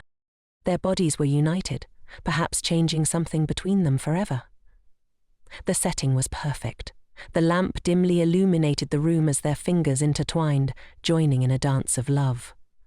Sometime later, when it was all over, Asher watched Loretta lying motionless, completely exhausted. Noticing her condition, he asked if it had really been that tiring. She, a bit weak, asked if it was obvious. Embarrassed, the Duke acknowledged that it was already early morning, but then shyly asked if they could do it again. Loretta, hearing this, gasped in surprise, exclaiming that she would die if they did. Her face wore a sweet yet pitiful expression. Asher, looking at her with sad, pleading eyes, begged for just one more time. With a sigh, she turned her head away, closed her eyes, then unexpectedly pulled him closer by his robe, agreeing, but only for once. She kissed him again, and at his request, they joined once more in a dance of love. By the afternoon, Loretta made her way to Count Osmond's mansion, where Princess Elizabeth was joyfully waiting for her. Greeting her warmly, Loretta bowed and thanked the princess for inviting her to tea. The princess, indignant, reminded her to simply call her Eliza. Loretta quickly corrected herself, thanking her again, which made the princess smile. Stroking Loretta's head, she called her smart, causing the girl to blush in embarrassment. The princess explained that this gathering was with her closest friends and mentioned that she would love to introduce Loretta to them, adding that they were all good people. Loretta smiled and expressed her hope that she would like them. As the princess straightened Loretta's hair, she smiled and asked teasingly, "Who wouldn't like you?" This flustered Loretta even more. When they reached the gathering, everyone was already waiting. Among them was Lady Sherbet Genevieve, who ran a popular boutique, Wana Huzan, the eldest daughter of Count Houseman, a daring redhead, and lastly, Sharia Mershin, a sweet, angelic-looking girl with blonde hair and red eyes. The girls introduced themselves and exchanged names, but then Sharia suddenly asked, since Loretta had introduced herself without a last name, if that meant she was a commoner. The room fell silent at the question. It was an awkward moment. Loretta had left her family and chosen to go by no last name, making it difficult to explain. Wana quickly intervened, turning to Sharia and advising her to watch her tongue. The princess also chimed in, calling Sharia's comment rude. Sharia, now embarrassed, apologized, explaining that she had only recently made her debut in society. Loretta, though tense, reassured her that it was fine, though she couldn't tell if Sharia's comment had been intentional or not. The atmosphere soon lightened again, with the girls laughing and discussing their own matters over tea. As the afternoon passed, it was time for them to say their goodbyes. Before she could leave, Lady Wana discreetly pulled Loretta aside. Wana explained that what she was about to say would be awkward to discuss behind someone's back, but it needed to be said. She informed Loretta that Sharia Merchin had only recently joined them after a failed debut in society, and that Princess Elsa had taken pity on her, bringing her to the group. Wana whispered that it might be wise for Loretta to keep her distance from Sharia for now, as she was still quite ignorant of the ways of high society. But ultimately, it was up to Loretta to decide. Wana reassured her that Lady Osmond was not a bad person, but insisted she was simply giving a friendly warning, expressing her concern that more awkward situations could arise if Sharia wasn't careful. Just as Wana finished speaking, someone called out to Loretta. Turning around, she saw a familiar face, Asher, heading straight toward her. When Asher reached her, he smiled sweetly, like a puppy seeking its master's attention. The girls at the table were stunned, their mouths agape as they watched the scene unfold. Asher noticed their stares and quickly straightened up, his expression shifting to something more composed. He greeted the ladies politely before putting his arm around Loretta's shoulders, declaring that he would take her home. Loretta quickly said her goodbyes to the group and left with Asher. The princess watched them leave, still in shock, unable to understand what had come over Asher. Once inside the carriage, Loretta turned to Asher and asked if he had to return to the imperial castle today. Asher answered yes, a bit sadly, adding that he wished he could spend more time with her. Loretta, not discouraged, responded that she had plans anyway.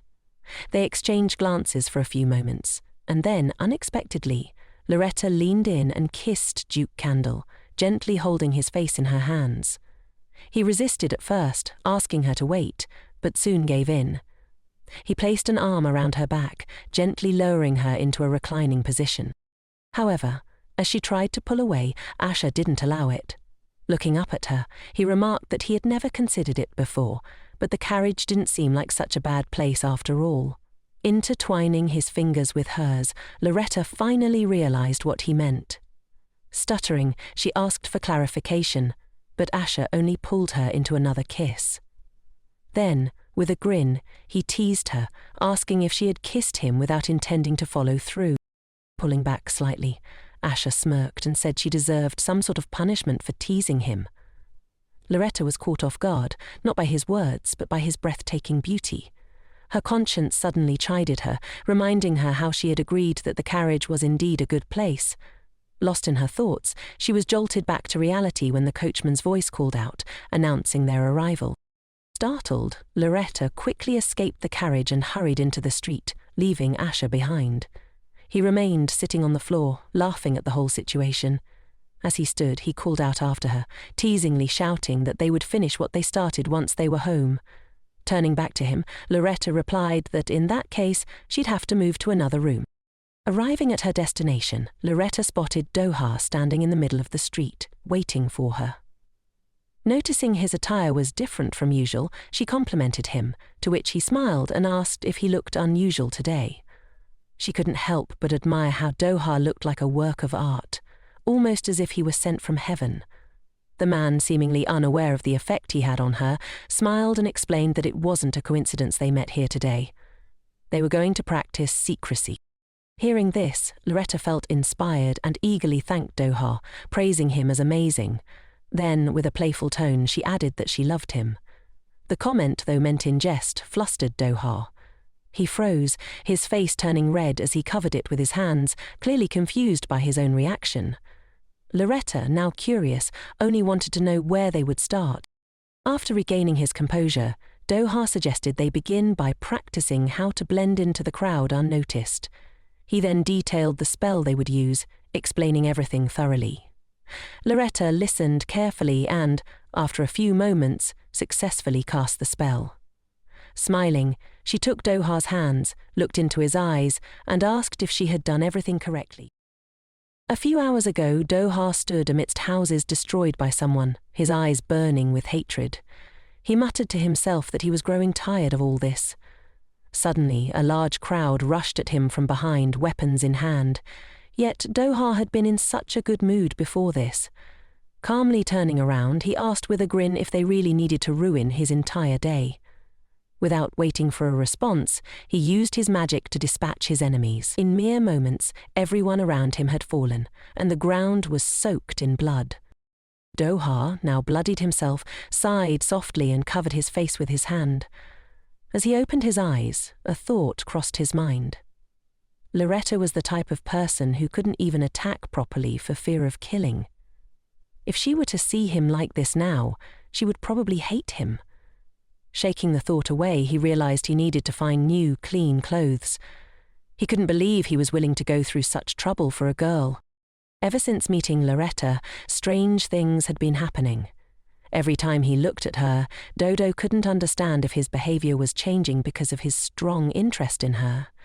He had always thought he hated the feeling of love, often reflecting on his difficult childhood. It was hard to believe he was so easily succumbing to this emotion now. As he held Loretta's hand, he thought about this again. She looked at him joyfully and asked if she was doing everything right, her smile lighting up her face. The priest tried to convince himself that he only wanted to possess her, but his mind wandered. How would she react if she knew his true nature? What would she think if she learnt he wasn't just a simple priest, but the high priest of the Alon Temple and the future pope? Doha wondered if Loretta, who was comparable to royalty in her own right, would care about his status. But what troubled him the most was whether she would be repulsed by his past. She, who had grown up without love but still raised as the Duke's daughter. How would she feel if she found out that the priest she liked had once been a beggar on the streets? Would she be angry at being deceived? He couldn't even imagine her reaction, nor predict how it would all end. As these thoughts swirled in his mind, Doha felt a presence behind him, watching him for the second time that day. It was beginning to irritate him, distracting him from everything. Smiling at Loretta, he tried to maintain his composure. He told her that he needed to buy something and asked if he could step away for a while, promising to return soon. Loretta didn't ask any unnecessary questions and agreed immediately, saying she would practice while he was gone. With that reassurance, Doha left, not too worried about her. After all, Doha had long noticed that Loretta was under the protection of an expert knight who was currently watching them from the roof. Knowing this, Doha hurried to deal with his problem and disappeared into the crowd. As he entered a deserted alley, a strange man followed him, holding a knife. Without hesitation, the man declared that a hefty sum had been placed on Miao's head and asked if he knew about it. Do-hai remained silent as the man, licking his knife with a long, disgusting tongue, tried to provoke him. The priest understood perfectly that the man's antics were a low trick meant to rile him up. The bandit, sticking out his tongue and talking about how he longed to drink Do-ha's blood, slowly advanced. Then, with a burst of speed, he lunged at Miali, shouting that it was time for him to say goodbye to his life. Do-ha didn't even flinch, let alone turn around, as the dagger came dangerously close to his face. He was unfazed, not afraid at all, and was simply thinking about how to swiftly end this fool's life. Just then, a familiar female voice cut through the air. Loretta was running towards them, casting a spell. She shouted that he was in grave danger, clearly worried about her friend. Hearing her voice, Do-ha widened his eyes in surprise. He hadn't expected her to be there at all. Directing all her strength at the attacker, Loretta drew his attention away from Do-ha, preventing him from laying a finger on the priest. In a matter of seconds, her magic struck the bandit like lightning. He collapsed, dead, and blood splattered everywhere, covering both Do-ha and Loretta. Do-ha stood in shock, a hint of blush creeping onto his face. Loretta's dress was stained with blood, but she didn't seem to care. Her immediate concern was for him. Rushing to Do-ha, she began touching his face, asking if he was hurt or if he had been frightened. Do-ha, looking away, suddenly realized the gravity of what had just happened. Loretta, trained in nobility and always cautious of using her magic for fear of harming anyone, had just killed a man to protect him. While Loretta continued bombarding him with worried questions, Do-ha couldn't help but feel overwhelmed. She had taken a life for his sake. This thought filled him with both surprise and warmth. A sincere smile crept onto his face, and he softly called her by her shortened name, unable to find any other words. As these thoughts swirled in his mind, he began to accept that perhaps he had truly fallen in love with Loretta, like a boy experiencing love for the first time. The main character, still shaken by what had just transpired, clung to him, trembling. She seemed to be coming to terms with what she had done, yet she continued to try to calm him down. Do-ha, hugging her back, was lost in his own thoughts. Could it be that he had genuinely fallen in love with her?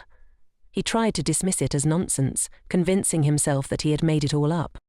But as he pondered, a woman's voice suddenly echoed in his mind, telling him that she loved him deeply.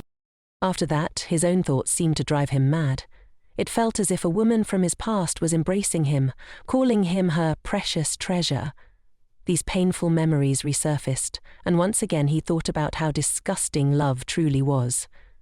Trying to shake off the thoughts, Do-ha touched Loretta gently and reassured her, saying he was fine, thanking her for saving him. The priest helped her wipe the dirty, bloody stains from their clothes, adding that he was only alive thanks to her. Loretta, clearly relieved that her dear friend was safe, smiled at him sweetly and tenderly, though fatigue was evident in her eyes. Noticing her exhaustion, Do-ha put his arm around her shoulders and said, "That's enough for today. I'll take you to the carriage." She didn't argue and agreed quickly, still trembling, though it was unclear if it was from exhaustion or the shock of having just killed a man. Mikhail noticed her shaken state and, apparently blaming himself, placed her gently in the carriage. He turned to her, concern etched on his face. Seeing how much she needed comfort, he told her that the man she had killed was an assassin who had come for his life. He reminded her about the mine near his home and explained that his sudden wealth could attract trouble, making it necessary to invent this lie to ease her worry. Loretta looked at him, thinking about how kind and gentle Do-ha was, despite how hard things must be for him now. Calling her his savior, the high priest asked her to always remember this. Calming down slightly, Loretta thanked him with a faint smile. Then, leaning toward him from the carriage, she gently placed her palm on his cheek, asking him to be more careful. Do-ha, completely caught off guard, froze as if rooted to the spot, blushing furiously. He looked into her eyes, wanting to take her wrist and express everything weighing on his soul, but halfway there he stopped, abandoning the idea and lowering his hand. Bowing his head, Mikhail told her it was time for her to return.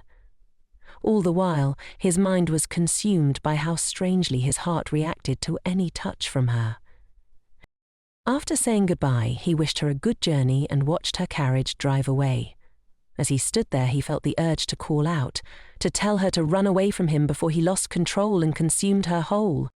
When Loretta finally arrived home, she was greeted by Asher with a smile. Before she noticed him, she seemed slightly worried and sad, but as soon as she heard his voice, her face lit up with a bright smile. She rushed into his arms, though the smile was not entirely genuine. She knew she couldn't burden the Duke, who had been very busy lately. Asher, touching Loretta's face with his palm, asked her if something had happened. He looked tense and concerned, asking if someone had been bothering her. Loretta was surprised by how quickly he had sensed her unease. Trying to mask her feelings, she decided to lie, saying nothing had happened. Her facial expressions sometimes betrayed her, but she quickly put her emotional mask back on. Grabbing his hand, she changed the subject, saying, "I'm really hungry. Have you eaten yet, Cadel?" Afterward, they headed to the estate. Asher glanced toward the bushes where Gerard was hiding and gave him a look, signaling that something had clearly happened to Loretta. The Duke tensed, thinking that if she didn't want to speak about it herself, it wasn't necessary to push her. It was a white lie, and in a way, he was grateful for it. As they entered the estate, Asher gently kissed the top of Lorette's head, still thinking that he couldn't just sit idly by. Something had to be done. But his thoughts were quickly interrupted by the servants who were eagerly awaiting their arrival, presenting the couple with a beautiful cake they had prepared themselves. The butler explained that they had baked it, mentioning how such things were becoming popular among the younger generation. The cake had a large number 50 on it, and Loretta, seeing the dessert, smiled joyfully, thanking Helstein for the thoughtful gift. Asher, however, looked at the butler strangely, as the latter continued talking about the wedding. Only then, sitting at the table, did Loretta realize that 50 days had already passed since their contract began, meaning she had about a month left. These thoughts gnawed at her, and she clutched her dress tightly, recalling the doctor's words, that her condition might worsen and she could even explode. Loretta didn't want to die in front of Asher. She couldn't let him witness that.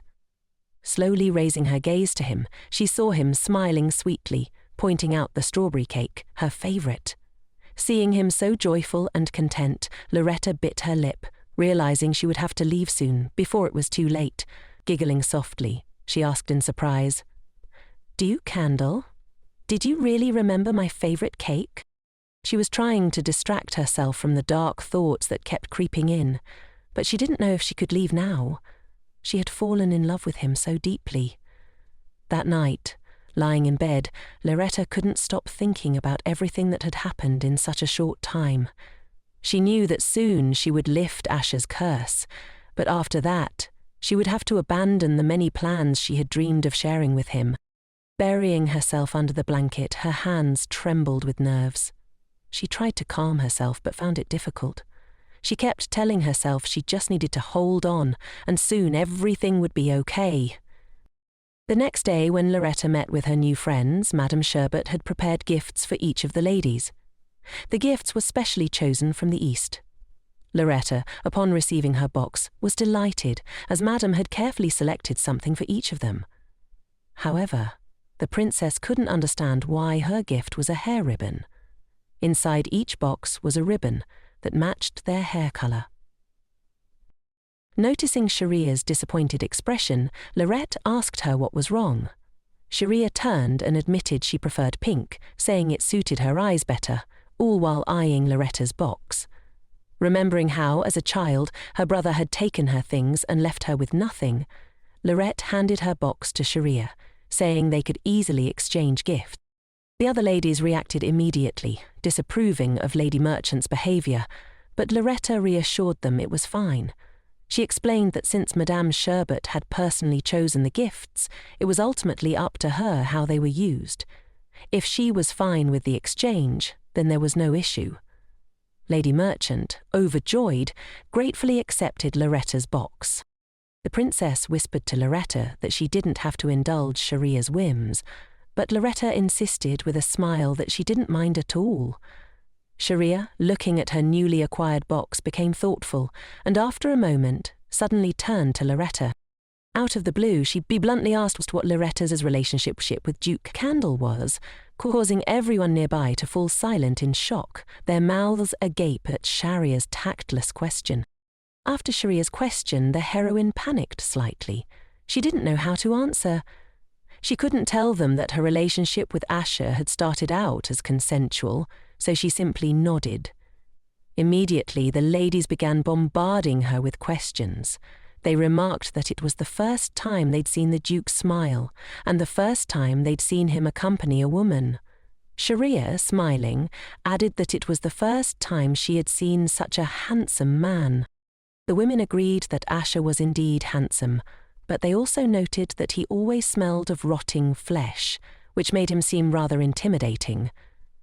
W, sipping tea, commented that it didn't matter how handsome he was, because he already had a lover. Then Sharia shifted the topic and asked, "Are you two going to get married?" Loretta, looking at her, said she didn't want to answer such a question.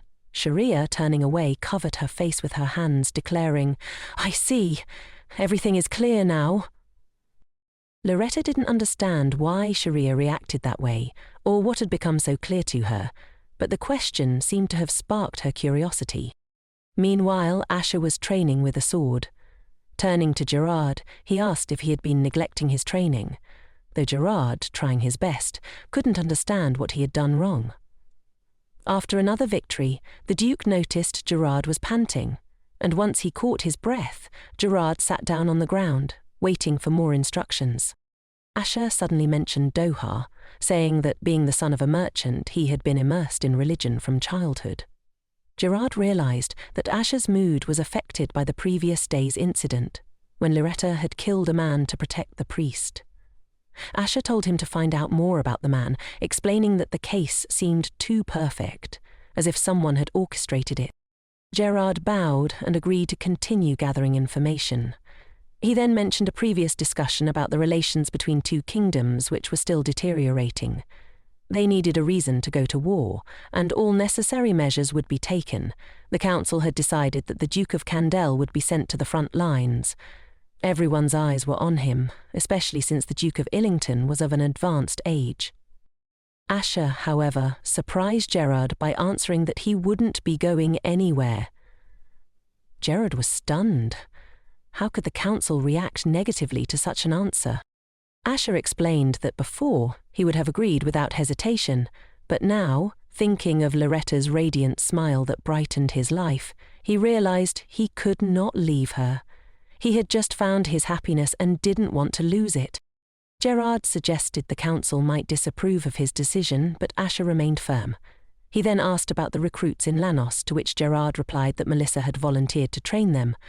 The recruits were undergoing rigorous training, and with the support of their master, they were motivated to follow in their footsteps. Suddenly, Gerard remembered a few individuals he wanted to discuss with Asher, but before he could, a noise from the entrance distracted them.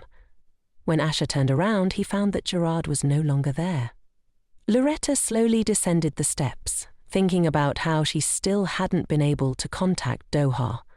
She had tried reaching out to the temple, but no one responded. As she approached the Duke, she smiled sweetly at him and tenderly called his name. Her expression changed when she noticed how out of breath he seemed. Concerned, she asked if his exhaustion was from training or if something else had happened. It was clear from his heavy breathing and the beads of sweat on his forehead that he had pushed himself too hard. Taking his hand, Loretta gently exclaimed that she would help him wash. Then, with a playful look, she asked, "Shall we take a bath together?" Asher's cheeks flushed instantly. He quickly pulled her into his arms, touching her nose with his, and declared, "In that case, we'll go to the bathroom right now." He kissed her tenderly. A moment later, Asher grabbed the girl, gently lifting her off the floor, reminding her that running was dangerous. The main character tried to resist, but it was clear she was powerless here. Asher took her into his arms, smiling mischievously. He said it was now his turn. Lariette, closing her eyes, expected him to throw her into the water, imagining she'd be soaked to the skin. But that wasn't what happened. Asher carried her to the bedroom, laying her softly on the bed. He hovered over her, his eyes gleaming with cunning and desire. With a smirk, he explained that this was his revenge. In the morning, Cadel left for the imperial castle. Loretta, waking up, felt utterly drained, as if all her strength had been sucked out of her. She thought to herself that her lover was truly a terrible beast. Sometime later, the butler approached her, reporting that there had been no contact from the temple yet. The girl felt a growing concern, wondering if Doha was preoccupied or if something had gone wrong. The man standing beside her then asked if the lady had any plans for the day. Lorette's gaze fell on her notebook, where she had written down all her important goals over the last 3 months. Feeling melancholic, she replied that she would need to go to the center. She didn't elaborate on why, but she knew it was time to slowly start preparing for her departure. As she walked through the bustling streets, Loretta thought about the things she needed to buy: comfortable clothes, a new bag, and books, since Doha had been giving her enough money to cover her needs. After each treatment, the girl didn't need to worry anymore. The main character was pleased, knowing that if someone tried to attack her this time, she could clearly fight back. After all, learning magic hadn't been in vain. As she walked the streets, Gerard, following his master's orders, shadowed her, discreetly removing anyone he deemed suspicious. Despite this, Gerard never once felt that she was being followed, even though Gerard was always just a step behind, lurking in the shadows. After purchasing everything she needed, Loretta found herself struggling with the heavy bag she carried, complaining to herself about its weight. As she scanned the crowd, something caught her attention. A familiar bright head. It was Princess Eliza. Overjoyed, Loretta couldn't believe her luck at running into her here. Just as she was about to approach the princess, she overheard a group of men nearby. They were discussing a woman and dismissing the idea that she could ever have a serious relationship. They went on to insult the princess, saying no one would want to be with someone like her. Hearing this, Loretta was furious and felt the urge to destroy them right then and there, but she knew she needed to handle the situation more cleverly. Putting on a sweet smile, Loretta approached the men and told them that her friend, who was waiting in one of the nearby alleys, wanted to speak with them. She added that her friend was too shy to approach them directly and had sent her to relay the message. The men, intrigued and flustered by this, immediately began to argue about which one of them had been called. Without further discussion, they followed Loretta into the alley. Once they arrived, they looked around in confusion, realizing there was no one there. Just as they turned to question Loretta, she acted swiftly. Using her magic, she began to speak about how justice had called them, her eyes glowing with power. With the help of magic, Loretta lifted everything around her and hurled it at the men. They tried to escape, their eyes filled with fear, but each one was knocked unconscious when something wooden struck them on the head. Pleased with herself, Loretta looked at the fallen men, but she couldn't shake the anger from how they had discussed her friend. She considered them to be vile creatures. Suddenly, a familiar voice called out from behind. Turning around, Loretta saw Princess Eliza leaning against a wall, watching her. Eliza complimented Loretta, saying what she had done was very impressive and that she was touched by it. Blushing, Loretta shyly asked when she had been standing there watching. Eliza walked closer, putting her arm around Loretta's shoulder. She admitted she was extremely surprised when Loretta referred to her friend as Justice.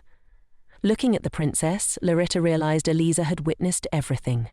She was also surprised by how skilled Loretta was with magic.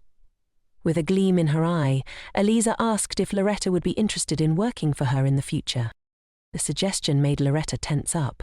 She didn't have much of a future due to her illness, but she couldn't bring herself to tell Eliza that. Besides, it was hard to refuse someone with such a kind face. Eliza smiled, saying they could discuss it later, and then, pulling Loretta along with her, suggested they go buy something tasty, since it was the perfect time for a treat. At that very moment, Doha and his subordinate were watching them from behind. The subordinate informed Doha that Loretta was going somewhere with a man. They didn't know the man was actually Princess Eliza. The high priest told his subordinate to be quiet, regarding Eliza as an enemy of the people. Doha, however, kept thinking about how he wanted to kill this man, not realizing it was a woman. He saw her as a competitor, dreaming of erasing her from existence. His eyes burned with anger, but he didn't know how to deal with his emotions. He still tried to convince himself that he wanted to use Loretta for his own purposes, that he needed her by his side. Mikhail, the high priest, refused to believe he was in love with Loretta, though his heart contradicted him with opposite feelings. He tried to shut those feelings out, rejecting the idea of love altogether. On a previous day, he had met with his rival in the temple. The rival had directly told him there wasn't a moment he regretted bringing him to the temple. Doha had grinned and replied that it was good. After all, he was of rather humble origin. The man turned and asked what the matter was. Mikhail, looking at him intently, asked if Brother Hayel had any questions for him. Hayel, giving him a strange look, said he didn't understand at all what Mikhail meant. But Doha knew that his father's health was only getting worse, posing an immediate threat to him. Though Hill held great authority and had more connections than Doha, the high priest knew his abilities surpassed anyone else's. As the second candidate for Pope, it was clear that Hill might be eyeing the death of the first candidate, his rival. Suddenly, Hayel began speaking about how he had heard that Mikhail often left the temple, as if hiding something interesting outside. Unexpectedly, he asked if Doha had acquired a lover. The question struck Mikhail to his core, as if it had pierced him directly. He remained silent, repeating to himself that Hayel must never know about his feelings for Loretta. The man considered Loretta his treasure, and he wouldn't share her with anyone. He could never forgive himself if anyone even laid a finger on her. Moreover, Mikhail couldn't allow this disgusting bastard to harm her, not for anything in the world. With that in mind, he decided to act on his own terms. A grin spread across his face as he looked at Huliel, telling him that he had quite the imagination. Mikhail added that with age, one usually became more childish, humiliating Huliel with his words. Mikhail approached Huliel, whispering in his ear. He stated that this was his last warning, and added that it would be better for him not to provoke him further with his foolish actions. He told Hill that he didn't know what he could do in a fit of rage, but Hill wasn't afraid of him. Grinning, Hill remarked that Mikhail was no different from his mother, starting an affair and acting like a fool. That was the last straw. The high priest could no longer control himself. His eyes burning with fury, he lunged at the man, grabbing him by the collar, clearly intent on destroying him and leaving no trace of his opponent. The memory of his mother's love for him as a child flooded his mind. How she had once said she couldn't live without him. But now, with Hill's insulting words about both him and his mother, he was enraged. Mikhail's partner tried to pull him away, reminding him that he had an important meeting scheduled.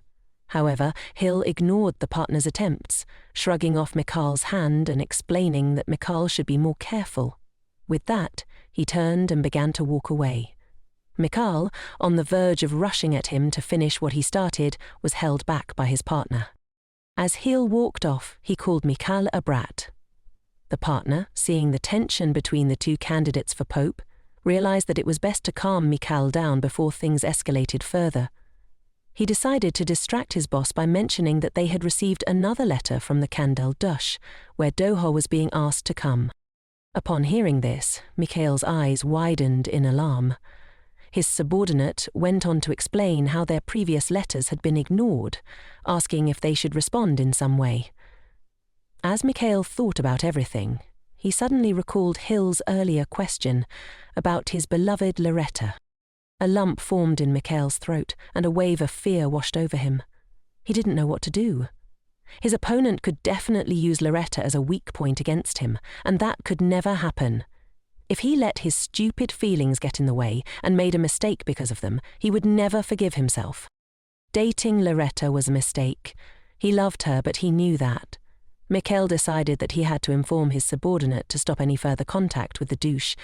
Then he added that he wanted to take a walk and asked for a carriage to be prepared. As he looked at Loretta in the embrace of someone else, walking beside them, it was an agonizing test of his restraint. He grabbed the collar of his shirt tightly, trying to convince himself that all these emotions were just an illusion. Turning to his subordinate, he ordered that a letter be sent to the douche after all, explaining that he would be visiting them the following day. Meanwhile, Eliza and Loretta were having lunch in a restaurant.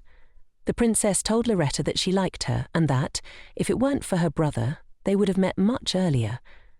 Then Eliza added that there were strange rumours circulating about him. Surprised, Loretta asked what those rumours were. Eliza explained that people were saying her brother was suffering from a terrible disease, one so severe that he never left the mansion. Rumours claimed his appearance had been horribly disfigured in an accident, leaving him disabled. Eliza also shared that there were whispers about the disease being connected to manna, and that his parents were beside themselves, unable to find any peace or solutions. The princess then announced the name of the disease, Radura disease. Loretta's eyes widened in shock upon hearing this. She immediately thought that she had been diagnosed with the same condition, realizing that it could be hereditary. Eliza, looking at Loretta with concern, explained that she had been thinking of what Loretta needed to know since these were her relatives. However, it was only now that Eliza realized just how much Loretta was shaken by the news. The girl couldn't listen anymore, as an overwhelming sense of panic and fear took over her. She started feeling sick. Loretta thought to herself that if she had told anyone about her diagnosis, she would have been treated differently, and that thought annoyed her. Noticing Loretta's condition, the princess asked if she was okay, as she seemed pale. Quickly, Loretta masked her emotions, flashing a smile and telling Eliza that she was fine. In fact, she felt relieved. She didn't want anyone to know about her impending death. Her mind raced with the thought that she needed to die in a place where no one would notice. The next day, when Doha finally arrived at the doche, Loretta greeted him with a concerned expression. She told him she was very worried. Surprised, he asked if she was truly concerned. Loretta replied that she was wondering if he had been searching for mercenaries and if he had any injuries. Doha, remembering his rival with evident hostility, replied that Loretta could call it that, as this man was now the first to want his death. Loretta smiled at him and told him to contact her as often as possible, because they needed to stay in touch. Suddenly, Doha asked aloud what kind of relationship they had. Only after speaking did he realize he had voiced the question unintentionally. However, Loretta didn't find it strange. She calmly explained that they were very close friends. He nodded, then, taking her hand, he began to heal her. Loretta felt much better thanks to him, but her thoughts were filled with a desire to die without pain. Meanwhile, Doha's thoughts were entirely different. As he held Loretta's hand, his heart pounded in his chest, and even his ears turned red. He couldn't understand what was happening and hoped she wouldn't feel his heartbeat through their touch. He prayed that she wouldn't notice, because if she did, she would probably avoid him. Just then, a voice interrupted their moment. It was the butler, informing Loretta that she had received a letter. Doha looked at Loretta's friend with suspicion. The main character opened the envelope and saw that Eliza had sent her a letter, calling her beloved companion. Upon hearing this, Doha suddenly became thoughtful. Recalling the events of the previous day and the sight of Loretta with a stranger, he compared everything and, in that moment, finally understood what was really happening. When the high priest uttered the strange term of endearment, Loretta felt awkward and quickly felt the need to explain. She told him that before they had only been acquaintances, but now they had become friends. Eliza was the first lady with whom she had forged a real friendship. Loretta, a bit embarrassed, explained that they shared many common interests, and that's why they were truly good friends. Doha, reaching out to gently touch a strand of her hair, asked her to focus only on him when they were alone. It seemed the man didn't understand that Loretta was talking about a woman, not a man.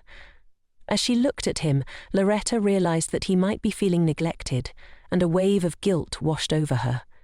She even felt a bit ashamed. However, Doha quickly regained his composure and apologized, saying that he had crossed a line. Loretta reassured him, telling him that such things could cause conflicting feelings.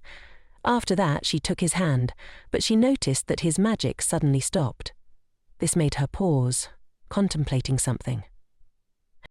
Smiling at him, Loretta remembered that it was time to start their lesson.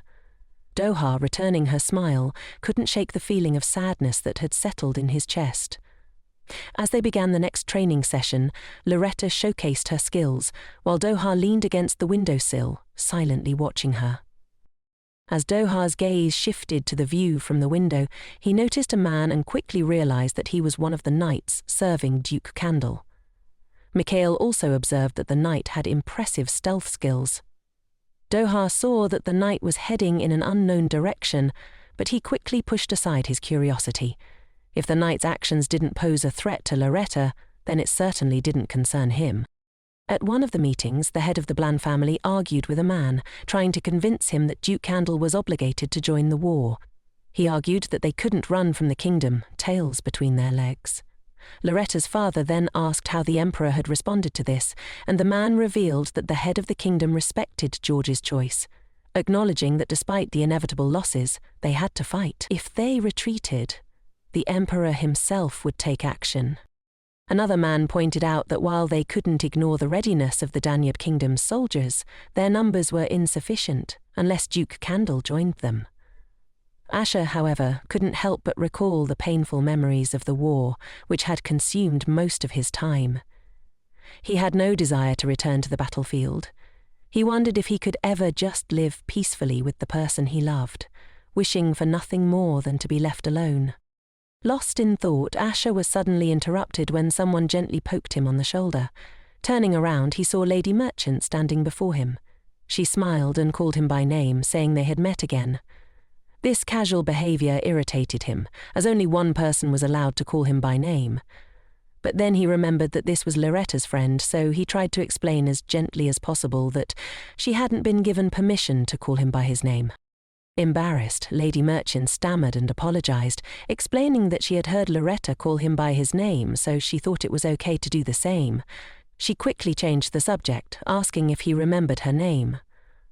Asher's thoughts were consumed by the fact that this lady was a friend of his beloved, but he remained silent, not responding. Lady Merchant realized he didn't remember her name and introduced herself as Sharia, offering him the option of calling her Sherry. While Asher had no particular interest in her, he decided to listen in silence as she was Loretta's friend. She continued to chat away, and Asher found himself counting the seconds, wondering how much longer he would have to endure her conversation.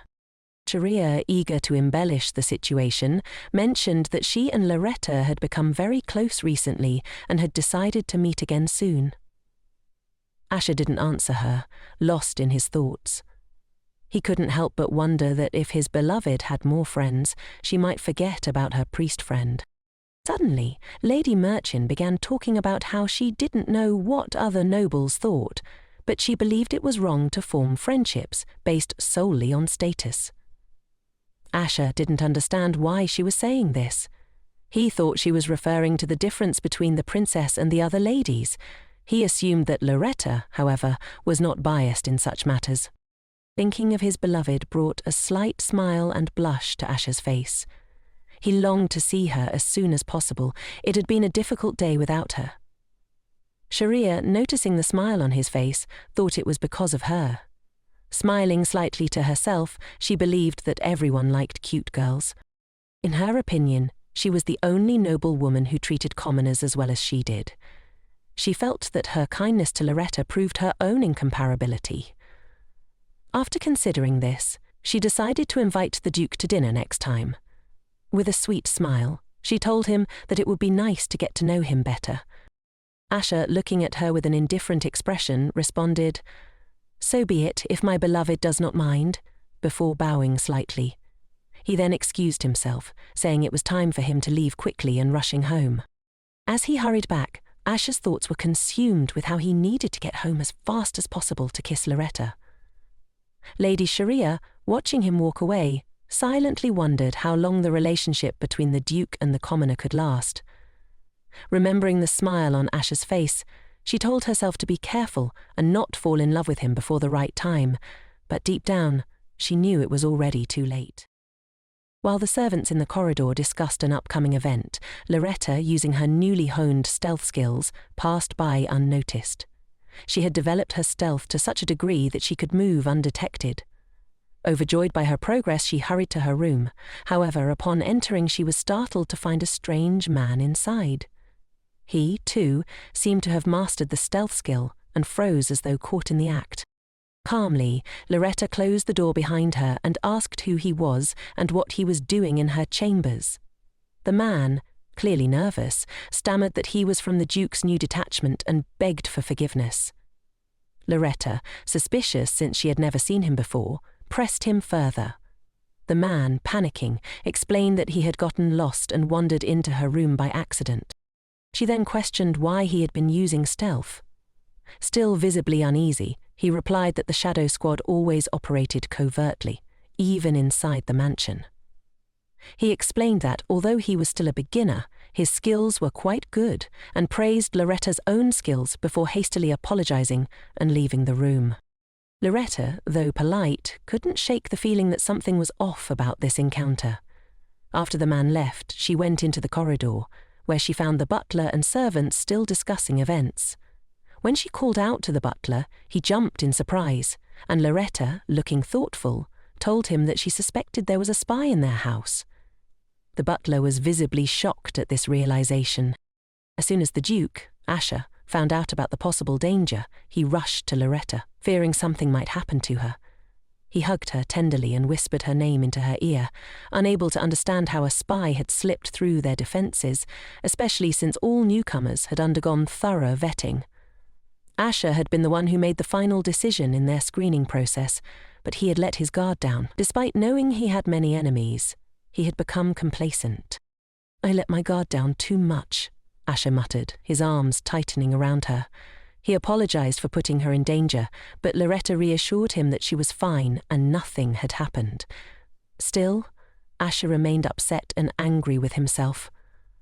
Loretta tried to calm him, telling him that everything was normal, nothing had been harmed, and no one had been harmed.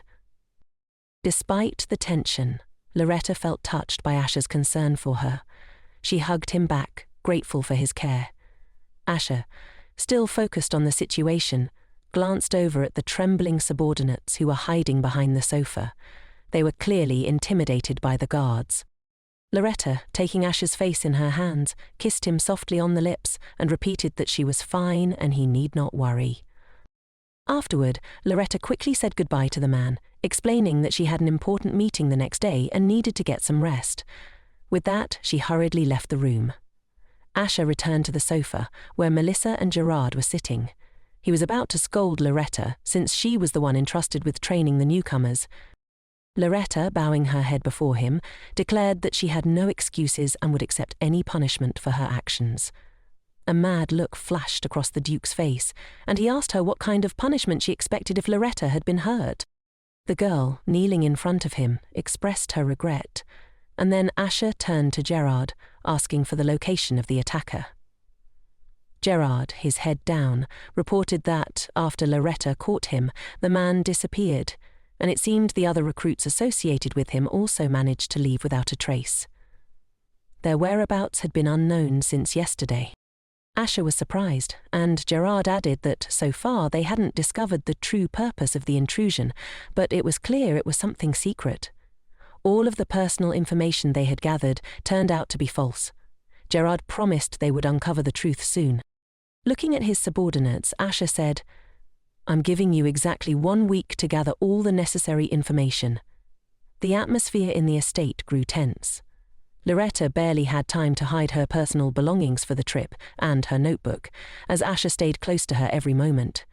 Despite this, Loretta still made her way to the tea party.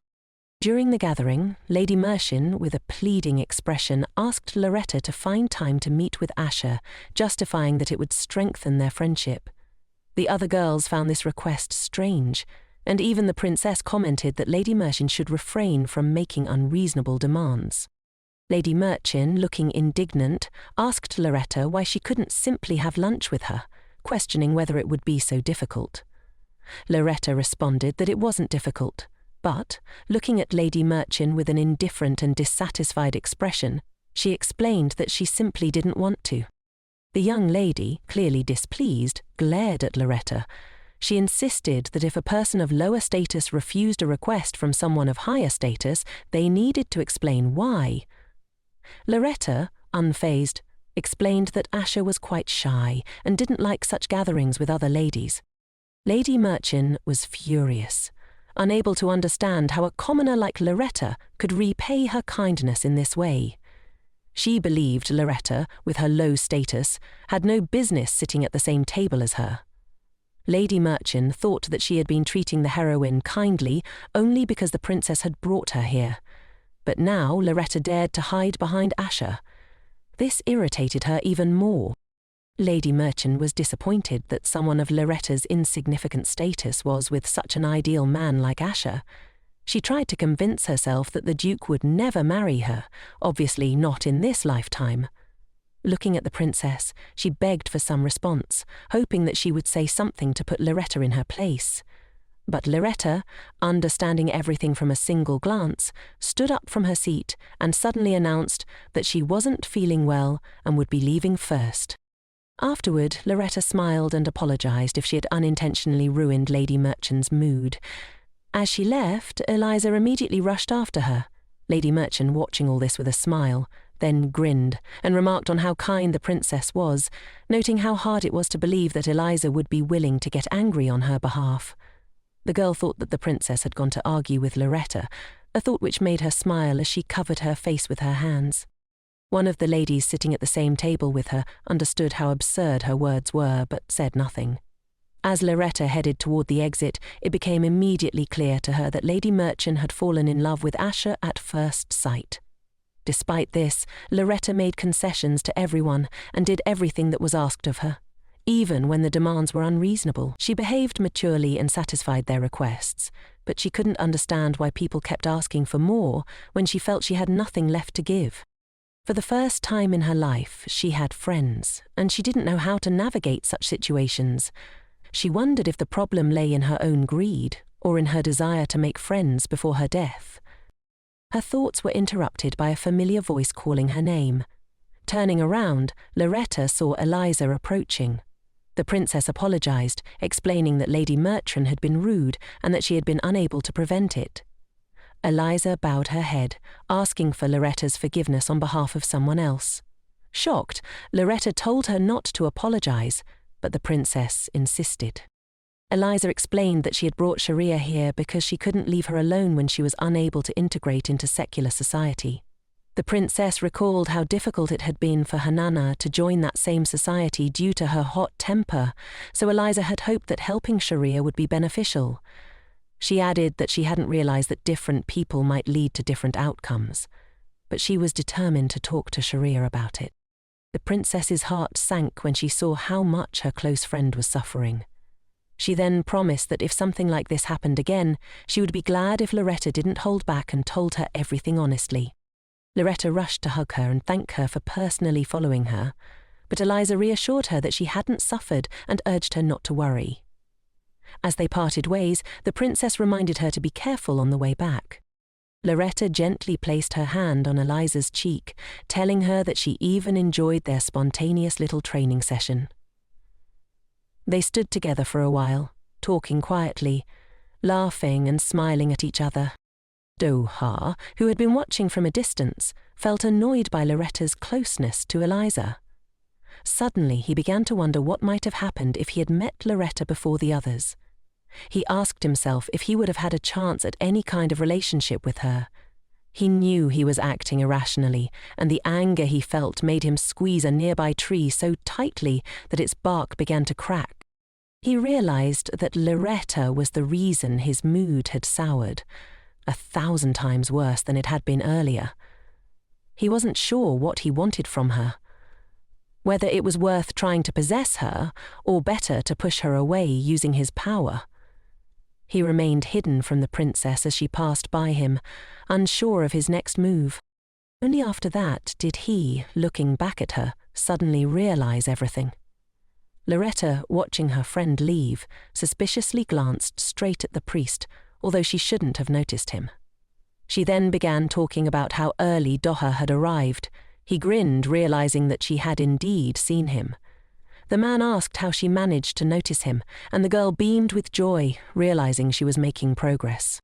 Loretta started telling something to her friend, but he didn't listen, his attention now focused on the princess. Only now did he realize that the figure wasn't a man, but the princess herself. He turned sharply toward Loretta, looking her straight in the eyes, and continued listening as she talked about how she had recently become able to discern a high level of secrecy. Doha praised Loretta, saying that her skills had really improved. However, he privately thought that soon she would begin to notice the shadow knight who had been following her. The heroine then remembered how her friend had recommended a good establishment where they made delicious desserts. Loretta recalled that the priest had mentioned he loved sweets, so they decided to invite him there. He smiled and replied that he didn't mind, but in his heart he realized that he could no longer run from his feelings. No matter how much he denied it, he knew that his place was beside her. Later, in the Duke's bedroom, while he sat on the bed, Loretta told him that this time would be the last, and the cleansing would be over. This phrase echoed in his head as the curse had tormented him all his life, and he had thought he would never be rid of it.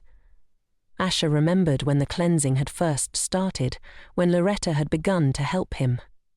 He had trusted her completely, and now all he could do was be happy and forget about the curse. Sitting between the man's legs, the girl asked if he was ready, looking into his eyes. Without answering, the Duke gently cupped her face and pulled her toward him, kissing her tenderly. He then moved away, laying her comfortably under him, and continued to shower her with tender kisses. Their bodies brushed against each other through the fabric of their clothes. The Duke decided to distract Loretta from business once again. Their kiss was passionate, sensual, and full of love. It ended only in the early morning. Loretta, tired, lounged on the bed while Asher sat beside her, watching her. The girl declared that what had happened between them was divine, which slightly embarrassed the Duke. Closing her eyes, Loretta called Cadel closer. Rising, she rested her head on his chest and asked him about the advice he had given her about seduction during the cleansing. Asher recalled how Loretta had threatened never to kiss him again, and he smiled at the memory. The girl warned him to be careful in the future because she could be a very scary woman. He told her he understood. Loretta then looked out the window and realized it was already morning, but she wasn't in a hurry. She suddenly started talking about the idea of taking a trip together, just the two of them, to the river or the sea. For her, the important thing was that he would be with her, and the destination didn't matter. Looking at her, the man suddenly realized that he had never considered traveling with Loretta. The idea of doing so now sounded wonderful. He began to imagine how they would stand on the seashore, gazing into the distance as the sun burned their skin and the water gently splashed around their feet. Smiling, Asher said he was very glad that Loretta had suggested the idea. He thought it was a wonderful plan and gently straightened her hair. He told her that there was a place not far from the sea within his territory where hot spring water was also available. He left a soft kiss on her cheek as she excitedly talked about how they should go there as soon as possible, since summer was just around the corner. He agreed with her idea. Meanwhile, Gerard and Melissa were desperately searching for any clues. The guy felt like life was slipping away from him because he couldn't find anything. The voice of his master echoed in his head, demanding that he find everything within a week. Suddenly, while Melissa was rummaging through the closet, she exclaimed that she had found something. Gerard immediately rushed to her, his face lighting up. "I love you," he said, but she immediately pushed him away. After that, they both decided to study the papers laid out in front of them. Melissa quickly realized that if the document wasn't touched with special gloves, its magic would dissipate. However, it was clear that someone had already handled it, and even managed to make a copy. Comparing everything they knew, she concluded that the scammers were aware of the document and had come specifically for it. These documents were capable of bringing everything to an end. When they reported this to Ear, he personally appeared and explained that the document pertained to trade with the Danu kingdom. Now, he understood that it was definitely the work of Duke Illington, who wanted Duke Cadel to participate in the war. It then occurred to him that if there were no traces left on the document, the Blaine family's magicians must have been involved. Slamming his fist on the table so hard that it cracked, Ear turned to Melissa and asked what exactly she thought they should do with the document. Looking away, Melissa suggested that at the next meeting the Duke of Illington would likely use the papers as evidence of Asher's connection to the Danu kingdom. This would lead to Duke L being accused of treason, and to prove his innocence he would be forced to participate in the war. Perhaps things would have turned out differently if Asher had the support of the nobles, but that was not the case. The Duke had no desire to live, nor did he see any point in engaging with the nobility or participating in political life. This, Melissa concluded, was his biggest mistake. Gerard asked if he should begin preparing for war, to which Ia responded, "It seems so." While deep in thought, Ia realized that if he participated in the war, he would need to plan his time carefully. If things went as planned, he could spend some time alone with Loretta. She would wait for him, as she always did, and when the time came, they would meet again. Despite everything, Duke Cadel had hoped for a chance at an ordinary life, but once again he was deprived of this opportunity, being sent to war against his will. He turned to his subordinates and instructed them to prepare all the necessary materials for the mission. Meanwhile, in a conversation between Loretta and the priest, the girl told him that she had improved her stealth abilities, but noticed something strange. Looking away, Doha said he would help her, though his ears turned red. He hoped she wouldn't notice this or guess the reason behind it.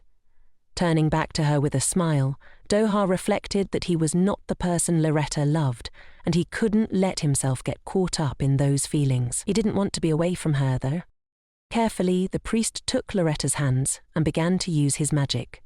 She smiled joyfully as the magic worked, while Doha, deep inside, realized that only he would be able to remember the feelings he had kept hidden for so long. When they finished, Loretta thanked him and smiled, saying she understood everything. Afterward, Loretta showed the man her skills, and he clapped for her, which made her happy. However, Doha suddenly asked if Loretta was going on a trip, because earlier she had mentioned wanting to travel alone. Loretta didn't remember telling him about this. The priest, sitting down on the grass, invited her to rest a bit, and then asked if she had any plans that Duke Cadel didn't know about. Loretta still couldn't remember when she had mentioned anything like this to him. Sitting beside her, she realized that it didn't really matter now, as it would happen regardless after breaking up with Asher. Looking at Doha, Loretta admitted that she hadn't told her lover anything about this. Doha, curious, asked why she suddenly wanted to travel alone. He couldn't understand it. If the Duke was busy, he would probably still have time for her. Traveling alone seemed like a lot of trouble, and yet Loretta was insisting on it. He wondered if there were circumstances she was finding difficult to explain. Looking at the main character, the priest asked if she really planned to leave after breaking up with Asher. Doha considered his own question foolish, as he knew that their bond was inseparable. But to his surprise, Loretta nodded, confirming that she would leave after the breakup. Realizing that she wasn't joking, Doha's eyes widened in shock. He wasn't sure how to react to this, and for a moment a smile appeared on his face, but he quickly covered it, not wanting to show his true feelings. Loretta understood that Doha was her benefactor. He had always been kind to her, treating her well and helping her in her personal life. He had even agreed to teach her magic. Now he was a close friend, so she decided to be honest with him. She told him that her relationship with Asher was purely contractual, lasting only 3 months. Doha was stunned by this revelation. He couldn't believe they had signed a contract without any romantic feelings involved. Loretta continued, explaining that when she and the Duke first met, it was she who proposed the relationship. She told Doha almost everything, except for her secret. Doha couldn't understand why Duke Cadel, who didn't seem the type to enter a contractual relationship, would agree to this arrangement. He also questioned whether the Duke's feelings for Loretta could even be called love. Considering the curse had been cleared, his feelings seemed to go beyond mere affection. While he was processing all of this, Loretta asked him to keep it a secret, as she didn't want any rumors to spread. Doha smiled and promised, "Of course I won't tell anyone. It couldn't be any other way." Maybe, in the distant future, his deeply hidden feelings would finally reach Loretta, and he would be able to open his heart to her.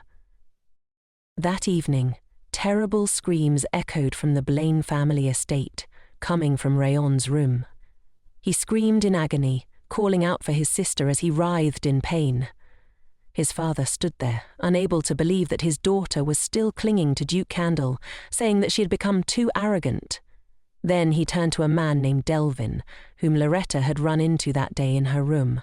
He worked for her father. The man explained that Loretta, as a Blaine, couldn't just pass on their bloodline to anyone. Since she had renounced Seven, they couldn't think about any benefits from a marriage with him, which meant their strongest magician shouldn't be involved with the Duke. The father recalled that he had deliberately raised Loretta with naivety, restricting her development so she couldn't betray him.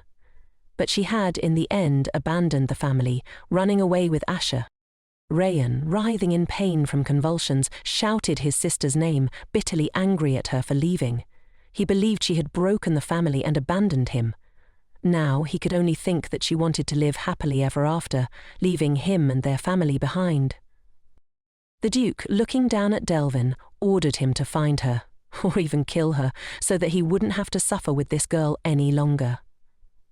The head of the family didn't want his own little dog to bite him in the neck. They needed to be careful, to think through every detail and destroy the main character without leaving a trace. The next day, Loretta decided to visit Madame Jabe's boutique. As soon as they met, the girl rushed to hug her friend, immediately noticing how much weight Loretta had lost. Concerned, she asked what had happened. Loretta explained that nothing was wrong, that everything was fine, though she remembered her recent training with Doha, when she had pushed herself to exhaustion during training, almost dying in the process. Doha had supported her through it, but now all her energy was spent. Loretta didn't visit her friend just for a casual chat. She had a reason. The brooch she had bought for Asher had suddenly broken, so she wanted to find another gift for him. Essa had once mentioned that the brooch had been used too often, which caused it to break quickly, and that had upset him deeply. The boutique mistress immediately left, saying she had just the thing. She returned with a pendant, explaining that she had bought a few in the hopes that it would soon become popular. The jewelry was made so that, instead of photographs, people could store symbols of their relationships in them. Looking at the pendant, Loretta immediately thought of Issa's eyes. They were almost the same colour. She knew right away that this was a perfect gift for him. Having received a substantial amount of money for her treatment of Doha, she felt justified in spending some of it on this. Her friend even offered a discount, but Loretta refused, feeling the need to pay full price. She thought that, perhaps, this pendant would remind Asher of her from time to time, even after she was gone. A picture formed in her mind of the man carefully kissing the piece of jewellery after remembering his beloved, even after her death. She truly hoped it would be like that. As Loretta was leaving the boutique, she collided with a man, and he almost knocked her down, but this wasn't an accident. A few seconds later, she realised that her bag had disappeared from her hand. She couldn't believe it. It had happened to her again. She was always unlucky with pickpockets, perhaps looking like an easy target. Rushing after him, Loretta quickly realised that she had no mana left, even to run. She couldn't use magic to help herself, and it was hard to catch up when the thief had already turned a corner.